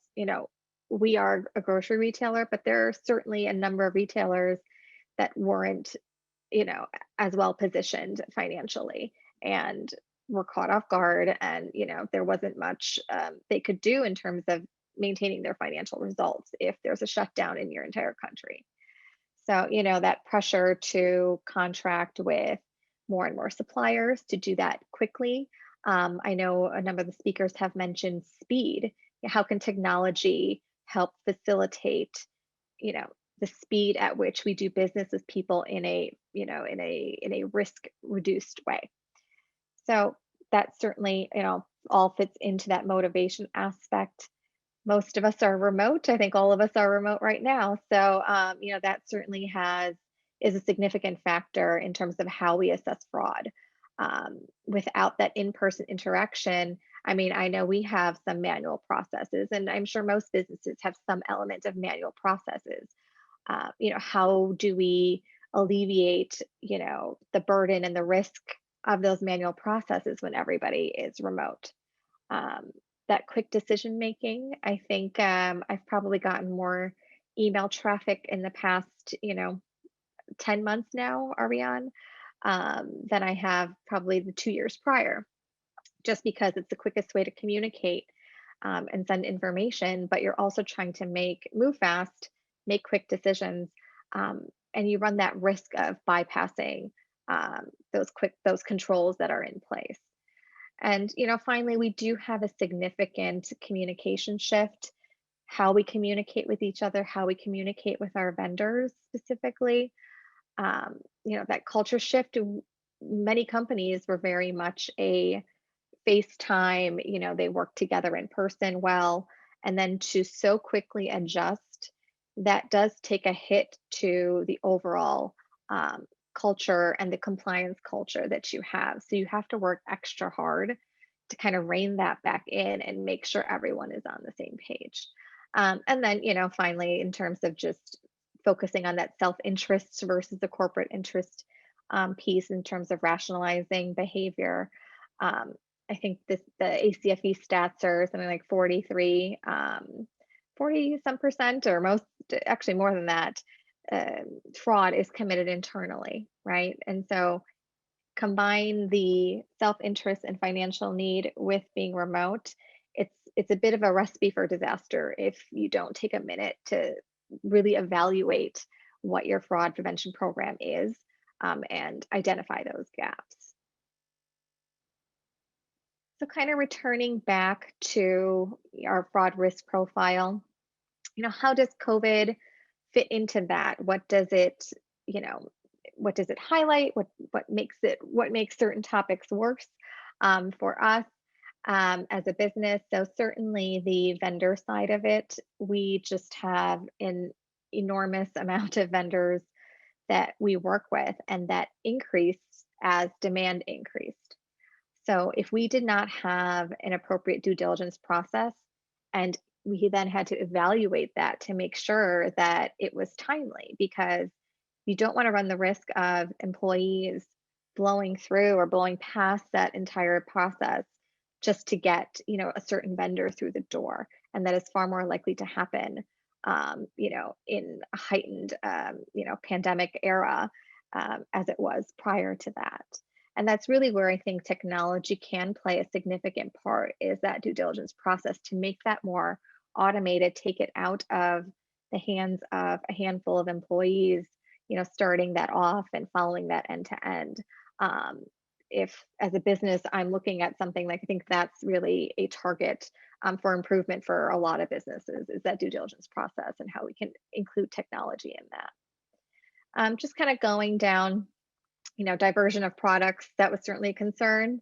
There was a point, and it's alleviated a bit now, where businesses were essentially fighting for the same suppliers.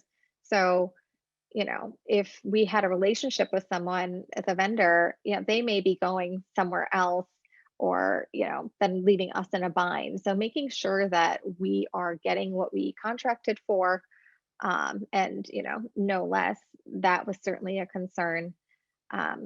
One of the biggest concerns we've had, besides the vendor piece, is that inventory loss.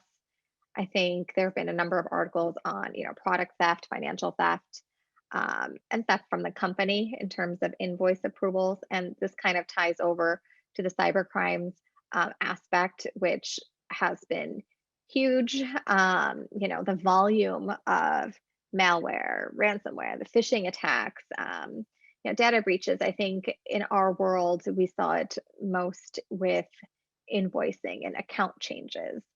And that's really where technology, speed, and accuracy could really improve that entire process and those mitigation efforts when it came to cybercrime. At least I would say for the retail sector, and I'm sure for multiple business sectors. So, lastly, in terms of, bribery and corruption, higher levels of the same, we certainly had retailers that if they, let's say, were eligible for some government programs, that opens up a whole pool of fraud risk, and making sure that, they're not making incorrect claims to get that money, et cetera. So for bribery and corruption, it just kind of took it to another level. I don't think we necessarily saw an entire, different bucket of types of fraud. It was more increased amounts of what we've typically seen. So I know we're kind of close on time. I just wanted to focus specifically on a couple of the specific risks that I went through, and just in terms of, what would a retailer do, and what kind of considerations should you have to account for that. And so the vendor supplier piece was so key for our business, and I think for a lot of businesses. So conducting another risk assessment was so vital. We should be, as a business, conducting risk assessments regularly anyway, but especially so when it comes to times of massive change. And this certainly, counts as that. We focused on, associated risks of, increase in e-commerce, and again, that third-party due diligence piece. Making sure, do we have a healthy balance of manual and automated processes? There's pros and cons of both, but I think each business has to kind of look at what is the point at which we're maximizing the benefits of each. What can we, divert resources to think of the long game in terms of fraud prevention. So part of that was also focusing on our reporting and monitoring capabilities. What tools do we have? right now, and what tools can we look to in the future to have that real-time alert system. Um, you know, time is of the essence in any kind of fraud issue. And so making sure that not only are we preventing it from the get-go, but that we can play, defense once, something does happen before it gets even worse.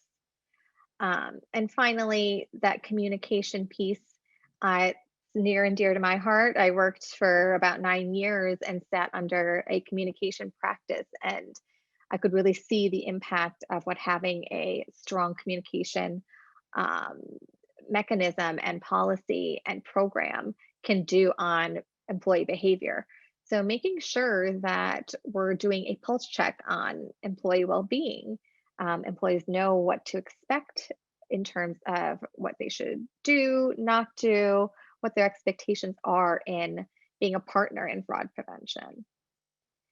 And kind of along the same lines here with cyber crimes, similar concepts in terms of that current state risk assessment, really focusing on those data processing agreements, making sure from a contractual standpoint, we are looking at where the data is going, what protections do we have as a business if something should go wrong.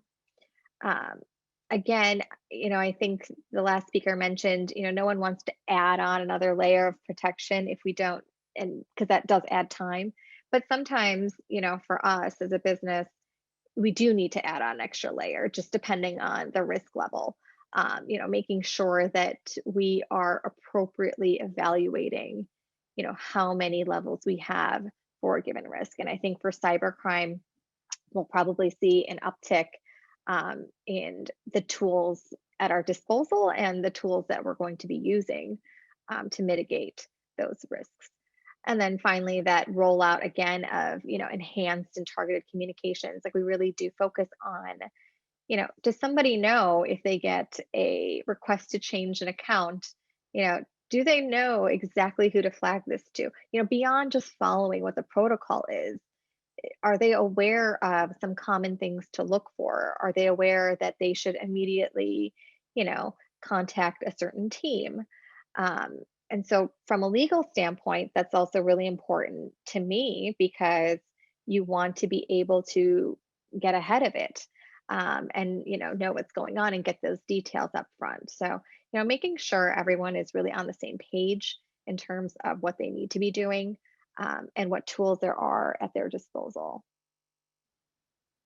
Okay, and just kind of wrapping up in terms of, the post-COVID fraud prevention considerations, there are certain elements that I think, the ship has sailed on remote work. So making sure that you have the appropriate policies in place and, making sure you have the right long-term policy adjustments and taking into account, all of these various stakeholders. I think we had a speaker that, said sometimes companies have, 50 different policies on essentially the same thing. You need to focus on what the cohesive policy is going to be that mitigates risk in a holistic way versus in a myopic way. And that also goes along with being good business partners internally and then knowing when you need to go to an external resource. Like I said, I'm an attorney, I'm not a technical expert, but if there is, if I see an opportunity for something where a tool would be helpful, I should be pulling someone in that can help me navigate that. And that is what a good, risk professional would do.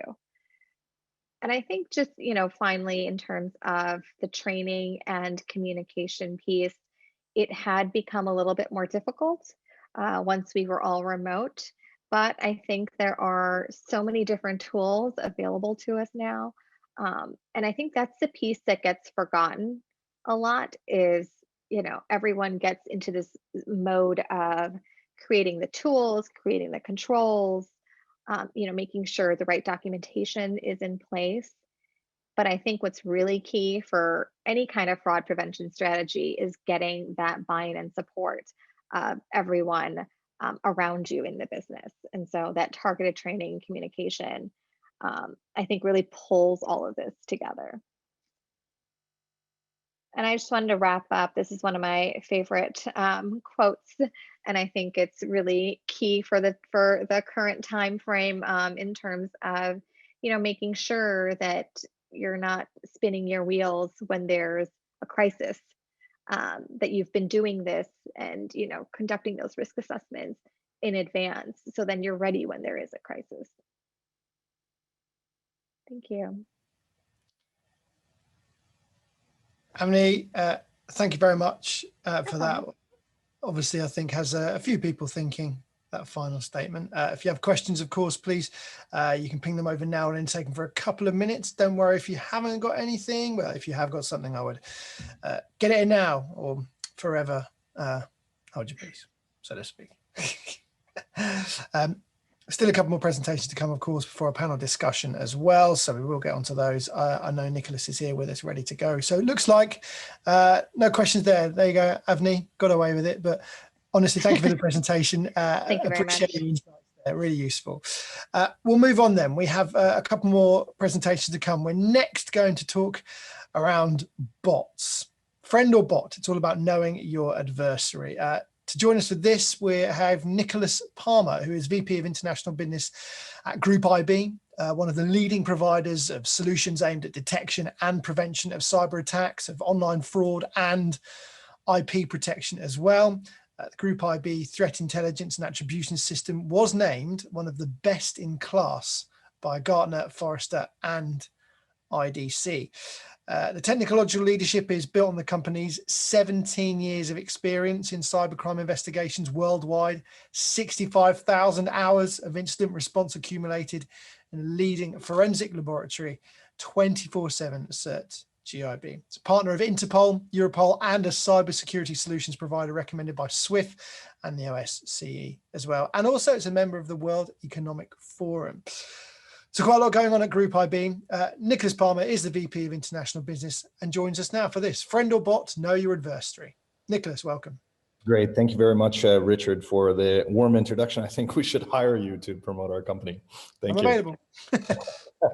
And thanks everyone else for the wonderful presentations. I've been listening now for a little while, so it sounds like this presentation will be up everyone's alley. So my presentation will be friend or bot, really know your adversary. And so here at Group IB, we really focus on everything about the adversary to your business, whether that be individuals that are conducting fraud, whether that be individuals that are trying to gain access to your corporate network and maybe attack SWIFT systems or payment card processing systems, etc.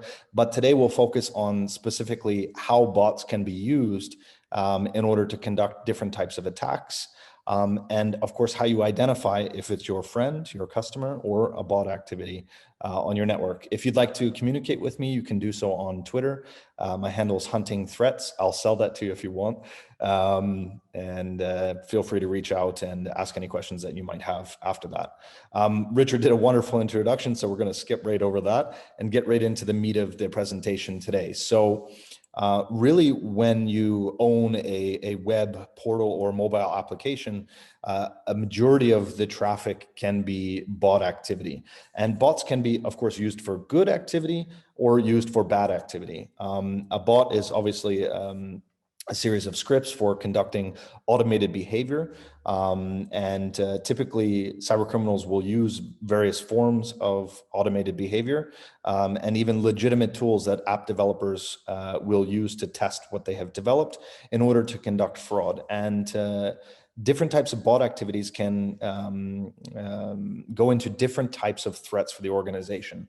I think lots of the other speakers today talked about brute force attacks and credential stuffing, but they can also be used for web scraping and web scraping for maybe third-party pricing sites.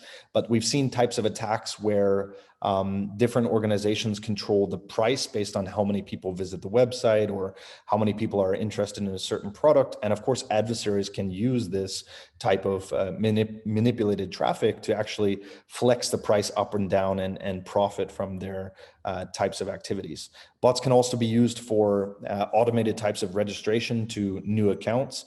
Maybe you offer some sort of credit Maybe you offer some sort of loyalty programs for new account signups, for example. And of course, if you do that type of activity, typically fraudsters are going to use automated behavior or bot activity in order to conduct this type of fraud. First and foremost, when thinking about web scraping, it can be any type of website. You think about Booking.com, about Amazon, about Monster. It really can be any type of site. And you can think about all the different types of malicious attacks that can take place just from web scraping. It could be your competitors collecting information about pricing from your website if you're constantly updating the prices so they can undercut you in the market. Again, it could be examples where certain products are sold based on traffic to your website or interest in a certain product, and fraudsters could then manipulate these types of attacks using bot activity. Credential stuffing is another really major one. And typically fraudsters will use credentials that they find on underground forums, from phishing attacks. They can be from many, many different places where credentials first get compromised. And it all starts with the creds, is what the title says here. And that's the first part in a credential stuffing attack. I saw on a previous slide, I can't remember the gentleman's name, but he mentioned even a 12-year-old can launch a credential stuffing attack. And this is quite true, actually, because credentials are readily available in underground forums from previous breaches. Different automated credential stuffing tools can be purchased on underground forums for, between $7 and $15. And you don't really have to have that much technical knowledge. And so it really all starts with the credentials. And really, credentials can happen from also identity theft, but having access to these credentials, even with two-factor authentication. I'm interested to research more about passwordless 2FA activities. But certainly, even with things like 2FA, most of the major types of client-facing malware, so the malware that will infect your client's device or mobile application, these already have pre-built tools to intercept two-factor authentication message. So long since have actually 2FA been able to be defeated by different types of malware attacks. And of course, these types of credential stuffing can result in, negative impact to your brand, but of course, a lot of financial losses. So how do you actually detect that? And I put together actually a video of how you can, by understanding who is your real customer versus who may have automated activity, can be very, very useful in order to detect this type of bot activity. And there's actually voiceover for this video, so I'll be quiet and let you watch it. The Graph tool, one of the most powerful features of Group IB's fraud hunting platform, is the ability to see historical investigations of user activity. Here you can see a pretty typical case with one user logging into a specific account with an individual fingerprint. But what happens if we change this picture and look at his activity over time? You can see that this picture changes greatly, with many different computer-like icons connected to the original device fingerprint. This is where the fraudster is trying to hide his identity to brute force his way in to many different accounts located on the external perimeter of this graph. But fraudsters are lazy. They're not going to do this in a manual fashion. So it's likely that the fraudster used automated behavior to brute force or log in to these particular accounts. So perhaps we can use the investigations tool to dive a bit deeper into some of his behavior. Here on your screen, you can see details about specific devices that the fraudster used in order to log into these accounts. You can see that Selenium, a scripting tool, was used to conduct automated activity on specific user accounts, logging in, signing on, and using virtual machines to hide his identity. And so that's really a video that shows you how you can actually detect this type of activity on your web portal in real time. As you heard, all of these little computers represent times where the fraudster was trying to hide his identity, and these little people on the exterior actually represent different accounts that he's automatically brute forced his way in. And if you can detect things like, for example, Selenium, so Selenium is a legitimate tool that's used by app developers to test if their app has been developed properly. So you can go into this tool, you can click, I want to log into this site, and you basically record all of your activities so that you can play them back in an automated fashion, for example, using credentials that you found from underground forums. So if you're managing a web portal or mobile application, I would challenge you to ask yourself, can you detect different usage of Selenium or Phantom.js? Can you detect if this individual is connected to another individual that has logged into a different account? I would start to get you thinking about different ways to fingerprint your users and information that you can collect in order to detect these types of activities. So this has been different types of credential stuffing attacks have, I would say, caused havoc on many different organizations worldwide. North Face was one of those organizations that suffered great brand reputational risk and also financial losses from abuse of their VIP loyalty program. And they all start from leaked credentials that made its way to underground forums. Maybe a 12-year-old, as our previous presenter said, got a hold of these credentials, decided to conduct credential stuffing attacks, and really took advantage of those VIP loyalty programs. So really think about how you can detect that type of automation used against both your API tools as well as your mobile app and your web application as well. So I've already mentioned that two-factor authentication is not enough. You know, on lots of different websites you see trying to detect bot activity using CAPTCHA. I don't know for me, but it is the most annoying thing in the world. And it is unfortunately not very successful at detecting real users versus bot activity. And I wanted to show you really how easy it is for sophisticated bot activity to actually defeat CAPTCHA. So I made another video for you, and I'd like to share it with you today about how exactly a fraudster and how easy it is for a fraudster actually to defeat different security mechanisms like CAPTCHA that is designed to detect bots with a shell bot activity. CAPTCHA, everyone's favorite process of logging into a website. Trying to identify a boat or a car, it really reduces the customer experience. But is CAPTCHA a silver bullet when it comes to preventing bot activity on the page? The answer is no. So let's try to defeat CAPTCHA in real time using different third-party services for recognizing things like bicycles. So now what we'll do is actually log in to our demo page, which is currently being protected by a global provider of anti-botting solutions. So what we'll do now is see on the left-hand side, the terminal is open and we're using a specific CAPTCHA solver Python script in order to automatically identify all of the annoying bicycles that you have to in order to enter the page. Here you can see the CAPTCHA unfortunately isn't ready yet. We never said that scripts were very smart. Now the bicycles are being selected. And it's interesting to note, actually, the balance. 98 rubles is about €1. And to try and solve that CAPTCHA, you can see it's a fraction of a cent. So very, very cheap in order to log into this page and beat CAPTCHA in an automated fashion. The CAPTCHA still isn't solved yet, but it will be very shortly.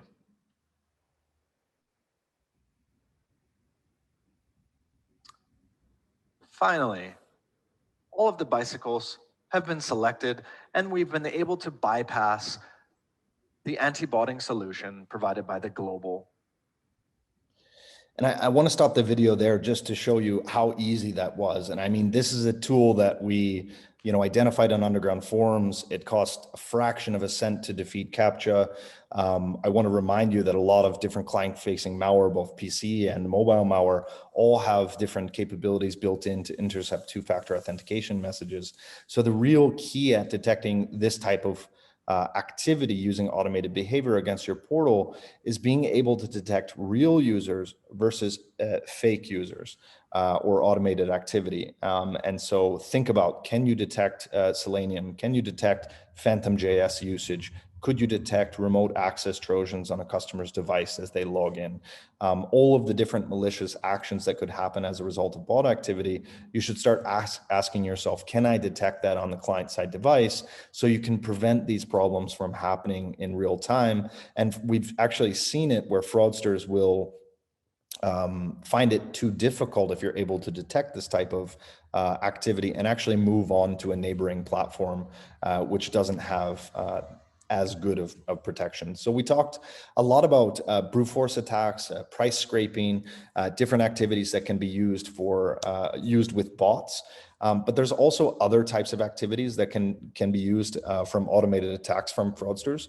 This could be different types of auto registration or form abuse. If you have some sort of a form that can be automatically filled out, or maybe a new account sign up promotion for different e-commerce organizations. All of these different capabilities within bot activity can automatically log into different page. They can register information that's been pre-recorded in the automated script that fraudsters use. There's other things here in different categories. So gambling fraud, obviously, if you're in the gambling industry, this is another one that gets hit very heavily from a botting perspective as well. And there's also password checkers or other different tools that can be readily available, as I mentioned, on underground forums. And account farming can be another really interesting one where attackers will simply log in and compromise different credentials from brute force attacks, and then further sell this information on underground forums. So there could be many different motivations for the fraudsters to gain access to these different accounts that you offer. Again, thank you very much for having me. Wonderful presentations from everyone else. If you'd like to contact me or someone at Group IB, you can do so on the contact details on your screen now. And I look forward to the remaining presenter and of course the panel discussion. Thank you, everyone. Nicholas, thank you very much. Interesting news about, interesting insights there about the use of capture. I absolutely love looking for the traffic lights on there. Said no one ever. Exactly. I was going to say I'm glad there's one person. Yeah. No, definitely not. Don't include me in that. Thank you for your insights, Nicholas. I'm just going to, so we can try and be on time for our panel discussion and get the most out of that. And as there not many questions, no questions sent through during that, we'll press on and see you again shortly. Thank you for the moment there, Nicholas. Appreciate it.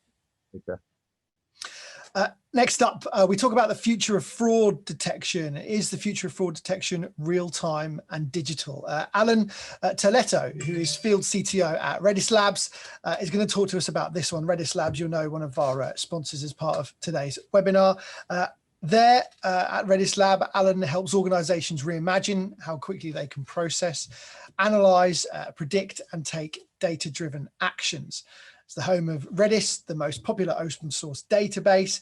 The labs provide a competitive edge to global businesses with Redis Enterprise by delivering superior performance, multi-model capability, unmatched reliability, and the best total cost of ownership across on-premise, hybrid, and multi-cloud environments. Alan himself has a broad technical and business experience, specialization in distributed, low latency and high throughput mission critical systems.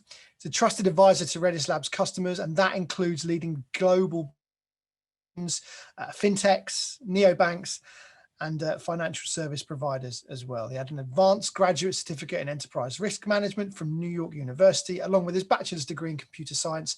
And he has MBAs and MSISs from Stevens Institute of Technology. So the future of fraud detection is real-time and digital. That's what Alan says. Alan, tell us a little bit more. Hello, and thanks for joining me. My name is Alan Terletto. I'm the Field CTO here at Redis Labs, home of Redis. Although Redis is extremely popular, it's likely there are going to be some in the audience that may not have heard of it. So let's briefly intro it just with some context. Redis is an open source, in-memory, NoSQL database, which natively supports a variety of data structures and data models that are each natively designed for peak real-time performance and high-throughput use cases across transactional, operational, and analytical workloads, a perfect fit for modern-day fraud detection systems. Redis was originally popularized for being the fastest data store in the market, with its sub-millisecond performance, its ease of use, and thanks to Redis Labs, more recently, as a multi-model database. In this session, I'll share how Redis can and is used by our customers to build real-time fraud detection systems, including managing dynamic digital identities, building graphs to detect synthetic identities, time series-based anomaly detection, AI transaction risk scoring, and more. According to PwC's 2020 Global Economic Crime and Fraud Survey, in the 24 months preceding the COVID-19 pandemic, fraud accounted for 42 billion in financial losses. As you can see on the graphs, online fraud has only accelerated during the COVID-19 pandemic. This is mainly attributed to digital channels becoming the primary means of communication between most enterprises and their consumers. In other words, as enterprises evolve to digital-first customer engagement operating models, their risk exposure to global fraud will only increase. According to the most recent COVID-19 fraud benchmarking report by the ACFE, 79% of respondents observed an increase in overall level of fraud during the pandemic, with 38% noting that these occurrences were significant. As in any billion-dollar business, the landscape is perpetually evolving and becoming stronger, with new methods of attack developing at a frightening pace. Several converging trends have propelled fraud's growing scale, diversity, and unpredictability, including increased digital channel investment. These trends introduced new global threats, as fraudsters have internationally become more proficient at cyber attacks. While risk management leaders understand the increased exposure, they are often challenged by the limitations of their organization's legacy data platforms to handle the volume, the velocity, and the variety of these new cross-channel cyber threats. Luckily, while the tactics of bad actors are becoming increasingly more sophisticated, so too are online fraud detection systems, which can now leverage the latest cloud-native database technology to build real-time fraud detection systems, all without overcomplicating the overall enterprise architecture. This is where Redis comes into the picture. As mentioned in the intro, Redis is an open source, in-memory, NoSQL database. Its large and vibrant community has voted it most loved database by developers on Stack Overflow 4 years in a row.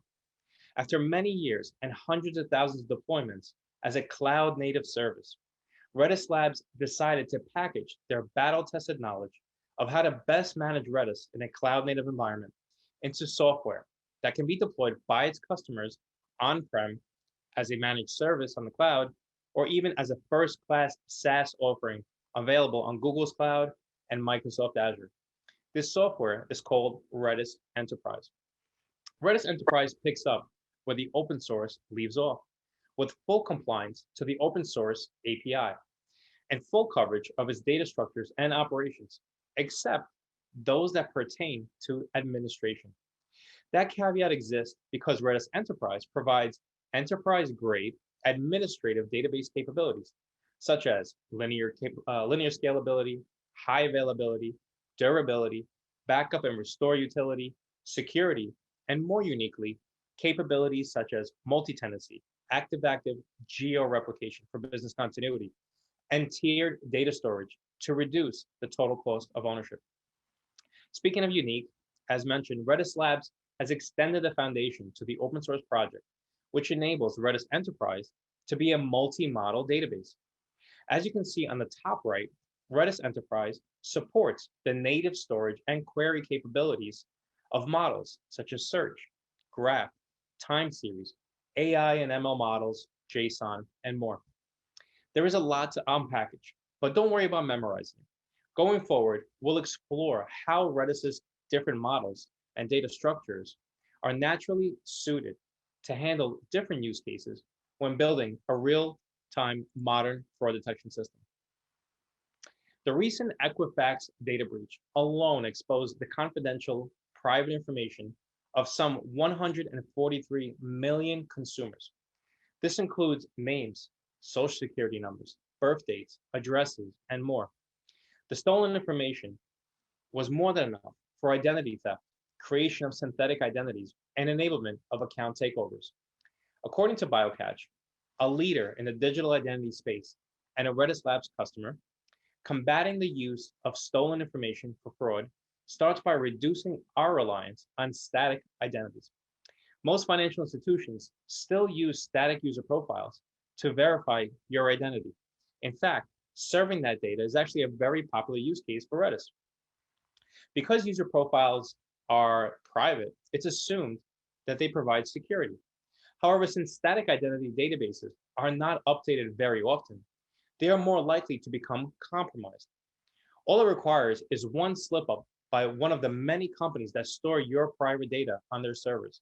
Some of it can even be derived from our social networks. Digital identities are different because they are dynamic in nature. While digital identities do include some static elements, such as name, address, and mobile device numbers, they also include dynamic elements fueled by alternative data sources that represent an individual's behavior in the digital world. In fact, a digital identity is constantly updated based on the information available from each digital transaction. In the case of BioCatch, that includes analyzing and tracking biometrics data, as in the way you hold your mobile device when you access your bank account.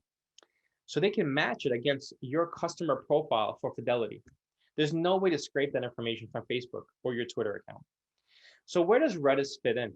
The challenge with building a system that can handle millions of daily updates to dynamic digital profiles and serve them back to you in real time is the data tier.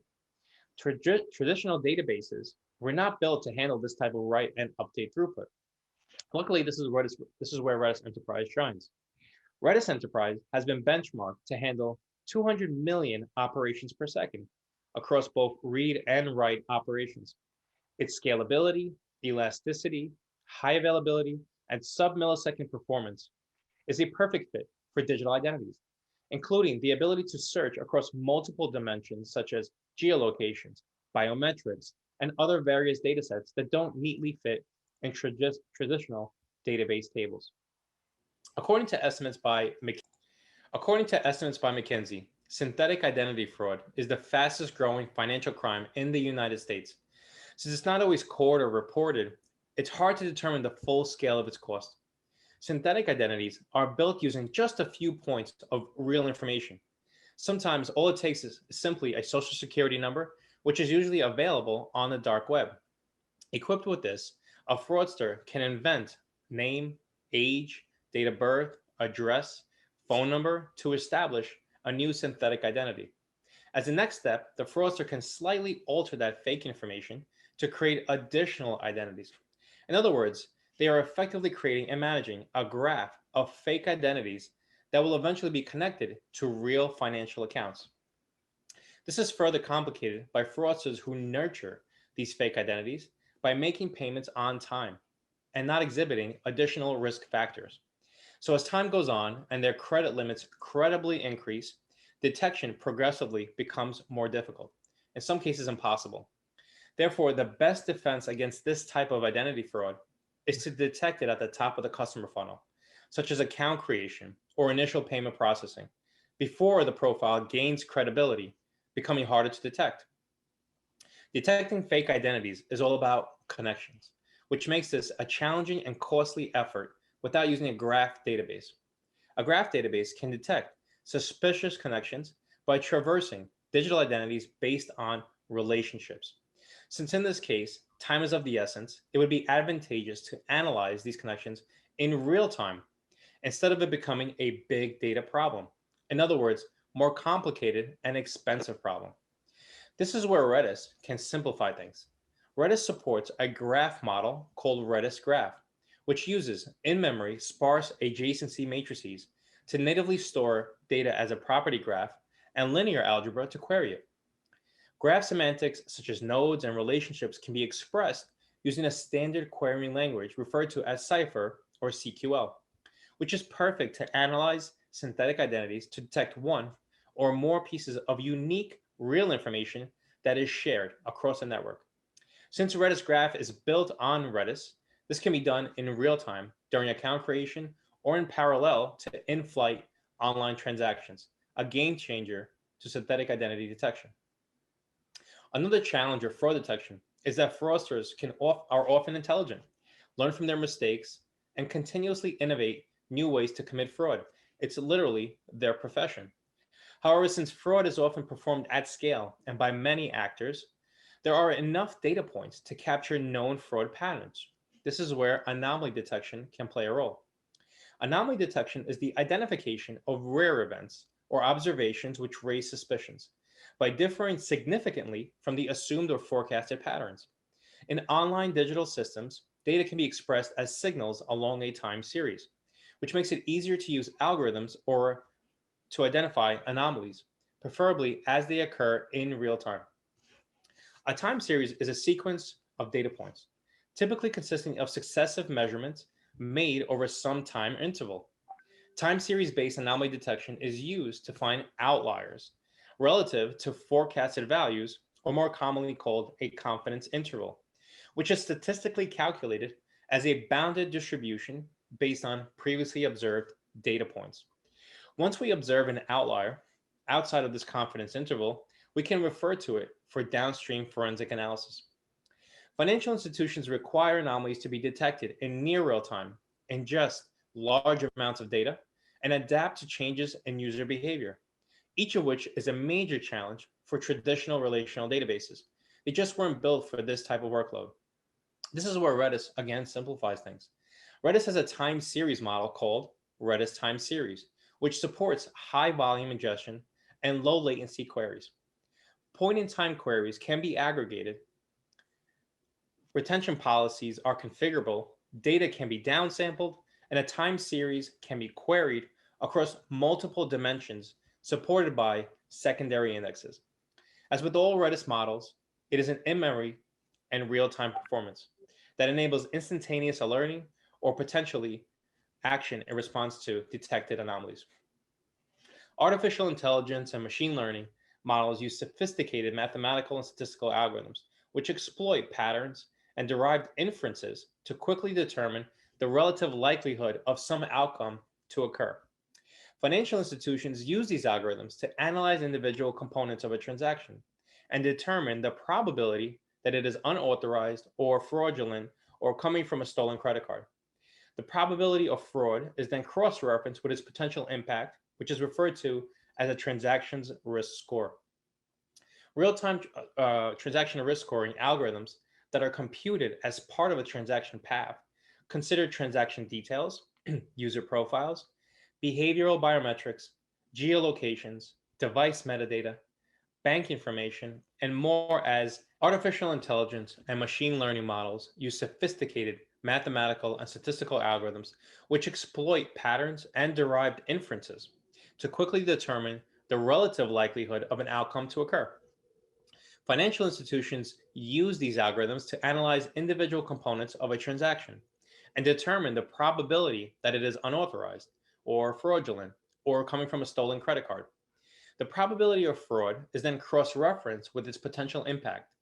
This is referred to as a transaction's risk score. Real-time transaction scoring algorithms that are computed as part of the transaction path consider transaction details, user profiles, behavioral biometrics, geolocation, device metadata, bank information, and more as input inferences.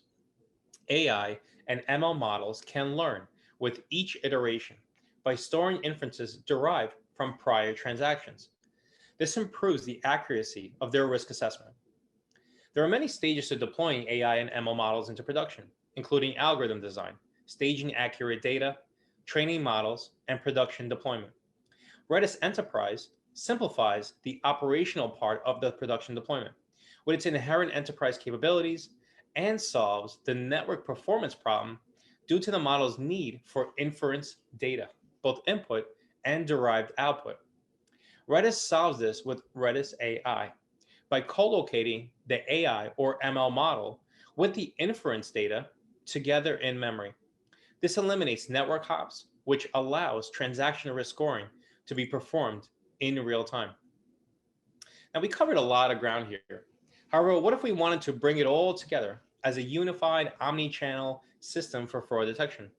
Well, it could get kind of complex, especially if you wanted to deploy this as a cloud native and potentially microservices architecture.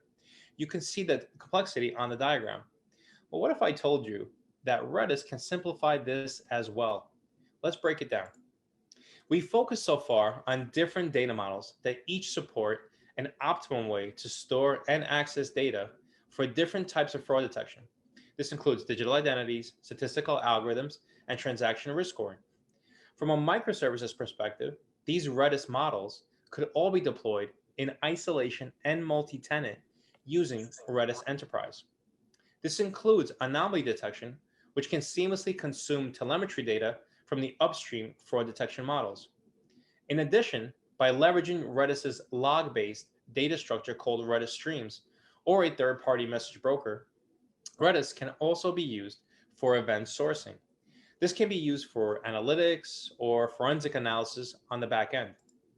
Finally, Redis can even provide the plumbing between isolated data services, so everything seamlessly works as a unified workflow. If you're interested to learn more about using Redis as part of a microservices architecture, check out the link below for a detailed write-up. All of this is possible with a single platform, Redis Enterprise. Redis Labs has been a partner to many of the major brands across just about every industry. This includes the financial sector, where we are seeing a large influx of fraud detection investment as they continue down their digital transformation journeys. As we come to the end, here are my final thoughts. The pandemic previewed what a digital-first economy will inevitably resemble and has shortened the window of when we previously expected to reach it. Although we hope to soon turn the corner of COVID-19, it's clear that the cultural and business impact of digital will only continue its acceleration. In the digital-first economy, data is the lifeblood of the organization, which makes databases the heart of enterprise architectures. This pandemic has taught us that organizations can no longer afford to deprioritize replatforming their legacy fraud detection systems in order to meet the demands and mitigate the risks of new digital channels and cloud-native environments. Thank you all for your time today, and I look forward to your questions. If you're watching this as a recording, please do check out our dedicated webpage for fraud detection. And of course, you could always reach out to me on LinkedIn. Cheers. Hope you enjoyed it. Thank you, Alan, from Redis Labs for the presentation. We have one more keynote for you this evening before we get onto our panel discussion. Apologies, we're running a couple of minutes behind. I'm going to very quickly move us on to hear from Vasanthi Mahajan, who's Director of Data Science at Kubient. Kubient's a technology company with a mission to transform the digital advertising industry to audience-based marketing. They have a patent-pending in-stream AI-based fraud prevention system which detects fraud before you spend budgets on non-human traffic. Vasanthi is an AI expert who loves to solve complex problems with innovative real-time machine learning solutions. She loves to dig deep into the pool of data and expose fraudulent screams and tricksters who've been masquerading as innocent users and stealing money from both advertisers as well as publishers. Two different people to look after here. So we're talking about exposing synthnet fraud, an ad fraud targeting mobile app ecosystem. Interested to hear about this one, so I'll hand over to you, Vasanthi.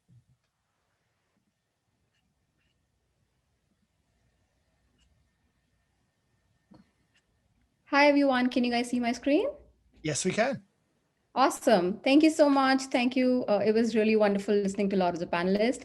Let me start by introducing myself. My name is Vasanthi Mahajan, and I am the Director of Data Science at Kubient.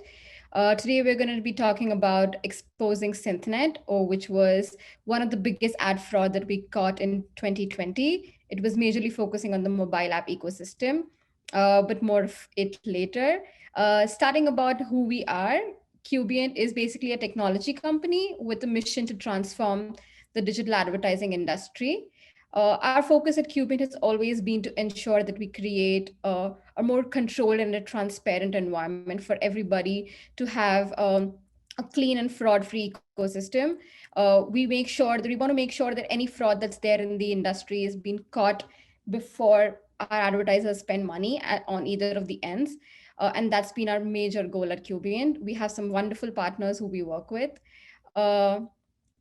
Now, if you're wondering how we do that, there are several ways in which Qubient has tried to accomplish this. Our major focus has always been about speed, accuracy, and safety. And we have several products that have been built to ensure that every loophole that is there in our system and there in our ecosystem is being dealt with correctly. And our focus has always been to have like a smoother environment where everybody has full potential of increasing their revenue and maximizing the ROI. One such product that we're going to talk today about is Kai. So Kai is basically Qubient's proprietary in-stream AI-based fraud prevention system. As we said that it's a patent pending product. Kai detects fraud in real time, and we use machine learning and AI to do that. How we're different than anybody else who's there in the market is we make sure that we work in stream. That is, every inventory that comes through us is being analyzed in real time and being checked for any fraudulent aspect of it, and then is being cleaned in real time. Kai works at a very, very fast speed. We just have the response from Kai within 5 milliseconds. So there are several different statistical and machine learning models, both supervised as well as unsupervised, who have been trained into Kai. And all of them decision within 5 milliseconds, which gives us enough time for the entire ecosystem of 300 milliseconds to make sure that every bit request that we get is being scanned, and any fraudulent inventory that is being present in the ecosystem of any kind is being identified in real time rather than actually going post-impression or pre-impression analysis. And we make sure that our goal is to prevent our customers from losing money before investing any money into fraudulent inventory. So that's our main goal, which is why we've developed the in-stream AI-based fraud prevention system. One such fraudulent network or fraud ring that was caught by Kai was SynthNet, which is what we're here to talk about today. SynthNet is basically a fraudulent synthetic network, which was designed in such a way where web-based or computer-generated traffic was sold as legitimate mobile application traffic. So what the fraudsters were majorly focusing on was completely creating fake or synthetic requests, which weren't really coming from any particular real users, but were hidden in such a way that those seemed to be really legitimate requests and weren't being flagged by any of these fraud prevention companies. The focus of the criminals was heavily on the top tier iOS-based applications, and they majorly focused on the mobile applications because those are the highest CPM rates that they could have gotten. We also saw that SynthNet was majorly focusing on the video ad placements rather than the traditional display inventory, because there were a lot of loopholes in terms of how fraud prevention is being done in the video. And they were really smart to make sure that they take advantage of these loopholes and make sure that they get rid of it and come out of it and make sure that these seem to be really legitimate requests, which weren't really being flagged by anybody, but they were actually stealing money from our clients. So now the biggest question is, how was SynthNet actually doing it? So SynthNet is basically a central control system bot, which was deployed directly by the fraudsters on their own system, meaning that SynthNet wasn't really infecting any system or making any requests from any systems or any machines. It was a completely centralized own system of theirs own. They were just they were controlling the entire pipeline from the beginning, controlling how the requests are going to be sent across, what the requests are going to be part. Every aspect of it was not true, and every aspect of it was synthetically generated. SynthNet was widely spread across the entire United States. For that, they use a cloud server broker. And this was deployed across different cloud providers like Google, Azure, AWS. These SynthNet clusters were then deployed using these cloud server broker, and from them, this traffic was being sent to our SSPs and ad networks. So we saw that these clients who were actually pretending to be SynthNet, these people who were running the SynthNet network, who were actually pretending to be real users of our partners and SSPs and ad networks, every request that came from them seemed to be super legitimate, and nothing seemed to be fraudulent, that it would be marked as fraudulent and would seem suspicious. So now the biggest question is, if SynthNet was so smart, why were we not able to catch it, and what was actually happening? So every aspect of the request that came from the synthnet was not true. It was spoofed or artificially created. That's why we named it synthnet, because it was synthetically created. And there were several data points that were being spoofed. Some of the data points are listed here. They are the user agent, IP address, the device ID, application name, bundle ID, publisher ID, and the geo information, that is the latitude and longitude. So most of these aspects are really, really key in decisioning for an ad tech inventory. And all of these information were being spoofed in a very thought out manner that none of them would be able to, none of the flagging system would be able to catch it. So yeah, so talking a little bit about how Qubient and Kai was able to catch it. In early Jan 2020, what we observed that there was a really high spike in the anomalies that were being marked by the unsupervised machine learning algorithm. On analyzing these anomalies, we saw something strange. The user agents, which were generally coming in from the mobile web traffic, was actually being labeled as coming from mobile app traffic. And all of these user agents were a little funky, a little different than the usual user agents. They were really, really old versions, almost like 10 years older versions that they were using. And they were not really like a normal user agent that you would see. But there was nothing abnormal about the user agent that any of those checks might actually catch it. Those user agents were just different and unique, I would say. So rather than using the word abnormal, I would say those were like unique user agents. So on digging more deeper, we saw that these user agents were actually been picked up from a database which we were able to find, which was like an open source database of the user agents that was available for everybody to access. Those user agents, we were able to find the identical matches right to the T, with every smallest detail absolutely matched correctly. Even the versioning was to the point. It had more than 50,000 entries in that database alone. So that's the first entry point where we saw that this must be the place where the SynthNet users are actually taking this inventory to create these artificial requests and send it to us as a legitimate request. And the second thing that we saw was that the IP addresses were also being rotated, but they were being rotated at such a high degree or high volume that if you would just have like a simple algorithm to check the number of requests that you're getting from a particular unique IP address every second, it wouldn't really flag.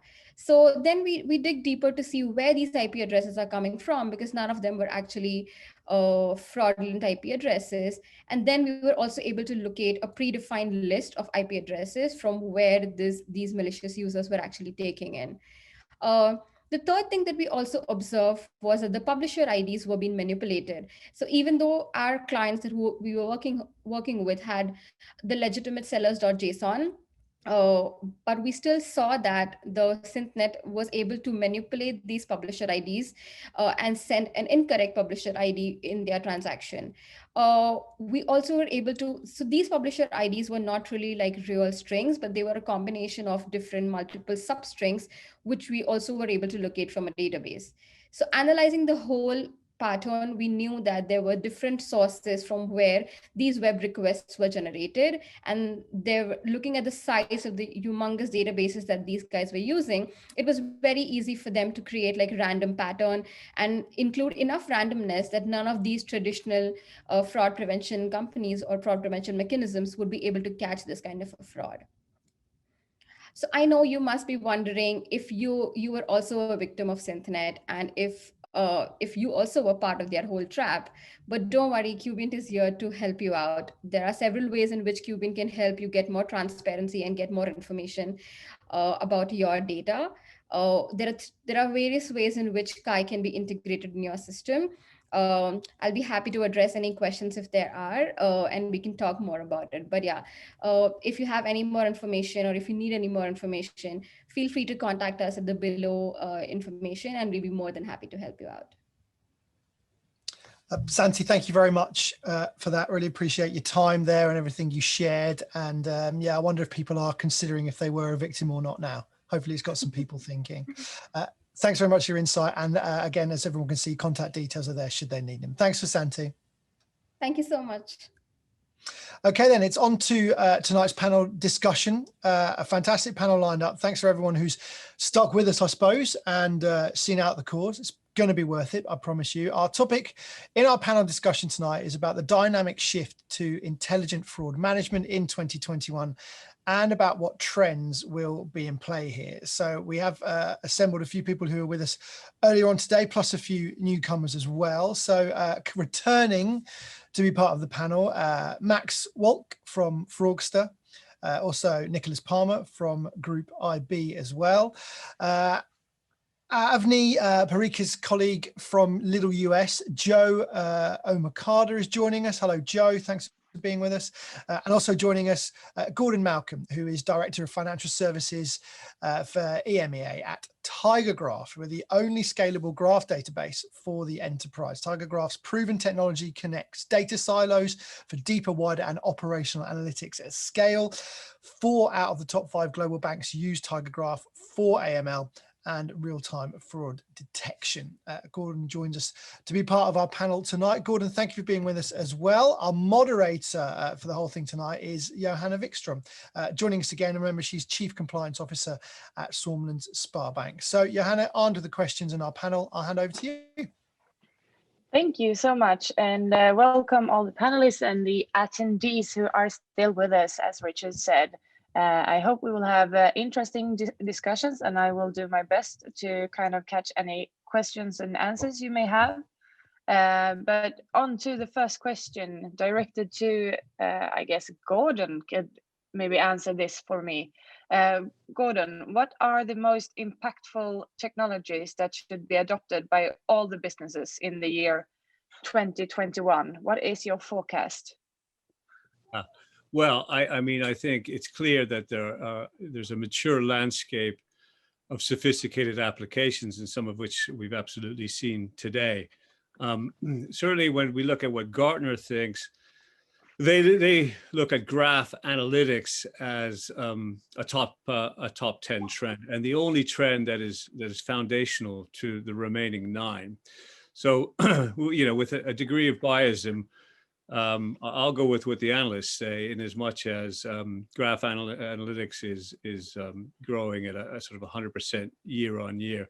I think this kind of highlights, from a fraud perspective, and AML, where over 55% of our business is derived from. It's underpinning and uplifting fraud detection and anti-money laundering by supporting and incrementally supporting what people are doing already, and to get sort of double-digit uplifts on what is already a sophisticated, mature landscape with no shortage of data science or advanced machine learning, funding, regulatory pressure, or talent. You know, that kind of makes us proud. So I would say, as Gartner would, graph analysis is probably the single most competitive differentiator in helping organizations uncover fraud and anti-money launderers. Thank you so much for that, Gordon. Anyone else in the panel who wish to give a quick reply? Maybe Partha, as the global fraud architect. I mean, you must have a pretty interesting forecast for the year 2021. Yeah, I agree with Gordon on graph database. One of the things that I see is, you know, in terms of technology is, right now what we're seeing in the market is synthesizing the insights across the enterprise digital interface. You know, and what I mean is security is doing their own technology. That technology is really not merging with what's the fraud is happening. The AI and machine learning is not integrated. And a technology that actually combines these two and can provide real-time mitigation, you know, it's especially real-time mitigation is going to be the key. We don't know several fraud solutions that work offline, but essentially this, to be able to do that with the scale of data sets that's being operated on, is going to be one of the important drivers as well. I see that. Yeah. Yeah, I guess that too. That's a very good point.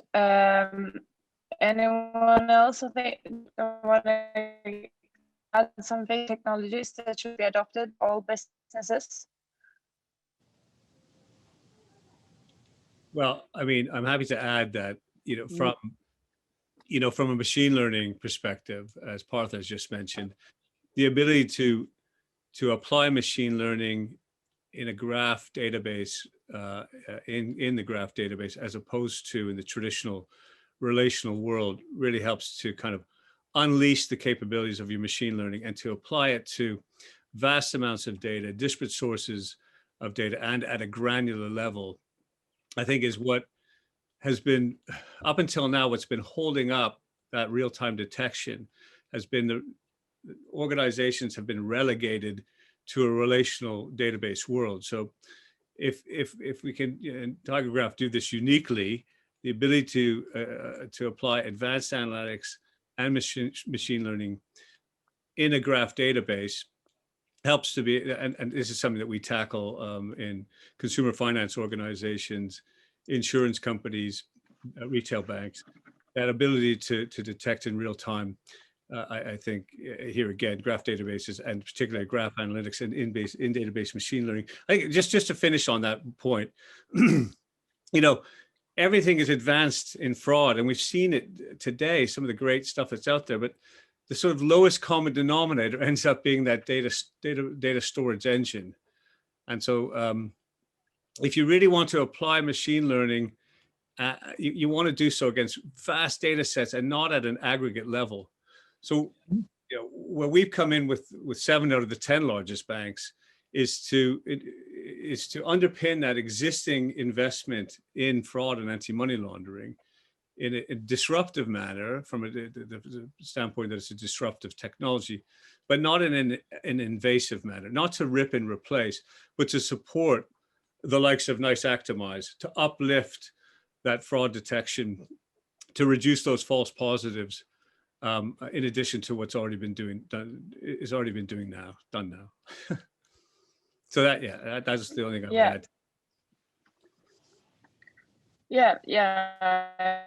I totally agree with it regarding the positives, and I'm guessing we've discussed it several times during this evening, but the question is really, what is the hidden impact of fraud on the businesses? And I'm guessing, Max, you could give us some light on that question.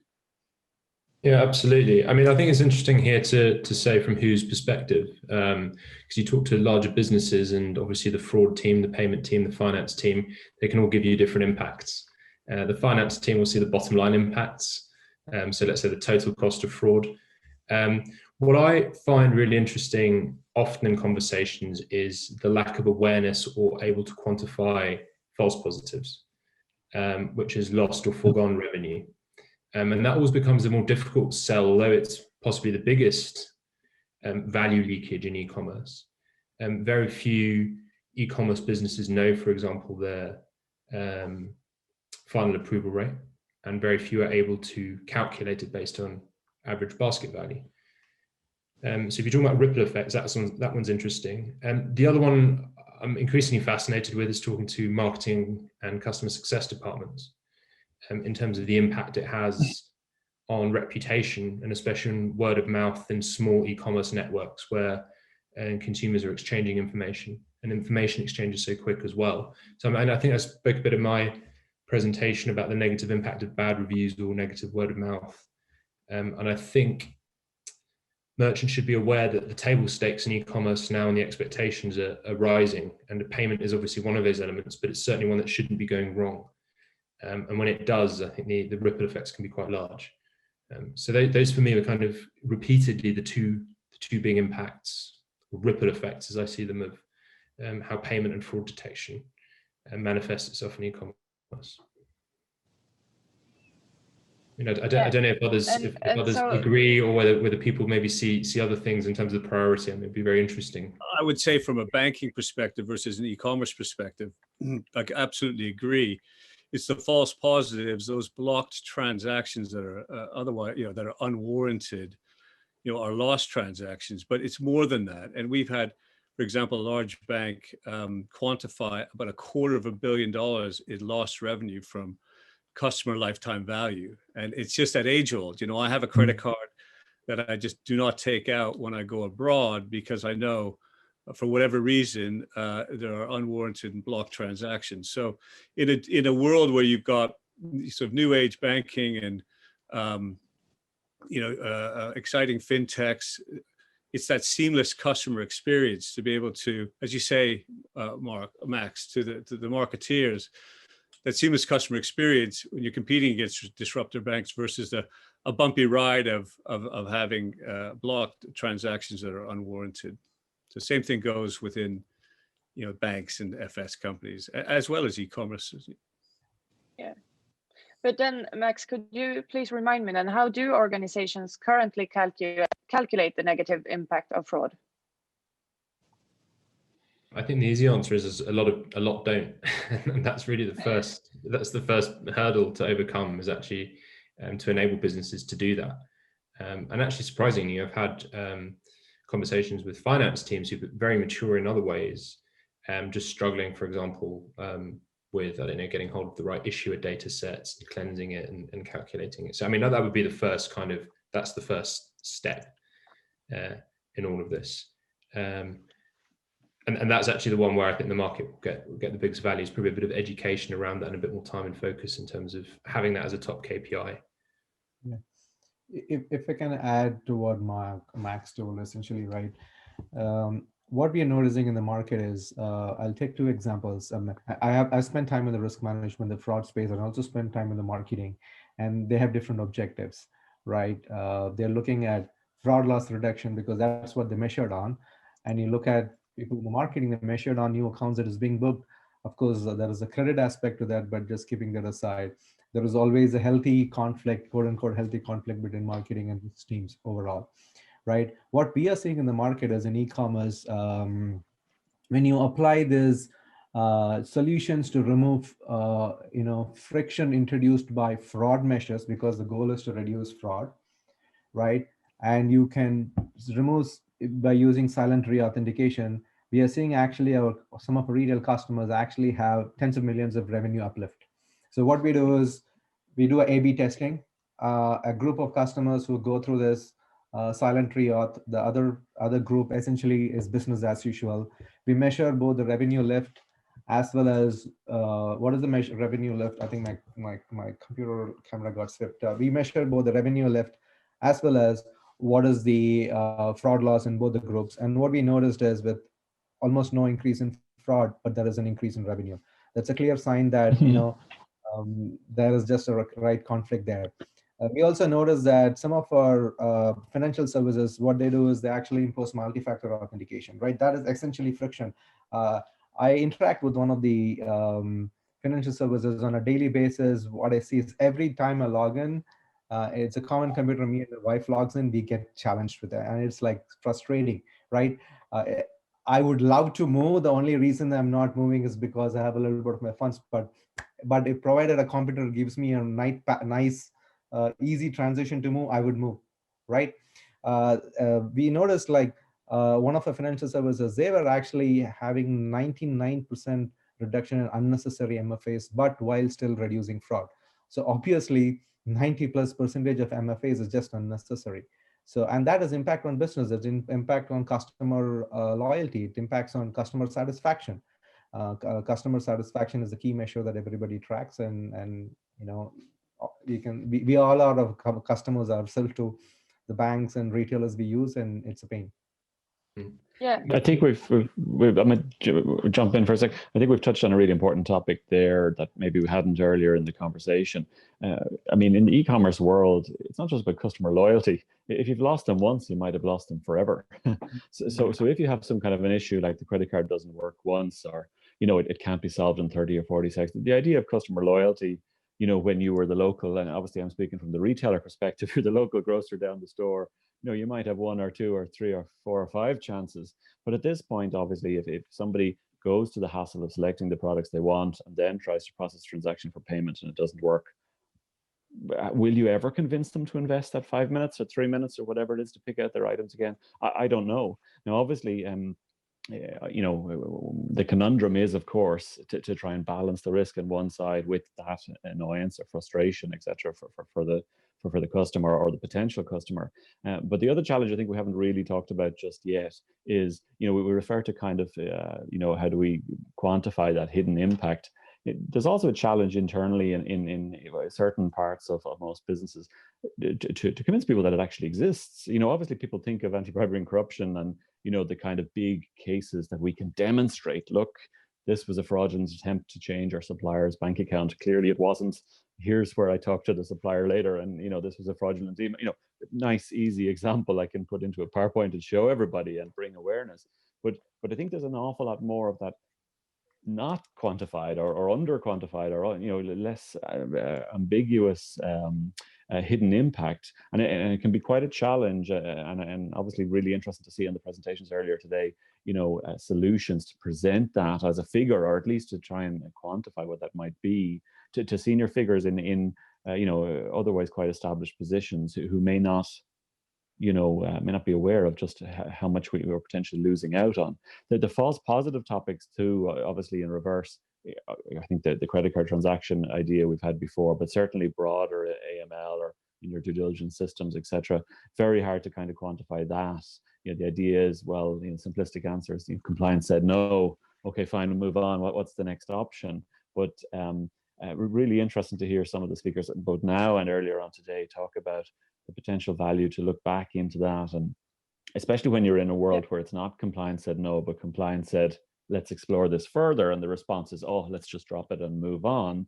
Maybe there's learnings inside for us to consider there that by virtue of it flagging in a due diligence process for stage 2 review certainly shouldn't be out with the bad weather, let's say. Well, thank you for jumping in there, Joe. Very interesting perspective from the retail business. Then let me just kind of direct one of the questions for you then. What new technologies do you think are going to make a difference in fraud prevention and management in your sector? It's a hard question, to be honest. I mean, the major issue we have, and obviously opinions are my own and not necessarily of legal, etc. But it is the lack of joined up systems. So this idea that we have these massive data sets that can be run through in a simplistic way just isn't really there. I mean, there are various subsections, etc. Ultimately, the false hits topic and having the people behind the scenes to actually respond, this real-time tracking, etc., is all wonderful. But if you've no human on a Sunday to do anything about it, either you've lost the transaction if it's something as simple as that, or by the time you get there, and I know I'm picking more simple examples than everyone else on the call from the bank sector, etc.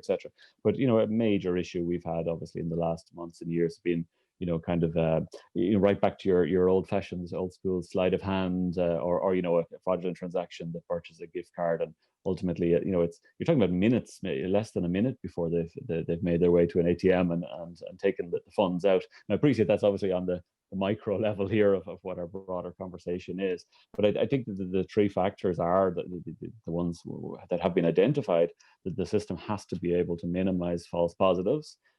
Again, how do you quantify which false positives that you're not highlighting now than you would have in a weaker system? You only get a sense for that after you've already invested in the software and you've already gone down that route, which is kind of the challenge.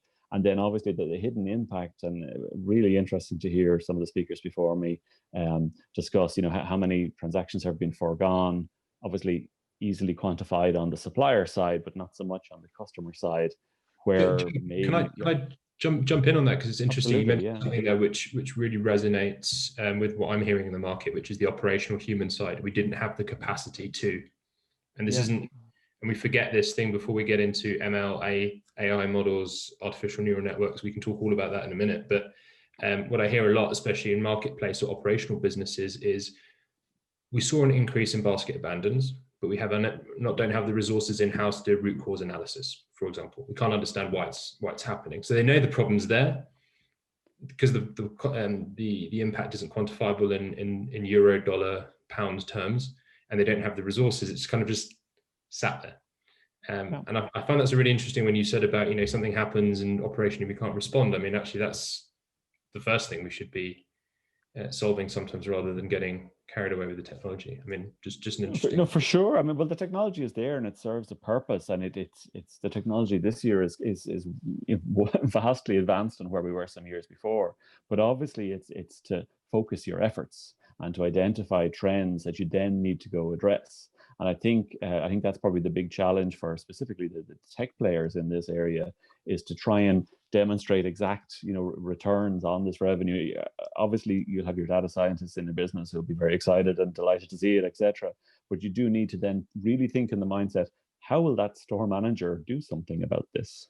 He's received that report, that's wonderful, but what are the actual actions that will be taken on the ground? And again, apologies to just use a retail example again and again, but obviously that's my world. But and even back to your basket of abandons. I mean, if they're fresh and chilled products, they're gone. I mean, you can't just put them back in the fridge if they've been there for 2 hours, And there's also a labor time of trying to a few minutes to get that back, etc. You don't think for a minute that pulling CCTV takes seconds. I mean, there's quite a machine behind the scenes. Again, there's a lot of AI solutions there to help. But all they do is prep the video, get it to the right person, and put it on a plate for you. You still need somebody to look at that plate, action it, contact the police. You can't automate all those next steps. So I guess I think we are. I think the initial question, if I haven't wandered off it too badly, was what are the technologies for the year ahead? But I think we're hitting the point. It's minimizing false positives, but what I really don't know, and maybe the colleagues on the call here, is how would you demonstrate or explain that in your sales pitch? You know what I mean? Because obviously everyone selling a product to us is going to say, well, don't worry, very little false positives, and we can tailor it for your needs, etc., etc. And from my seat, I get a lot of presentations. I get a lot of vendors come in and they make wonderful promises. And my challenge is, do I believe them? Do I trust them? And obviously the only way to know is to run some kind of a sandbox with real legal data, which in itself obviously is quite an investment of time on our side before we see the returns. So it's interesting, if I may, Joe, it's interesting you say that, because I agree, right? Promises are promises. We actually do something called the Target Graph Fraud Challenge, and take data, take it and run a proof of concept using algorithms, machine learning, all stuff that's available within our technology and our graph analytics capability, and look to and prove out an uplift on false positives. It's a good point. If you want to release bandwidth for investigations, whether it's the night shift or not, less false positives means less investigators. And so we've been able to quantify and build business cases with our customers before they invest, to quantify, what an uplift would look like in a reduction, if you like, of false positives. And that is actually probably one of the more quantifiable aspects of the sort of the buckets of revenue and cost that you would consider in the total cost of fraud. I mean, you've got your straight fraud losses, and if we can detect more fraud, that's clear. You can put that on the back of a cigarette pack, right? If you can confidently reduce fraud, and we can prove that to you before an investment, then that's the fraud losses. But the false positives is the big one that we've been talking about, I think, is to be able to prove in a defendable, explainable manner that yes, this is uncovering on your data or reducing false positives. Then that has a corresponding impact on not just the costs of investigation, but that frictionless experience for the customer.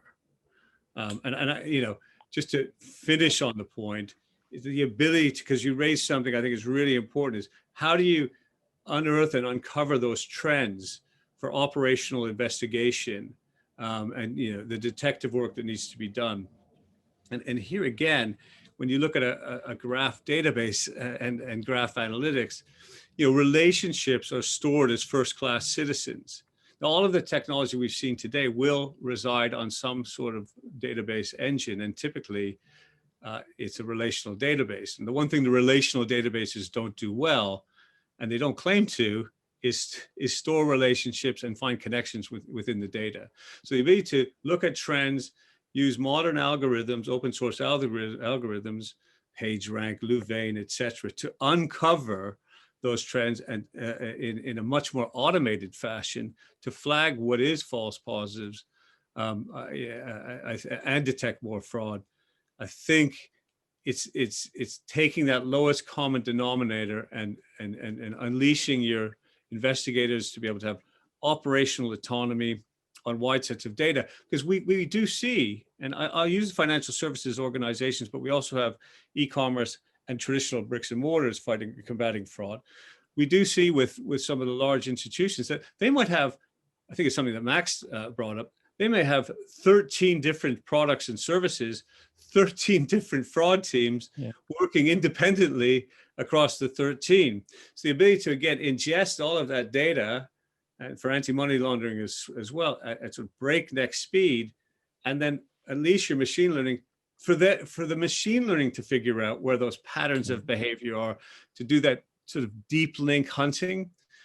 That's the kind of art of the possible that I don't think we've seen with traditional databases. I think 2010, 2020 was about capturing the data, and you've got all sorts of siloed data, get it into a lake, get it into a swamp. But now how do you find, I think moving forward in this decade, it's how do you find the connections, meaningful connections and insights in that data that can be, actionable intelligence for the complex, to address the complex needs of the business.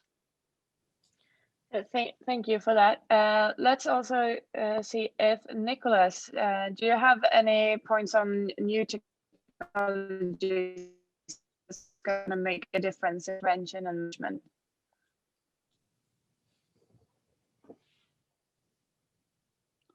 Do we have Nicholas with us? Nope, it doesn't seem like it. But I'm guessing we have discussed like how can business connect the data from across the enterprise to best combat fraud. I mean, there is also this perspective of the use of personal data and the legislations connecting to that. I mean, Joe, you're also a data protection officer as myself. How is your take on that discussion? Sure, conflict in terms nearly to be the head of compliance and also separately the data protection officer, and I appreciate that for sure. So again, obviously I represent the US entity, so we have different requirements here, but still coming back to some of the suggestions in terms of data sets, we would still of course have quite a challenge in the agreement to even to ingest said data, which would of course have what in America would pretty much not be seen as personal information at all, but under GDPR of course would be. That in itself has been a challenge to try and find that balance. And again, 11,000 stores across Europe and a very small amount in America. Of course, we would want the larger data set to get the results we need. I think, it comes back to if we had had this conversation, a year and a half ago, even those false positives, etc., we were still in the position of trying to really build the culture. And whilst those false positives, of course, were a waste of time for sure, but if we did have the capacity to respond to them, purely by virtue of the fact that people got in the habit of compliance reaching out and going, look, what was that invoice for? Where were we going? Why would, and the kind of norm of the expectation that questions would be asked about decisions made later on, and that there would be audit and review, etc. But now, obviously, since COVID, ultimately in the last 12 months, we've had such an explosion of traffic and fraud attempts and actual fraud that the days of following up on potentially false positives are gone. It's more pure targeted focus on the real issues. But then the big challenge I have on my side, obviously outside the privacy world, but is to try and get those lessons learned in as well as handling this once-off case. But what we as a business can we learn from those bigger incidents that we have? And again, I know our focus has been kind of on the financial processing, the AML, etc. But think the other side, back to your vendor compromise side. I mean, we've got a large number of those cases, in the last months, as has I think the whole world. And coming back to your very simple issue, the vendor may not believe you. It sounds like a incredibly simplistic point, but you become aware that your vendor clearly has been compromised and you have a major issue there. But when you reach out to the vendor to tell them that, they're not interested. They don't believe you. That well, that's not my payment instructions. And you find yourself in an unusual position where your data analytics and your review or your internal flag or whatever it was became aware of a failure on the competitors on a supplier side. And when you try to inform them of this, obviously, not just because there's going to be an issue with our invoices, but most likely that they should also quickly contact all their other customers to see where they are. So sometimes we find ourselves also in the backseat, not only of our own challenges, but also of challenges that are for our business partners and suppliers, where don't necessarily, it's not our role, but because of our internal technologies and solutions that we have, we flag it before they do.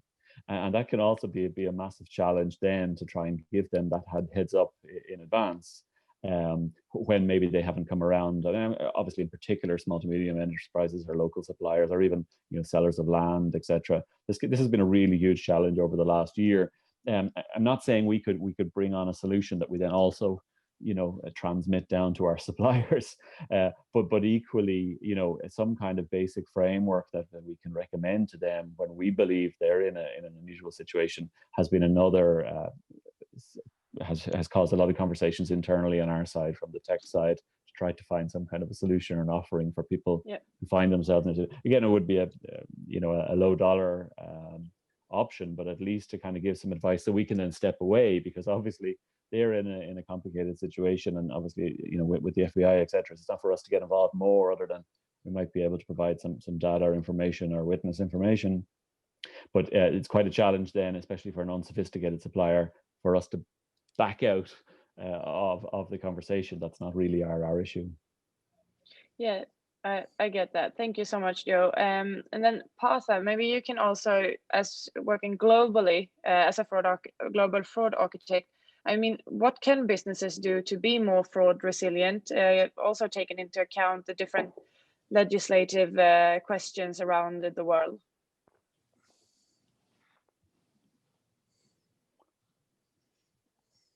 Partha?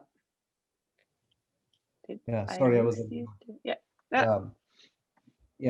I think one of the things that I think there are two ways to approach this. One is what you can do internal and what you could do external, right? What you can do internal is what you do so that your systems are efficient in your process, and others external is how you can cooperate with others to make it more resilient, right? Within the legal framework. I do, on the second question, I do see that's an opportunity for collaboration. I don't see there is much of that happening. If you have to talk about legislation, if you have to talk about in the US, I'm just forgetting the name of the legislation, but that can be, I think it is the Patriot Act actually, which was essentially focused on AML. That can be expanded to actually allow for cross collaboration for fraud, right? We focused on money laundering, but there's nothing being done for fraud. I remember in my days actually managing fraud, we have identified a lot of fraud rings, but then we just keep the insights to ourselves. I'm sure the fraud rings basically are attacking other banks as well, and you don't have any means of exchanging this information. You see one-off email conversations coming, particularly if it comes from the card providers like MasterCard, Visa, etc. Right? But there's no organized way of communication, right? And that's an industry gap. And that industry gap is asked to be filled by the legislation in terms of Patriot Act only for money laundering, but why not for fraud? Because fraudsters don't differentiate, right? Money laundering or fraud or what, I don't care. I just want to make money and I want to use it for the purpose I want to use, right? So that's an external gap. In terms of internal gap, I think we still have, of course, we talked a lot about internal different databases, all that, right? But I think there needs to be, I would say, some kind of a top-down approach to this, because what's happening is there's more true with large enterprises more than small enterprises. There are silos being formed, each one taking care of their own portfolio and not necessarily cooperating with each other. We see there's a lot of times like security is focused on solving security problems, but they are not responsible, especially in banking and finance. They are not responsible for loss reduction. It's the fraud teams within the risk management, and they don't get the insights and they're not talking to each other, or they talk very less. Of late, you see a rise of fusion teams coming up, but that still doesn't solve the problem holistically. Now you extend that to financial crime, you extend that to money laundering. There's a whole lot of space there for exchange of information. And within an organization, at least from a fraud prevention perspective, rules does allow you. I understand if you're in one geography, Americas and EMEA, then you got to take care of legislative rules because these could be separate entities. But within a particular entity, within a particular geography, it is in the enterprise control to be able to collaborate to find the solutions. And of course, going a step further, looking at it more from a business perspective, because end of the day, it does go as a cost item.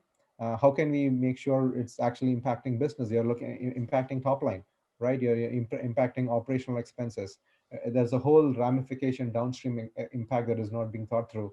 And if you can solve this problem more holistically with more teams coming together than taking a very siloed approach to the problem, that can really help solve the internal problem. So I see this looking more external, internal way of looking at it from an enterprise. Yeah.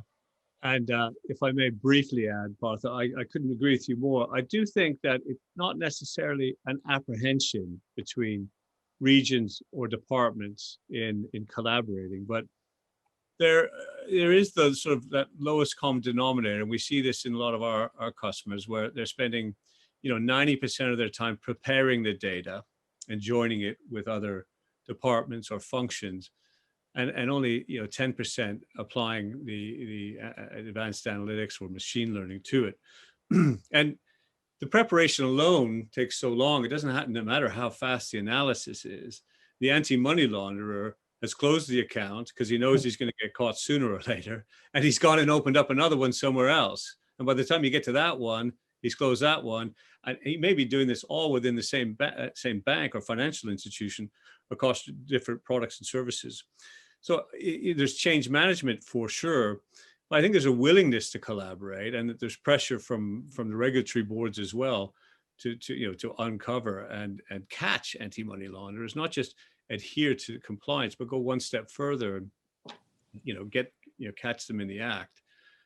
So I would say that the siloed nature of organizations is not necessarily attributed uniquely to cultural apprehension, but technology. Technology has just not been able to address it until now. Absolutely. I don't think it's a mix of both technology and culture, but technology for sure, because legacy systems have been in place and that is a stopper. That's where the new technologies that cut across both these enterprises need to work through. And of course, culturally as well, right? Looking beyond your traditional borders, there is a cultural impact of it. We have heard this a lot. Digital transformation is a lot about cultural transformation and less about it, right? I think so is the case with the transformation when it comes to fraud management systems, taking it to the next level. Pretty much. I think it's also really difficult. Now, we work with the largest retailer in the world and also many of the banks, and to sort of rip and replace legacy systems that are doing a great job and finely tuned, it's difficult. And so it's refreshing that I think to our prospects that we can come in and say, let those legacy systems do their work, and we can get that data out of there. They can do their operational work, get it into one place, and look and hunt for those patterns of behavior, and do that deep link hunting to catch fraudsters, fraud rings, and anti-money launderers. So it's a tough one from a technology perspective, because it's really difficult going into a large retailer or a large bank and saying, hey, throw that all away. If we were to do that from the technology side, we wouldn't get through the door, right? So I think one needs to be sensitive to and have technology that can address that challenge. Yeah, I think that kind of sums up the discussion really good. Anyone else want to add something, closing arguments to the panel discussions, summing up the discussions? Maybe one very small point, and I appreciate that. Taken each of the points so far in a slightly different direction, so I'll try not to as much this time. But the other parts that would be a demand or an interest from the retail side as well is that interconnectivity with the authorities. So obviously we get various data sets, ultimately over time, either using the proprietary technology of some supplier or our own internal. We can see said issue. That doesn't mean we can export it and provide it to the police or the FBI, whoever it is, in a way that they can understand what we're talking about. And I just, obviously, that's been quite a challenge, either getting engagement from the authorities at all, or certainly to help them to understand why what you're showing them equals a crime. And that can be quite an issue. I'm not saying I know the answer there, but for certainly the tech guys on the call today, I'd put that on your list for the weeks and months and years ahead, because that's certainly a significant demand on our side. That's a challenge we don't have a solution for right now. Yeah, I do believe that's a problem for the financial sector as well. I mean, we call the financial police one of the biggest black holes in Sweden, and it's most likely the same in different European countries, and most likely worldwide as well. I mean, even if we could be able to kind of provide the Swedish authority, or you could provide the US authorities, they need to be able to share it between other authorities in different countries worldwide, because AML and fraud is a global problem, and we won't be able to kind of come up with a solution working only for the national systems, or even for one company by itself. So it's something we all need to be engaged in some way, but the greater systemic on the global side will need to be solved out. And I agree with you. We'll leave that to the tech guys, but provide our compliance knowledge to the discussion. I would leave that to the Joes of this world, really. I mean, he really understands the bookends of the overall process. You know, Tiger Rafa and some of the people, we're enablers to allow those processes to take place. But yeah, there's some absolute other considerations for organizations. It doesn't matter how good you are if nobody's manning the seat, or if a process takes 10 minutes to catch somebody over CCTV and they're already in the tube or on the bus or gone. So there's absolutely some bookends to this overall challenge. Thank you. So let's see, we have not received any kind of questions directed to the panel in the Q&A section. I do see that some of them have already left this meeting as well. So I think I will kind of sum up the panel discussion. Thank you everyone for your involvement, and definitely more Joes to the world, I think. Thank you all for participating. And I just want to send you all a message to stay safe, and I hope that we will be able to talk again very soon, because this evening has given me great knowledge into various of different areas, both in tech and in legal and in governance. So thank you also Group Futurista for having us, and thank you for gathering all these smart people together this evening. Everyone except me, obviously. Thank you. Johanna, you included, Richard. Nice one. Thank you very much, Johanna, and yes, thank you very much to the panel as well. Some really good insights, and great, especially when we can get you all together chatting like that. We really do learn some really useful stuff. So thanks for all of you being with us tonight. Thanks for you for sticking with us and being here right till the very end. We really appreciate it. I should just take a little bit of time to let you know, of course, that we are releasing some videos of the presentations later on down the line. So if you've missed anything from earlier on today, you will be able to see them again. Any other questions you have about what's happened today, material you'd like to see again, or speak to some of the participants further, you can. Our contact at Group Futurista is Jennifer, and her email address is jennifer@groupfuturista.com. I'll just let you know very quickly of some other upcoming events. On the 27th and 28th of February, we have a virtual event about the future of digital workplace. That summit takes place over 2 days there. Later in March, 24th and 25th, we're talking about the future of electric vehicle charging infrastructure.